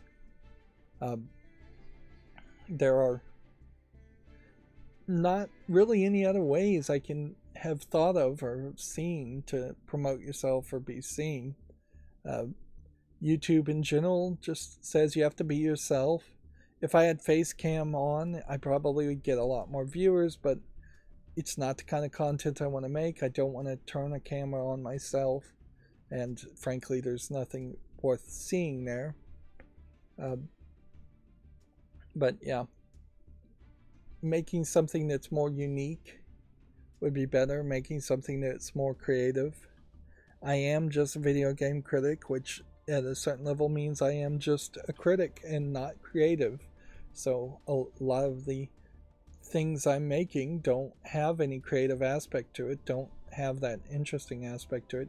If you're not interested in looking at Killer 7, which is the pre-recorded footage that's airing on my channel right now, you're not going to watch my Killer 7 coverage, because I'm not PewDiePie. I'm not popular enough, and I'm not enough of a personality. That's why you see in things like Game Grumps that it is very much about the personalities of the presenters, and it's basically not concerned with the actual gameplay. And that's why Game Grumps are not really video game critics, in my opinion. They are just host shows. If you look at Good Mythical Morning, that's a great example. That's a whole series of YouTube videos that are based around the personalities of the presenters, because whatever they're doing day to day is mostly just stupid activities that people don't really care about. But yeah, be a little clickbaity in your title is what's recommended mostly, but don't be too clickbaity in your title. Get a great thumbnail. I don't make any thumbnails. If I could afford to hire a thumbnail creator, I'd probably do 4 to 5 times better. YouTube Shorts don't let you upload thumbnails, so there is a higher chance of success there if you make YouTube Shorts. But yeah, tag things correctly, talk about something that's relevant, talk about things that are kind of breaking news. That can certainly be helpful, but that definitely means you have to chase the breaking news nonstop. I'm certainly not the one to listen to in particular as far as success anyways, because my YouTube channel is not successful. Don't cheat. Even though I have heard rumors that people have paid for views and paid for subscribers in the past and gotten away with it, I don't think people get away with it now as far as paying for views and subscribers. Anyways, that's kind of a long rant. The poster did say a couple minutes into that, fair enough. But yeah, I'm certainly open to suggestions as far as being on new platforms. I do have a Discord, but nobody follows it. And I have a bot that plugs videos to the Discord that I just fixed and set up again. I wish there was a new social media site like Reddit or Twitter or something that came out and people would actually switch to that. But very notably, people are upset with Twitter, and yet a lot of people are still using Twitter. People were upset with Reddit, and they're still using Reddit. Reddit in particular doesn't let you self-promote yourself, which really sucks for content creators that I can't make my own subreddit and um, post my videos there. I think I'd probably have some success if that was there. That is one thing I guess people who are fans could do. They could post my videos to certain subreddits, but you have to follow the rules of each of those subreddits to promote content creators. But yeah, I don't know of any other platforms, and it's not financially logical to pay money to advertise yourself, which would be the next step. And that's the thing YouTube is now asking content creators to do, is that they're suggesting between $100 and $400 every time you post a video to promote your own video, when almost no content creator can be guaranteed that they'd make $400 in ad revenue if they promoted their own videos. But yeah, that's about as much as I know about it, which is to say not much. Moving on, we're already going super long. We talked about the Star Wars Dark Forces remaster now being announced for all consoles and PCs. One of the things here, certainly as far as the live streams, as they evolved over time, is that it did become more of a news presentation. So if people don't particularly care about my criticism of specific games, they can watch the live streams and they can see me for the first hour or so play Yu-Gi-Oh! Master Duel, and then after that warm-up period they can see me talk about video game news. Plus, me going through the video game news is doubly helpful in that it keeps my mind up to date as far as new games coming out, and it helps me make the YouTube shorts. So I'm effectively accomplishing three things by doing the live streams, on top of having live streams be the specific place where people can chat and comment to me. Grime 2 has been announced for PC. This is, I guess, a sequel to Grime 1, which, let's see that on Steam. Let's see. It looks visually interesting, but I kind of feel like I just missed Grime 1 completely. And that's a problem with Steam in particular, is that there's not the easiest of ways to find the first game in a series. It feels like for any game that's a 2, there should be a mandatory box here that says here's Grime 1, or some other way that is easier than just opening this as a new tab to then go here. And since I'm maintaining games I may play at some point on the wish list, coming back and checking Grime 1, I can see it's very positive and that it is already on my wish list. So yeah, of course I'm always falling behind as far as playing games and covering games, so I would have to play Grime 1 before I could justify playing Grime 2. Let's see, Persona 3 Reload launches February 2nd, 2024. This one is also coming to Steam.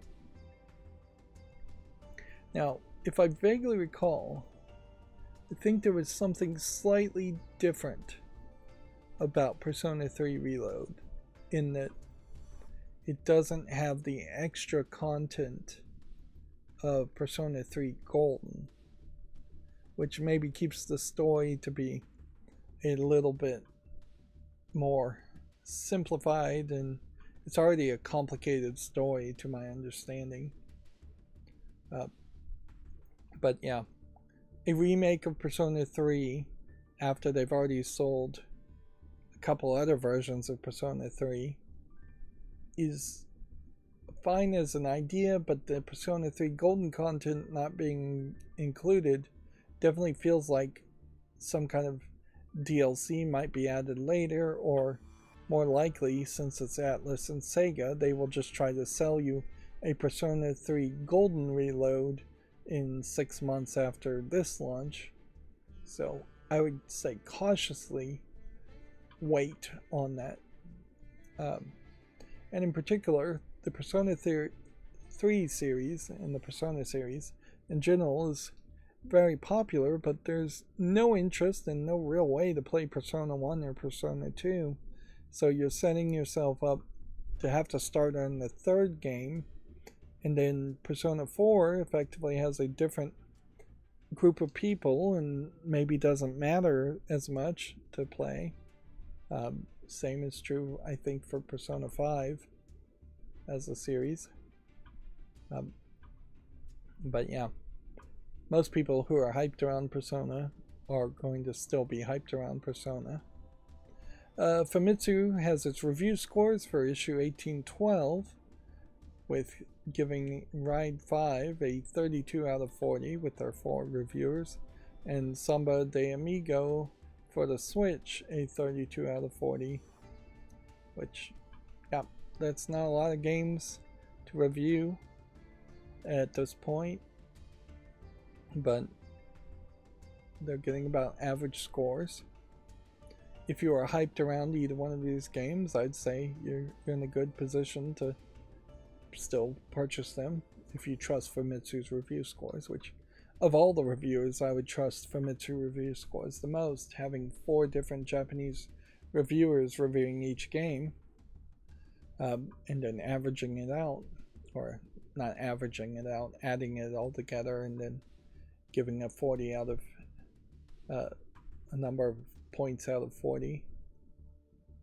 Inazuma 11 Victory Road details a new in-match system, Victory Road mode, and more. Inherently, your hype around this soccer game is going to heavily rely on your fandom of the Inazuma 11 manga / anime, and soccer in general. This is interesting. You have what looks like a collection of characters that I would expect they would all be playable characters. And so you have what would be a boy here, despite the long hair, and then a girl here, and then a big old guy here.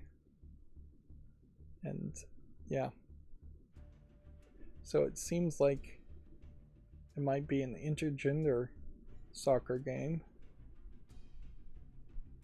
Weirdly, it's not coming to PC though. It's so far only been announced for the PlayStation 4, Switch, iOS, and Android, so it seems like it's probably going to be a simplistic thing.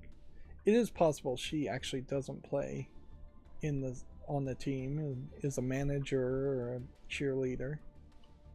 Soccer is one of those sports though where I think it would be fairly easier to have mixed gender sports. Of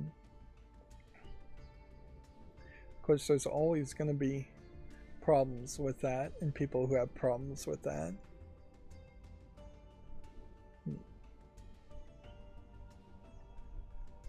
There definitely are points where little girls at the age of 10, 11, 12, 13 get growth spurts before little boys, and they can totally wreck boys of the same age in sports.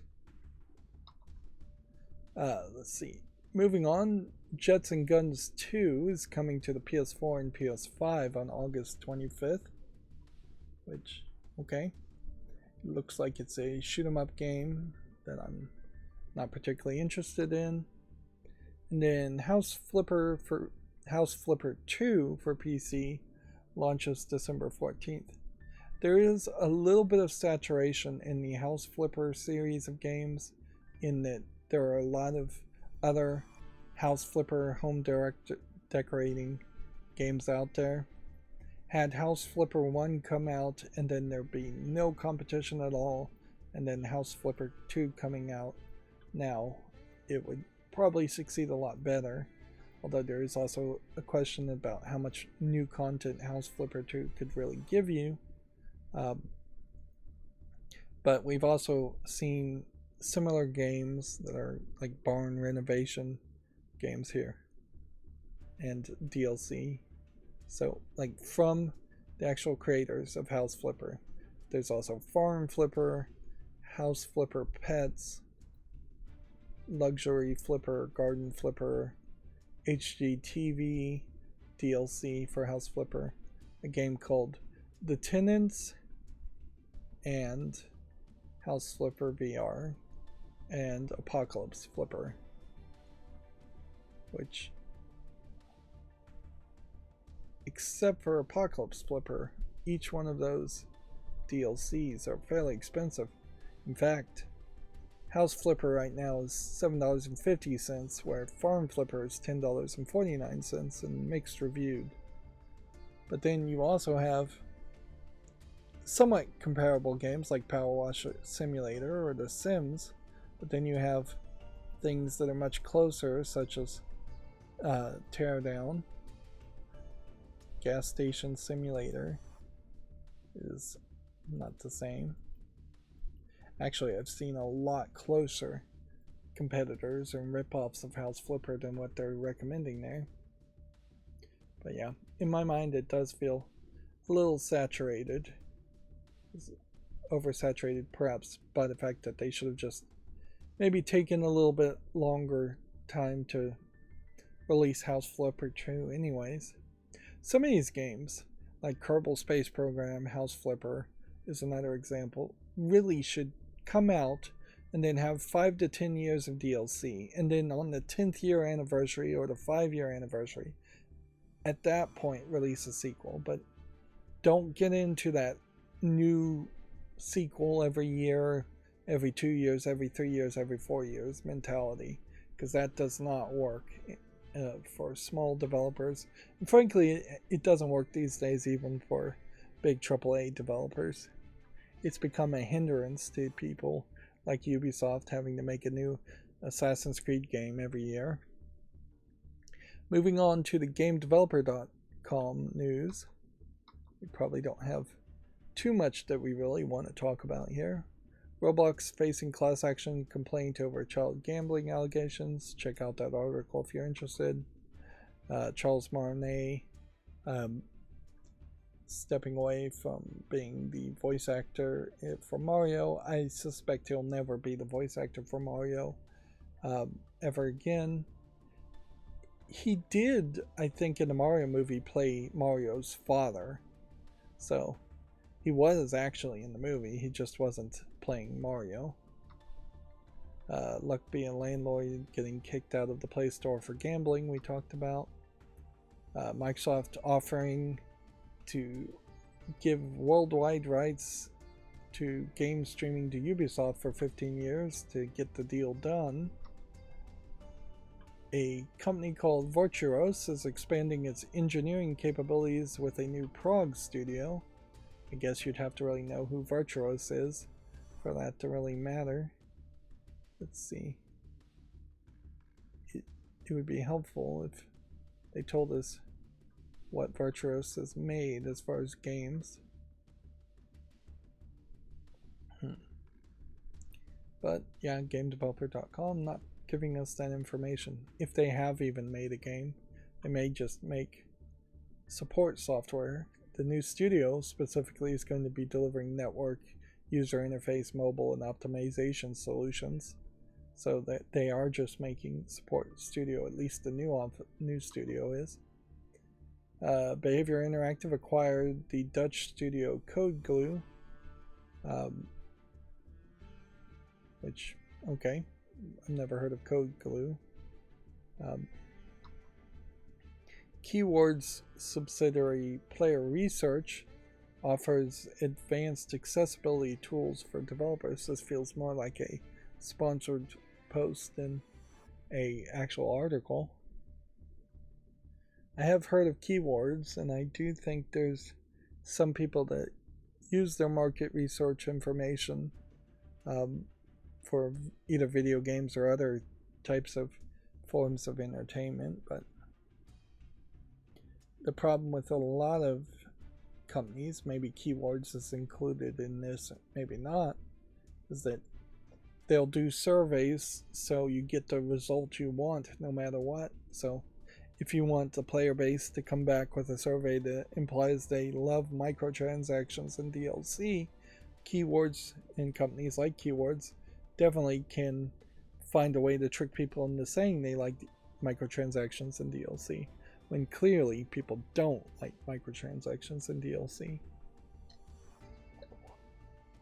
And most surveys are done to manipulate statistics and lie so you can justify your actions to either a higher boss or shareholders.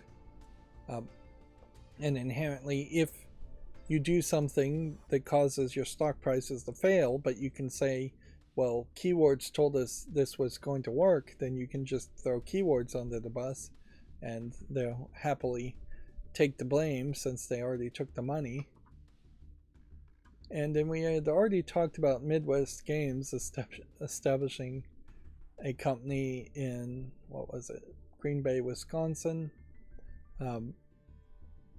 It will be interesting of what seems to be 3 people, how long it takes them for them to announce a game.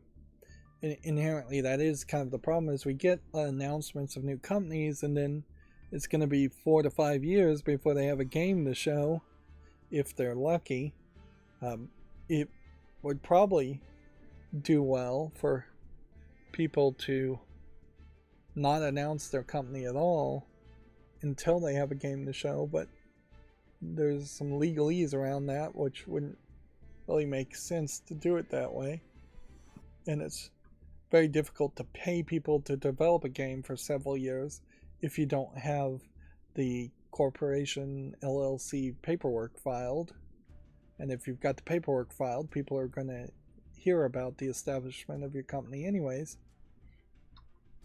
My fall list cleanup didn't work today, so we'll go ahead and skip that.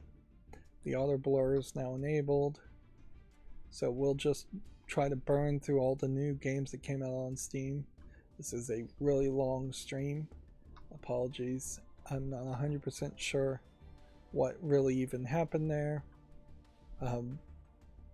Apparently Smurfs Cart has come out of early access, or just come out. So far, even though it's been 2 days, there's been only 1 user review, and I don't think it's even positive. No controller support. No support for controllers. Wow. So, mouse and keyboard only. Well, I think that probably kills any chance of this being on the wish list. That being said, I'll leave it on the fall list and give it a little bit more time. Maybe they'll fix the lack of controller support, but why would you even launch a game that way?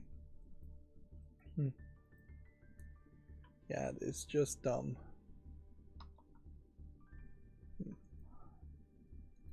Okay, then let's see. We have what looks like a racing game called Rev the Vertex, which looks like it might be something, so I'll put it on the fall list. And then we have Theseus Protocol, which looks like it's a card battler game. It is mostly positive at 71%, but in the last 30 days it's closer to 63%. Although how they get those metric numbers I don't even know, because it just came out of early access, I guess, now. So what you probably want to check is if they've abandoned the game. Look for fairly recent reviews on them recently posted. The English translation is really bad. It makes the narrative events completely unenjoyable. Terrible tutorial. Too complicated.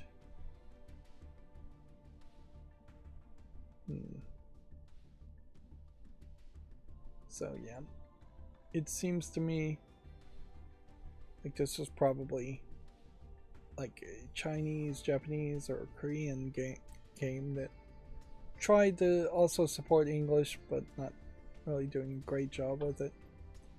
Inherently, while a lot of these screens look good, the actual fighting screens don't look that amazing, and there's a question on these type of games how much of the fighting you really are going to do. And then as you're playing the cards, this is perhaps too much explosion neon visuals. I might have been inclined to give this a follow and give it more time, but I think I can easily say no to this. And really, this feels more like a mobile game, a gacha game, where you would have in-app purchases and that might actually support it. Whereas paying $7.50 now and then no in-app purchases plus no online is not likely to see any kind of update or improvement to it at all. Let's see. Next we have a game called Run or Die, which it seems to me like it's a 3D platformer with a lot of different asset flipped locations if I was to guess, but honestly it doesn't look as bad as it might look.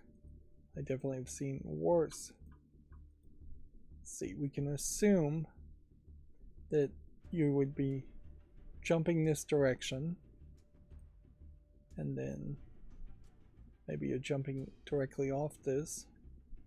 A lot of these look like you are just running on the ground. Wish the video would play. Uncover hidden secrets on a 3D platforming jumping game is an interesting concept too. Alright, so what I think I'll do is to put this on the follow, but I don't have enough confidence to make a YouTube short on it, because very possibly this is just a bunch of screenshots and the gameplay is actually really terrible. And we are getting an oversaturation of 3D platformers where you're running and jumping and climbing up and up in the sky has been the trend most recently. And I fear that this is just another clone of that style of games. Let's see. Next we have what looks like it's a balancing game, which personally I think I'd just find that frustrating, and I don't think there really is a game here that's worth mentioning. If I was going to balance things, I'd do it in the real world with my actual ability to balance things. I wouldn't try and do it in a video game. Yeah, I don't think that concept works. Next we have Food Fight Clicker games, which probably isn't anything.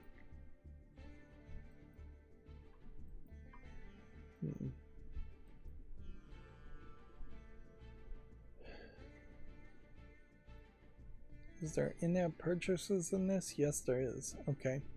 That's the thing that sells it for me to not put it on the follow list. A clicker game with microtransactions and multiple currencies is no bueno as it is. Let's see. Got a hidden object game called Diamond Necklace. I'll make a YouTube short on that for the fans of hidden object games, but I won't put it on the follow list. We have a game called Korea Run, which looks like it's probably just a little too simplistic of a platforming game. Yeah. I could almost see this art style working if you contrasted it with maybe a visual novel where somebody is talking to you and giving you some narrative. Alone though, it feels like there could be 10-20 levels of this and that's it. Weirdly, it also only supports Japanese, so I wouldn't put it on the follow list anyways. I guess maybe this is for little kids. That might make some sense, but I don't know if I really should lower the standards by that much.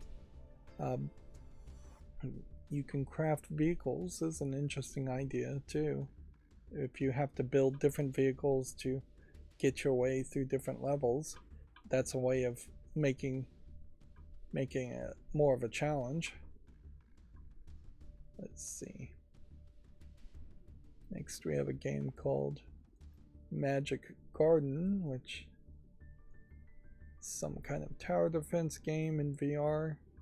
It's free to play, I guess, if you want to check it out, but from the looks of it, it doesn't look particularly interesting. Next we have Rogue Station, which is a space station building simulator roguelike. We'll give that a chance. Then we have Dice Show, Survival of the Samurai, which seems like it's half a hack and slash top-down game and half a survival game where you're crafting things.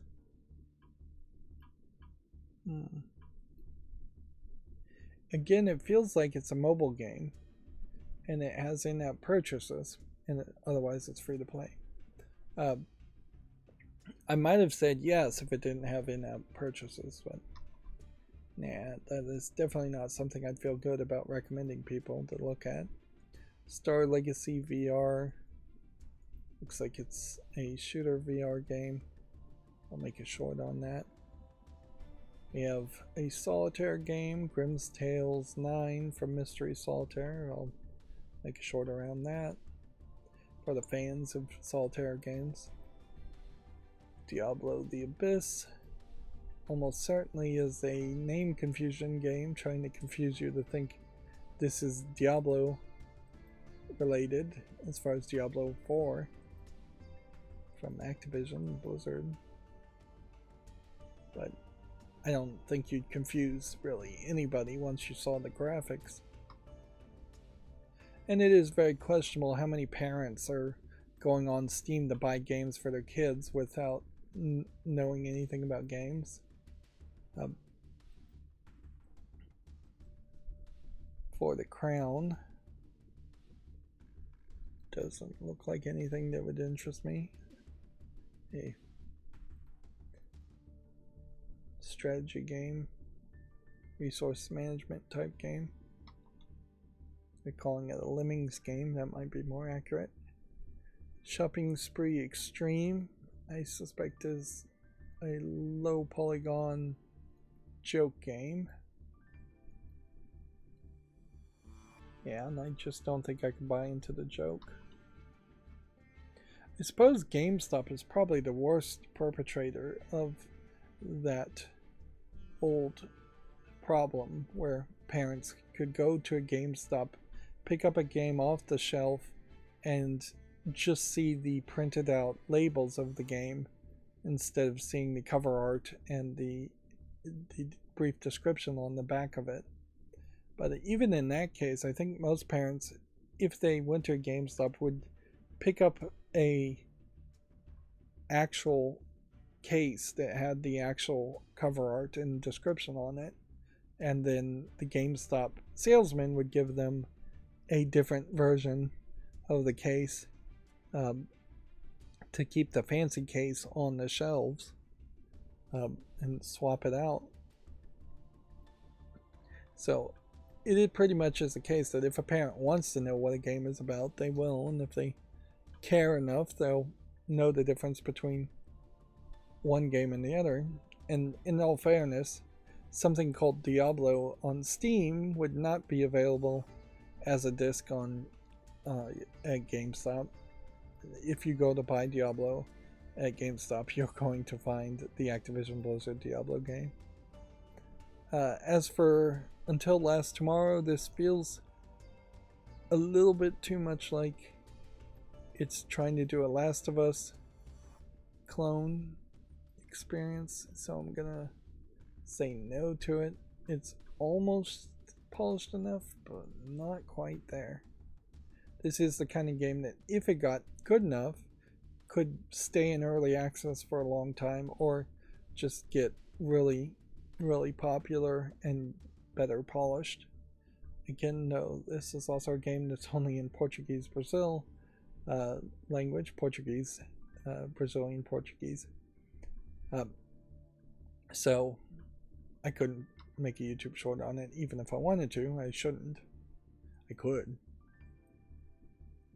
Magnetron Rebellion doesn't look like anything.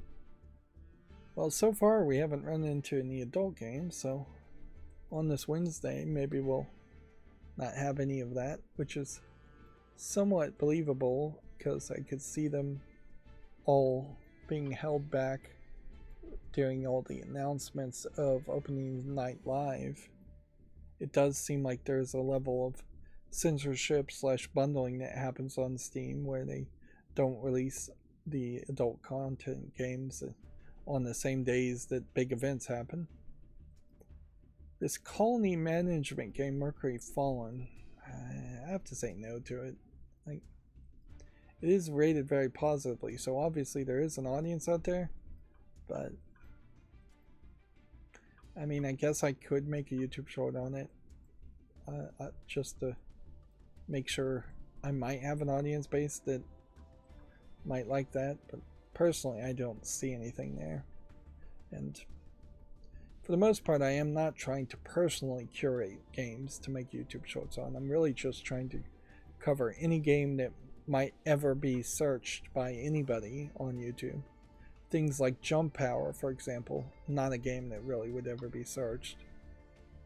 Whereas Fort Solace here obviously was searched and played by people, but it's being mixed reviewed, so it's not having a particularly great launch experience.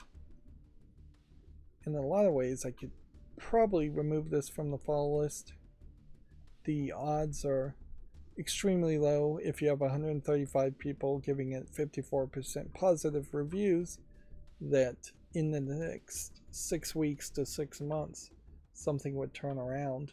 You could check the reviews and see if there's something specifically broken. Very clunky, very unoptimized. Yes, it's Unreal Engine 5.2, but the graphics are not special for a 490 to be crying at 60 frames per second. Worst ending for a game ever. Don't buy it, just watch someone on YouTube. Well, if nobody ever bought it, how would there be anybody playing it on YouTube? It is interesting that they said YouTube there and not Twitch, which I always do try to keep an ear out to see if Twitch or YouTube is gaining in popularity. Twitch definitely could have been way more successful if it had better leadership, and still could be today.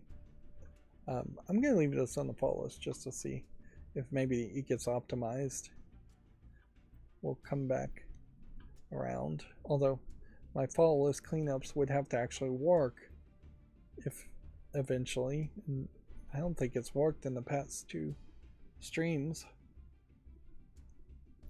Let's see, we have something called Superior Vengeance that is mostly positive. Interesting.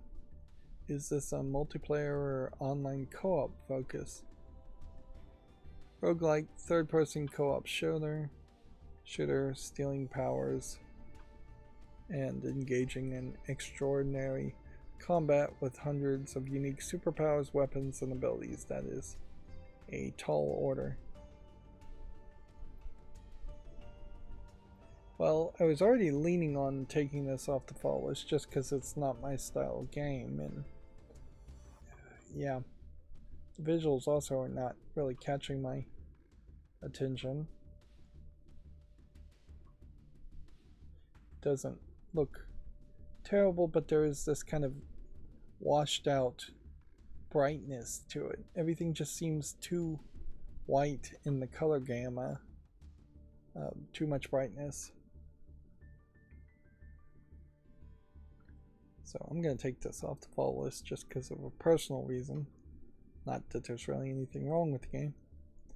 Let's see, next we have a board game, tabletop game called Stone Age Digital Edition. It is not coming from Asmodee Digital, which is perhaps a good indication because almost every Asmodee Digital game tends to be pretty bad.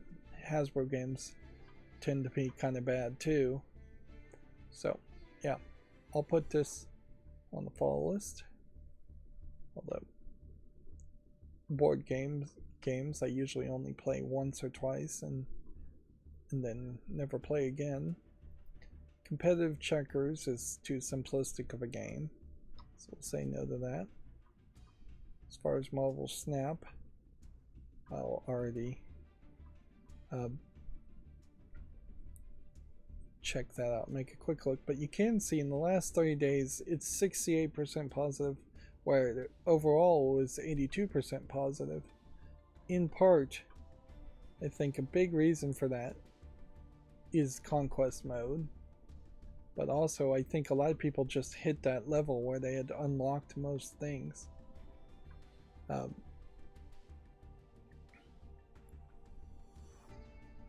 gameplay is great, best card game out there, but the monetization is some of the worst garbage I've ever seen. It has changed many times over the course of the beta release update, and it somehow still sucks. It's not on Diablo Immortal levels of pay to win, but there are many systems designed to exploit human psychology and fear of missing out. This is from August 23rd. Prices are outrageous. I'm a whale in other games, someone who likes wasting money on mobile games, and I don't do it in Snap. You get next to nothing for the money spent. A recent $100 bundle doesn't even give you enough currency to buy a single newly released card. I played the game despite the monetization only because I am a long-term player who has played over time, completed most of my collection. The problems don't affect me that much. Can't recommend the game. Each update makes it harder to acquire cards and currency. Come on, man. That's August 22nd. Yeah. And what's funny about Marvel Snap in particular is that this has been this is the person that people thought was the mind and creative force behind the success of Hearthstone when Hearthstone first came out and was super successful.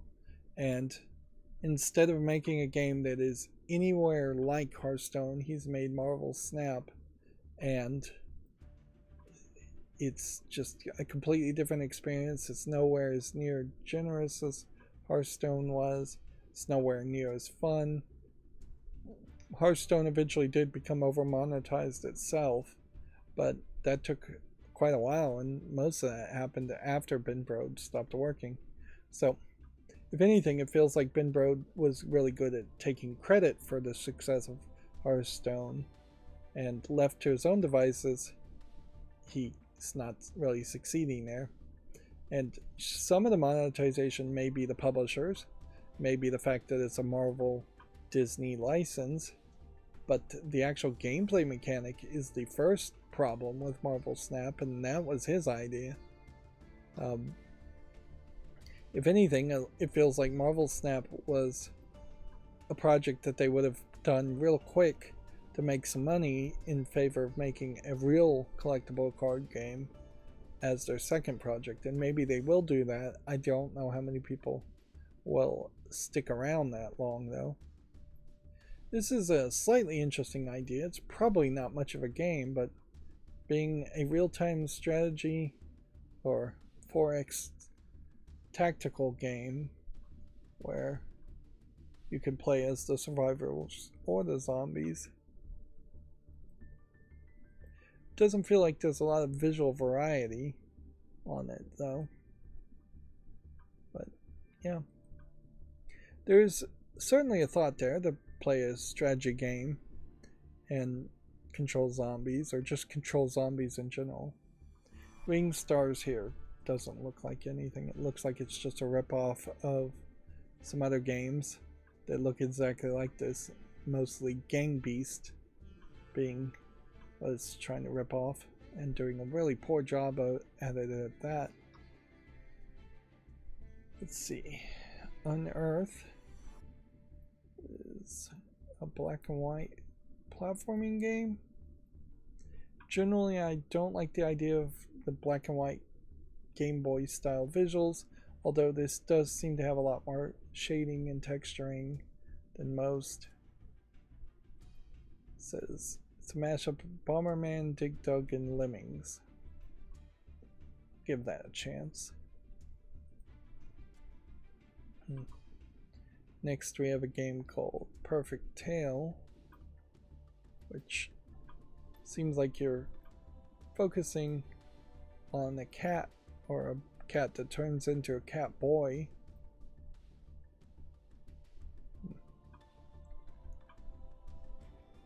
I'm not sure what kind of game it actually is, though.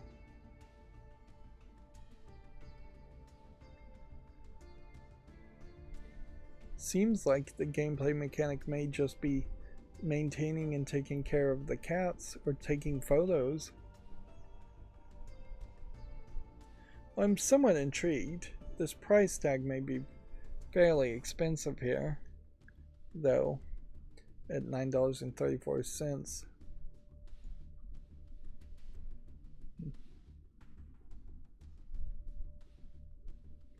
It's not a finished game, apparently, as far as the story goes. That's perhaps a bit of a red flag. Now this is interesting because I know this game, Mirrored Souls, has either been on Steam before, or I'm thinking of a game that's very similar to this. Actually, this isn't the game I'm thinking of. I'm 100% sure on this. This looks a lot like that game. I couldn't tell you the name of it though. And the algorithm here is never going to be good enough to really tell me.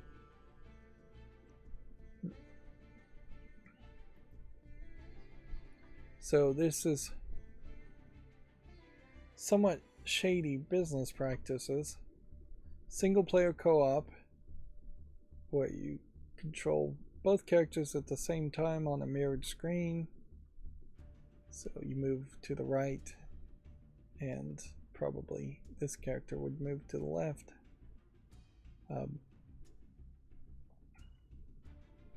don't know what to really do with this though. I know that there's a game very similar to this that looks very, very similar to this. And yet, I'm not 100% willing to ignore ripoffs just because they're ripoffs. So, I'm gonna have to give it a YouTube short and make a follow. Put it on the follow list. I'll leave it up to people who review the game as to whether something that takes the same concept of another game maybe does it better. There is a high chance that the game I'm thinking of that this is effectively ripping off is either unfinished or plays really poorly, and somebody thinks they can do it better. And the general concept of certain art styles or controlling two characters on the screen is definitely not copyrightable and not really unique enough to protect a creative person. Next we have this game called Bloodied Fear. This potentially could be a low effort game or an asset flip game. It would be very hard to tell, and I guess it doesn't really matter because it's not polished enough to say yes to it. Anyways, this feels like this is straight out of a character straight from like a Dragon Ball character.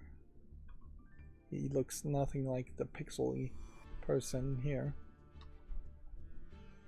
Let's see. Next we have a game called Box to Beat, which I guess is a boxing Beat Saber clone in VR, which nothing more dangerous you could possibly ask somebody to do in VR is to cover your eyes and then start punching the air. So you're going to end up punching somebody, or you're going to end up punching something, and somebody's going to get hurt. It would make a lot of sense right now, with VR barely existing as a thing, to pass a law saying all VR headsets must have see-through mode by default, and they must in some way protect and prevent you from getting close to any objects or any objects getting close to you.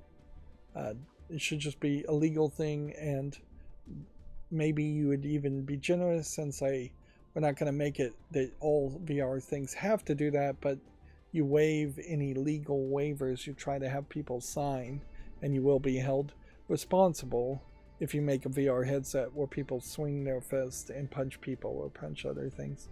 Even at that, say you wanted to knock somebody's lights out, you could use that as an excuse at the moment.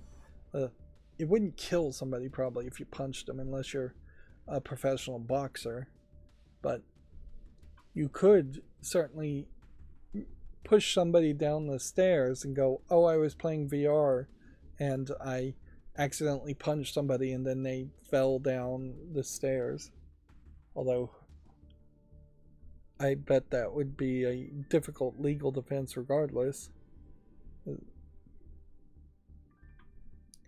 There's also something interesting about this video in who they've picked to show off this game, in that you have this crazily dressed person here, and then you have what is a Muslim lady here on the right, and then you have somebody in some kind of cosplay outfit over here.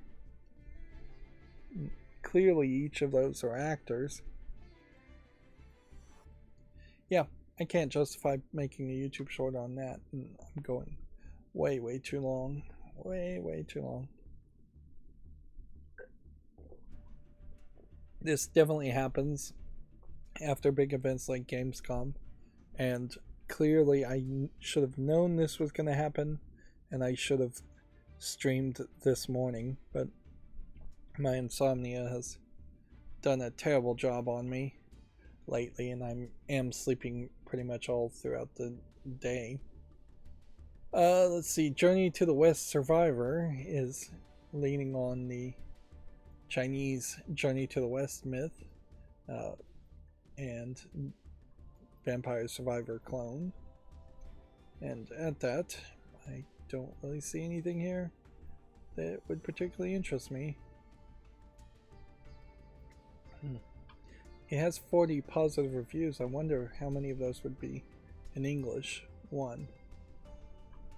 Yep. The rest of them are almost certainly all Chinese reviews or Asian reviews.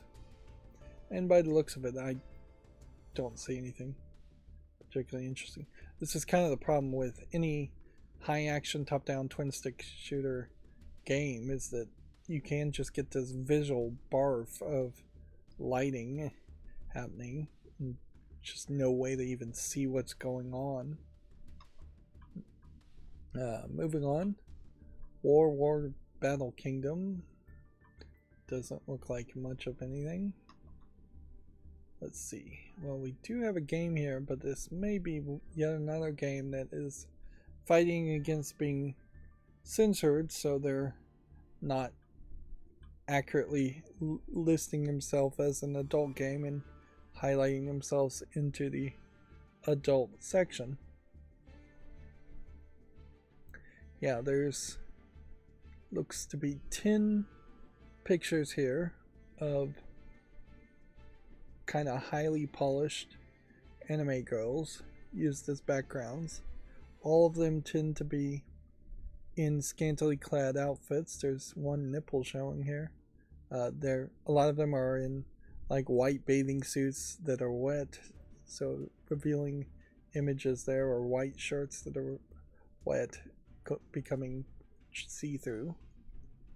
It's called Wild Shot. The actual game is a very simplistic mobile game where you're trying to shoot an alien with the right angle of your projectile, which has absolutely nothing to do with the anime girls.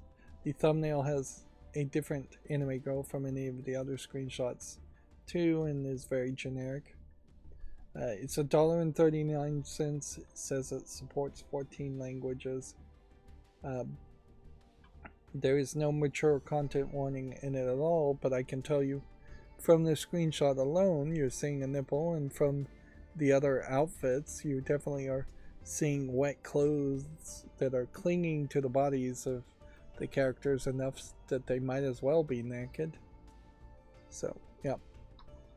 We have had increasingly a case of this happen on Steam, and in part it is Steam's own fault, and unfortunately often when you have an authority of sorts, in the case this would be Steam, if they do the wrong thing, the only way to fix it is often to just crack down and do something even more draconian,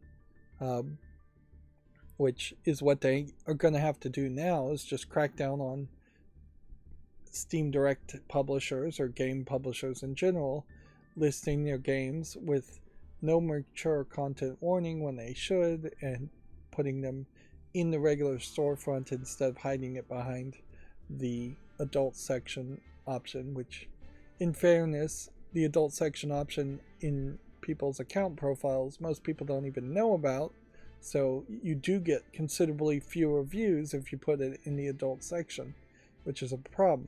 On top of that, Valve is actively still censoring at least the younger looking moe anime characters in adult games, even in scenarios where it might just be a little girl doing Japanese public bathing, which is just normal in Japan. In the same way in the West, it's normal for a parent to bathe a little kid. It's normal for parents to publicly bathe with their little kids. So, yeah.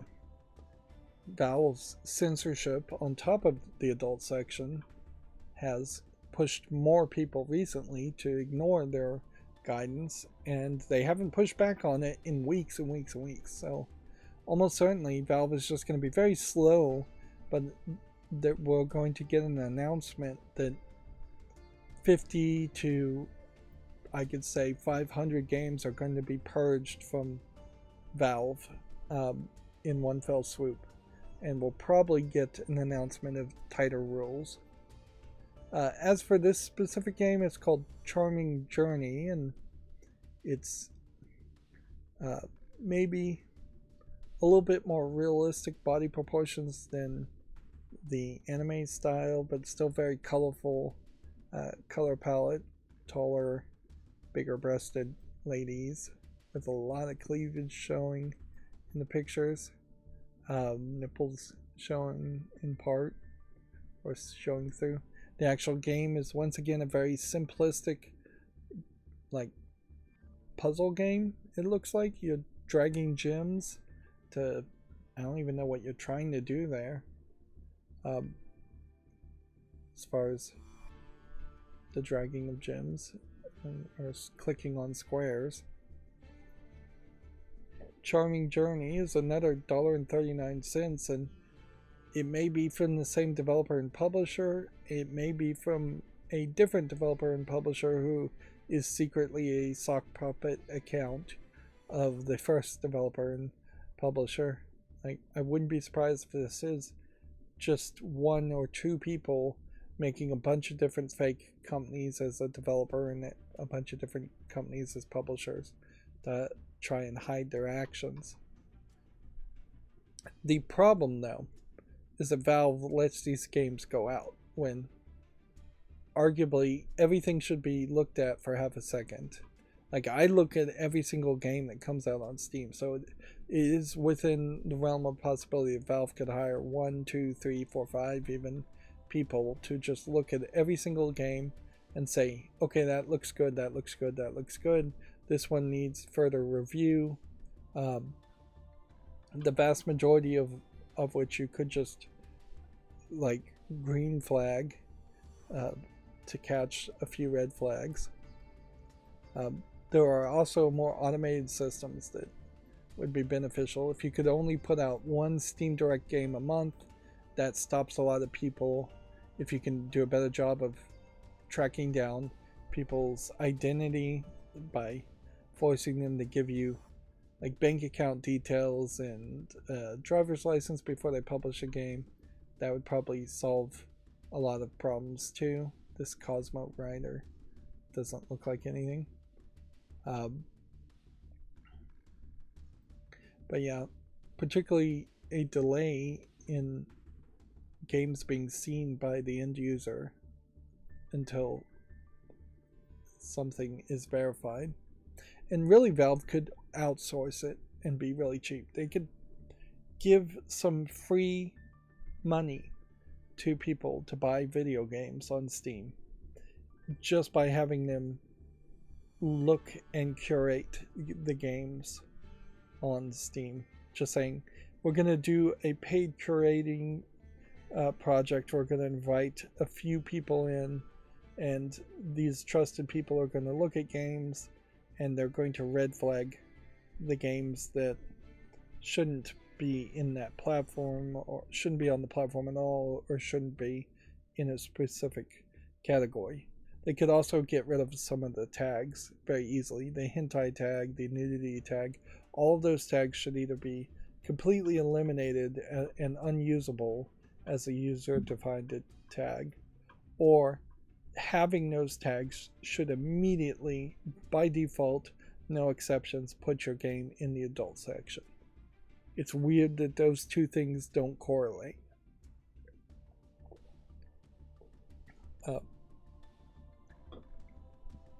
And inherently, the best thing Valve could do to fix their adult content problem is make the adult section more accessible and more polished and have better content on there as best as you can.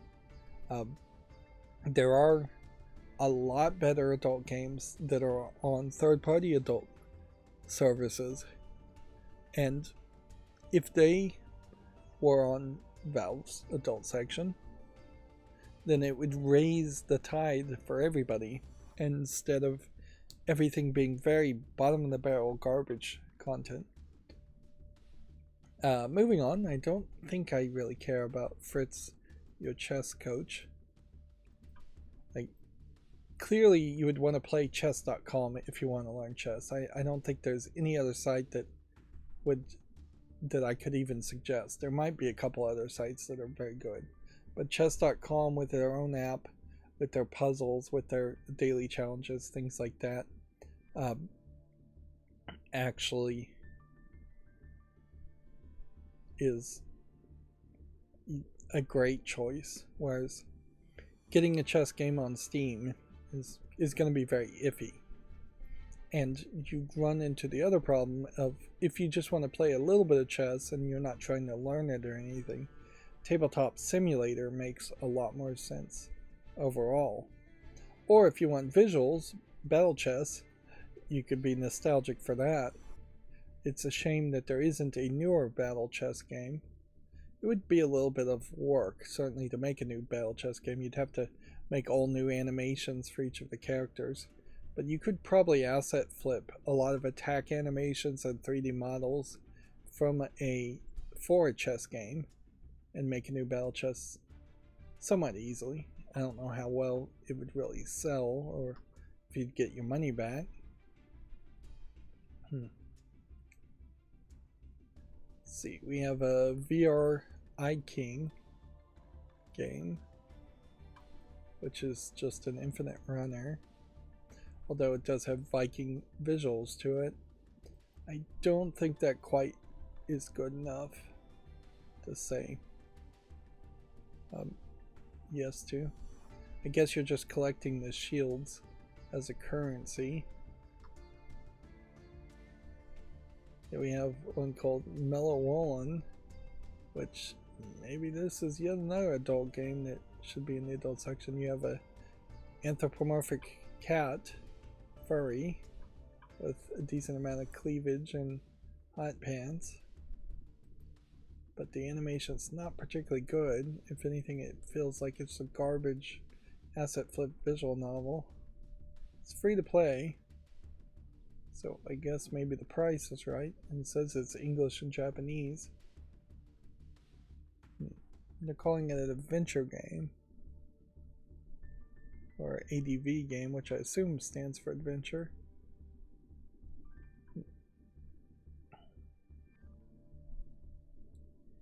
Yeah, I don't think there's anything there to say about that. Let's see. Next we have something called Gaia Trek, which looks like it's some kind of card-based game, which, without getting into details, I think I'll give it a chance. It's a lane defender, tower defense. They say tower defense, but really it's a lane defender game with cards, which maybe that would work as a concept. Next we have a game called Draft of Darkness, which really feels like an asset flip garbage game. Really, really bad, just inconsistency on the visuals. Like, very pixely visuals too.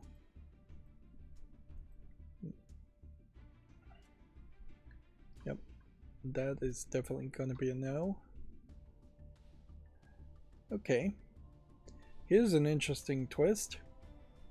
So, who owns the rights to Clue/Cluedo? If you're in the United States, I think you would say Hasbro owns the rights to it. That being said, what they're showing you right now is not even the characters that are most recognizable around the Clue characters. This is one of the newer generations of the Clue games, and there already is a Hasbro Clue game on Steam. And yet, we've got a Marmalade Game Studio as the developer and publisher. No mention of Hasbro in this trailer at all, and possibly Clue is a little bit more public domain than I think.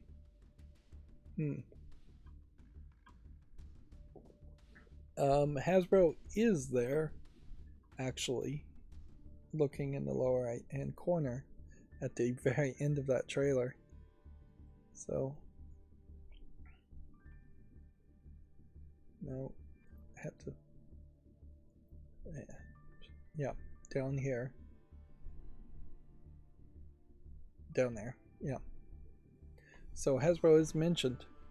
Now it is worth mentioning, let's go look at this in a second as a comparison, that Cluedo is not particularly well received on Steam, and none of the Hasbro games, I said it earlier in the stream, are particularly good. They're not very polished when they move into the form factor of being digital and having online play, and they tend to be way too expensive. So,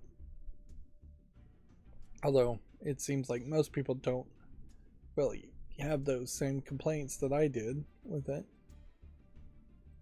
this, when you look at the screenshots of this game from 2018, which I guess that was 5 years ago, so it would be about time to make a new one.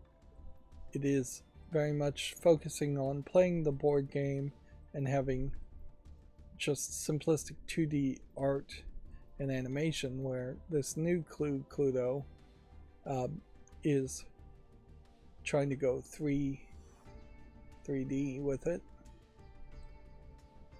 The problem, though, is this. The Ultimate Detective Package is $33.99. Yeah. And that is to unlock a lot of different board designs and a lot of different characters that you can play as. And weirdly, you can't, in Cluedo Classic Edition, you can't play as the default characters you would expect, the classic characters. You have to pay through either a microtransaction or through this bundle to play as the classic characters. Instead, you're playing as this whole new group of characters. Um, so either you buy the DLC, um, and you get a classic theme, Sherlock theme, Egyptian theme, and all of this. Or you buy it through microtransactions, and I think through microtransactions it's even more expensive than it was for buying the bundle. The original game is only selling for $12.49, so it is very bait and switchy to try to get you to pay $55, for the Clue game. The idea of paying $55 for any Clue game is ridiculous. And at the moment, this new game is selling for $15, which is probably still about $5 too expensive, with then another $10 of DLC. Again, though, you are playing as this is the new Mrs. White, this is the new Mr. Green, this is the Mr. Purple, or Mrs. Blue, Mr. The Professor Plum, and Miss Scarlet. It does feel like Valve has now allowed you to have animated GIFs in your visuals now too. I don't know when they started to do that.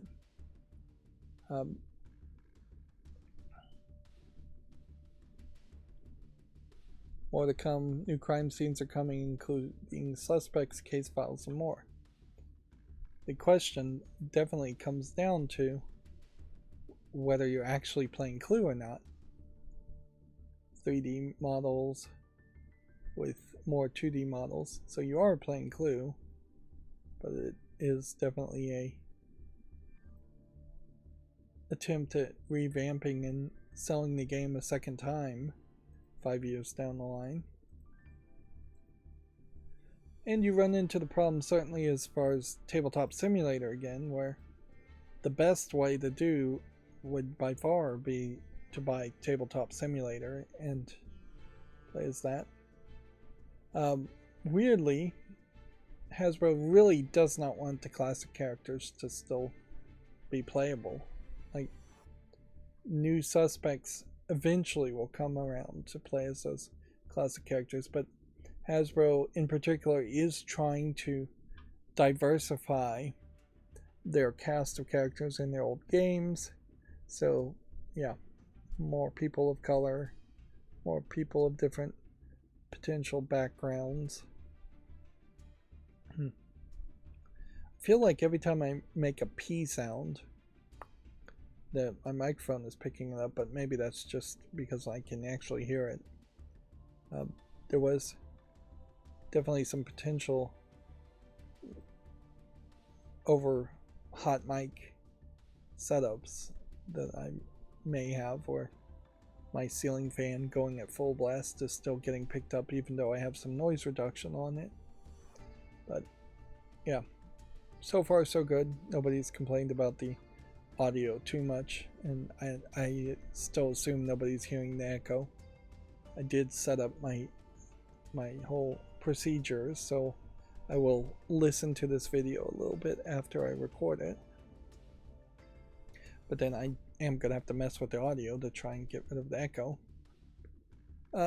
Moving on, this game, Killion, just looks like a generic shoot 'em up game, so we can say no to that. Let's see, we have a time management game called The Fate of the Pharaoh. I do always want to see a Egyptian themed game. I don't know if this is particularly the style of game though that I would want to play. Actually, I'm pretty certain it's not the style of game I'd want to play. And is that supposed to be a space alien? I guess it is. So they're going with the whole Ancient Aliens concept. Yeah. It's a little surprising that Egypt as a country doesn't have, I guess it's just because they don't have video game companies in general, but you would think that they would try to promote ancient Egypt as a way of promoting tourism, if Egypt even wants tourism. Yeah. I definitely am of a certain age and time, though, where the somewhat fake stories that were written by British novelists about the deep dark parts of Africa and the Egyptian pharaohs and the mummies. A lot of that is kind of exaggerated or made up. Uh, but yeah, in a lot of ways, it's like being into pirate stories. Only a certain people of certain ages would be into pirate stories, where everybody past that point are going to be more into comic books and superheroes. And at a point, there was people of a certain age that would have been into westerns, movies, and TVs. And after a certain point, people stopped caring about that. And that's probably why there aren't that many Pharaoh, ancient Egyptian stories or games there. But in general, in video games, I would think that a diversity of narratives would help. That's where I think Turok works too. If Turok was just another Doom clone where you're fighting demons, it wouldn't be as memorable as it is. Which all of those Doom clones, for the most part, are completely forgotten. Quake Arena does a little bit different, but and it's still remembered. But yeah, most Doom clones aren't worth mentioning. Same is true for Rope and Ball here. We have 2 more games to cover. And wow, the only adult game it seems we're going to get today that actually is in the adult section, thus this blurred out gray bar at the bottom. This game is marked adult only. You're seeing this because you have your preferences set to allow this content, is what it says.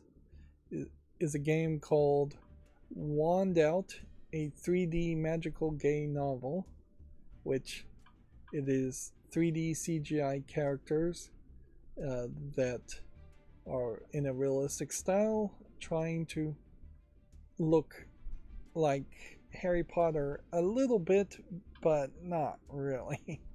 Like, this is basically they found the first kind of Harry Potter looking 3D model and put some glasses on him. Now, inherently, there's no visual consistency here, and nothing here worth saying good about it. But you also run yourself into this problem of, because it's a gay novel, so it's just all guy on guy, that you're not as easily going to have recognizable characters from the Harry Potter universe. You can have your slightly older Harry Potter, and you can have Ron Weasley, but after that you're talking about maybe the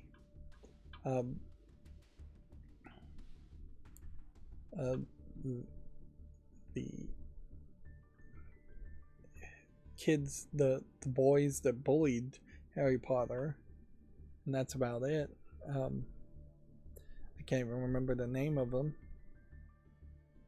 And see, they're not even really trying to go that direction. Instead, you're playing as a character named Barry Hawkins, which, if you switch to Hawkins with Barry, then it would be Harry Bawkins. If you switch the B and H. Anyways, it's a pretty expensive game at $16.99. It's English only, and I would say there's not really any care or polish in the adult content if you are interested in guy on guy stuff. The backgrounds feel like they're asset flipped. The characters feel like they're asset flipped. There's a lot of room for improvement here. And then our last game is called Hunter Girls, which is also in the adult section. So it almost feels like somebody dropped the ball and let all the other adult games not be in the adult section, and then they finally realized they were making a mistake and put other games in the adult section. But if it is a thing where somebody at Valve has to proactively label something as adult content, that's a terrible system. Hunter Girls is just a match the color game. There's little gray squares of different colors when you flip them over and you're matching the color. As you match the colors, it reveals the 2D characters, animated characters underneath. It is in a natural color palette, not the bright, colorful color palette you'd expect in anime games. There's a weird screenshot here of a lady in a coat, but also in like a loincloth bikini in the snow, talking about inconsistency visuals. So I suppose it's supposed to be just a collection of characters that are hunters. They seem to be really topless at best, which certainly that could be a problem if you want to see butt or lower genitalia, go more hardcore. It seems like there's very possibly only 5 or 6 pictures overall. Now, in fairness, this game is only selling for 79 cents, and it does have a soundtrack and art book for a whopping $3.77.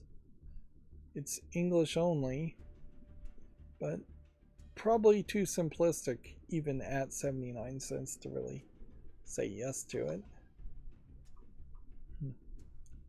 And yeah, that's going to be the end of this incredibly long show. I guess thanks to everybody who chatted, and that's going to be it for this stream. As always, I ask you to like, share, subscribe, comment, and watch every second of my videos. If you want to support me further, there's some links down below in the description box. Thank you for watching. Have a good evening.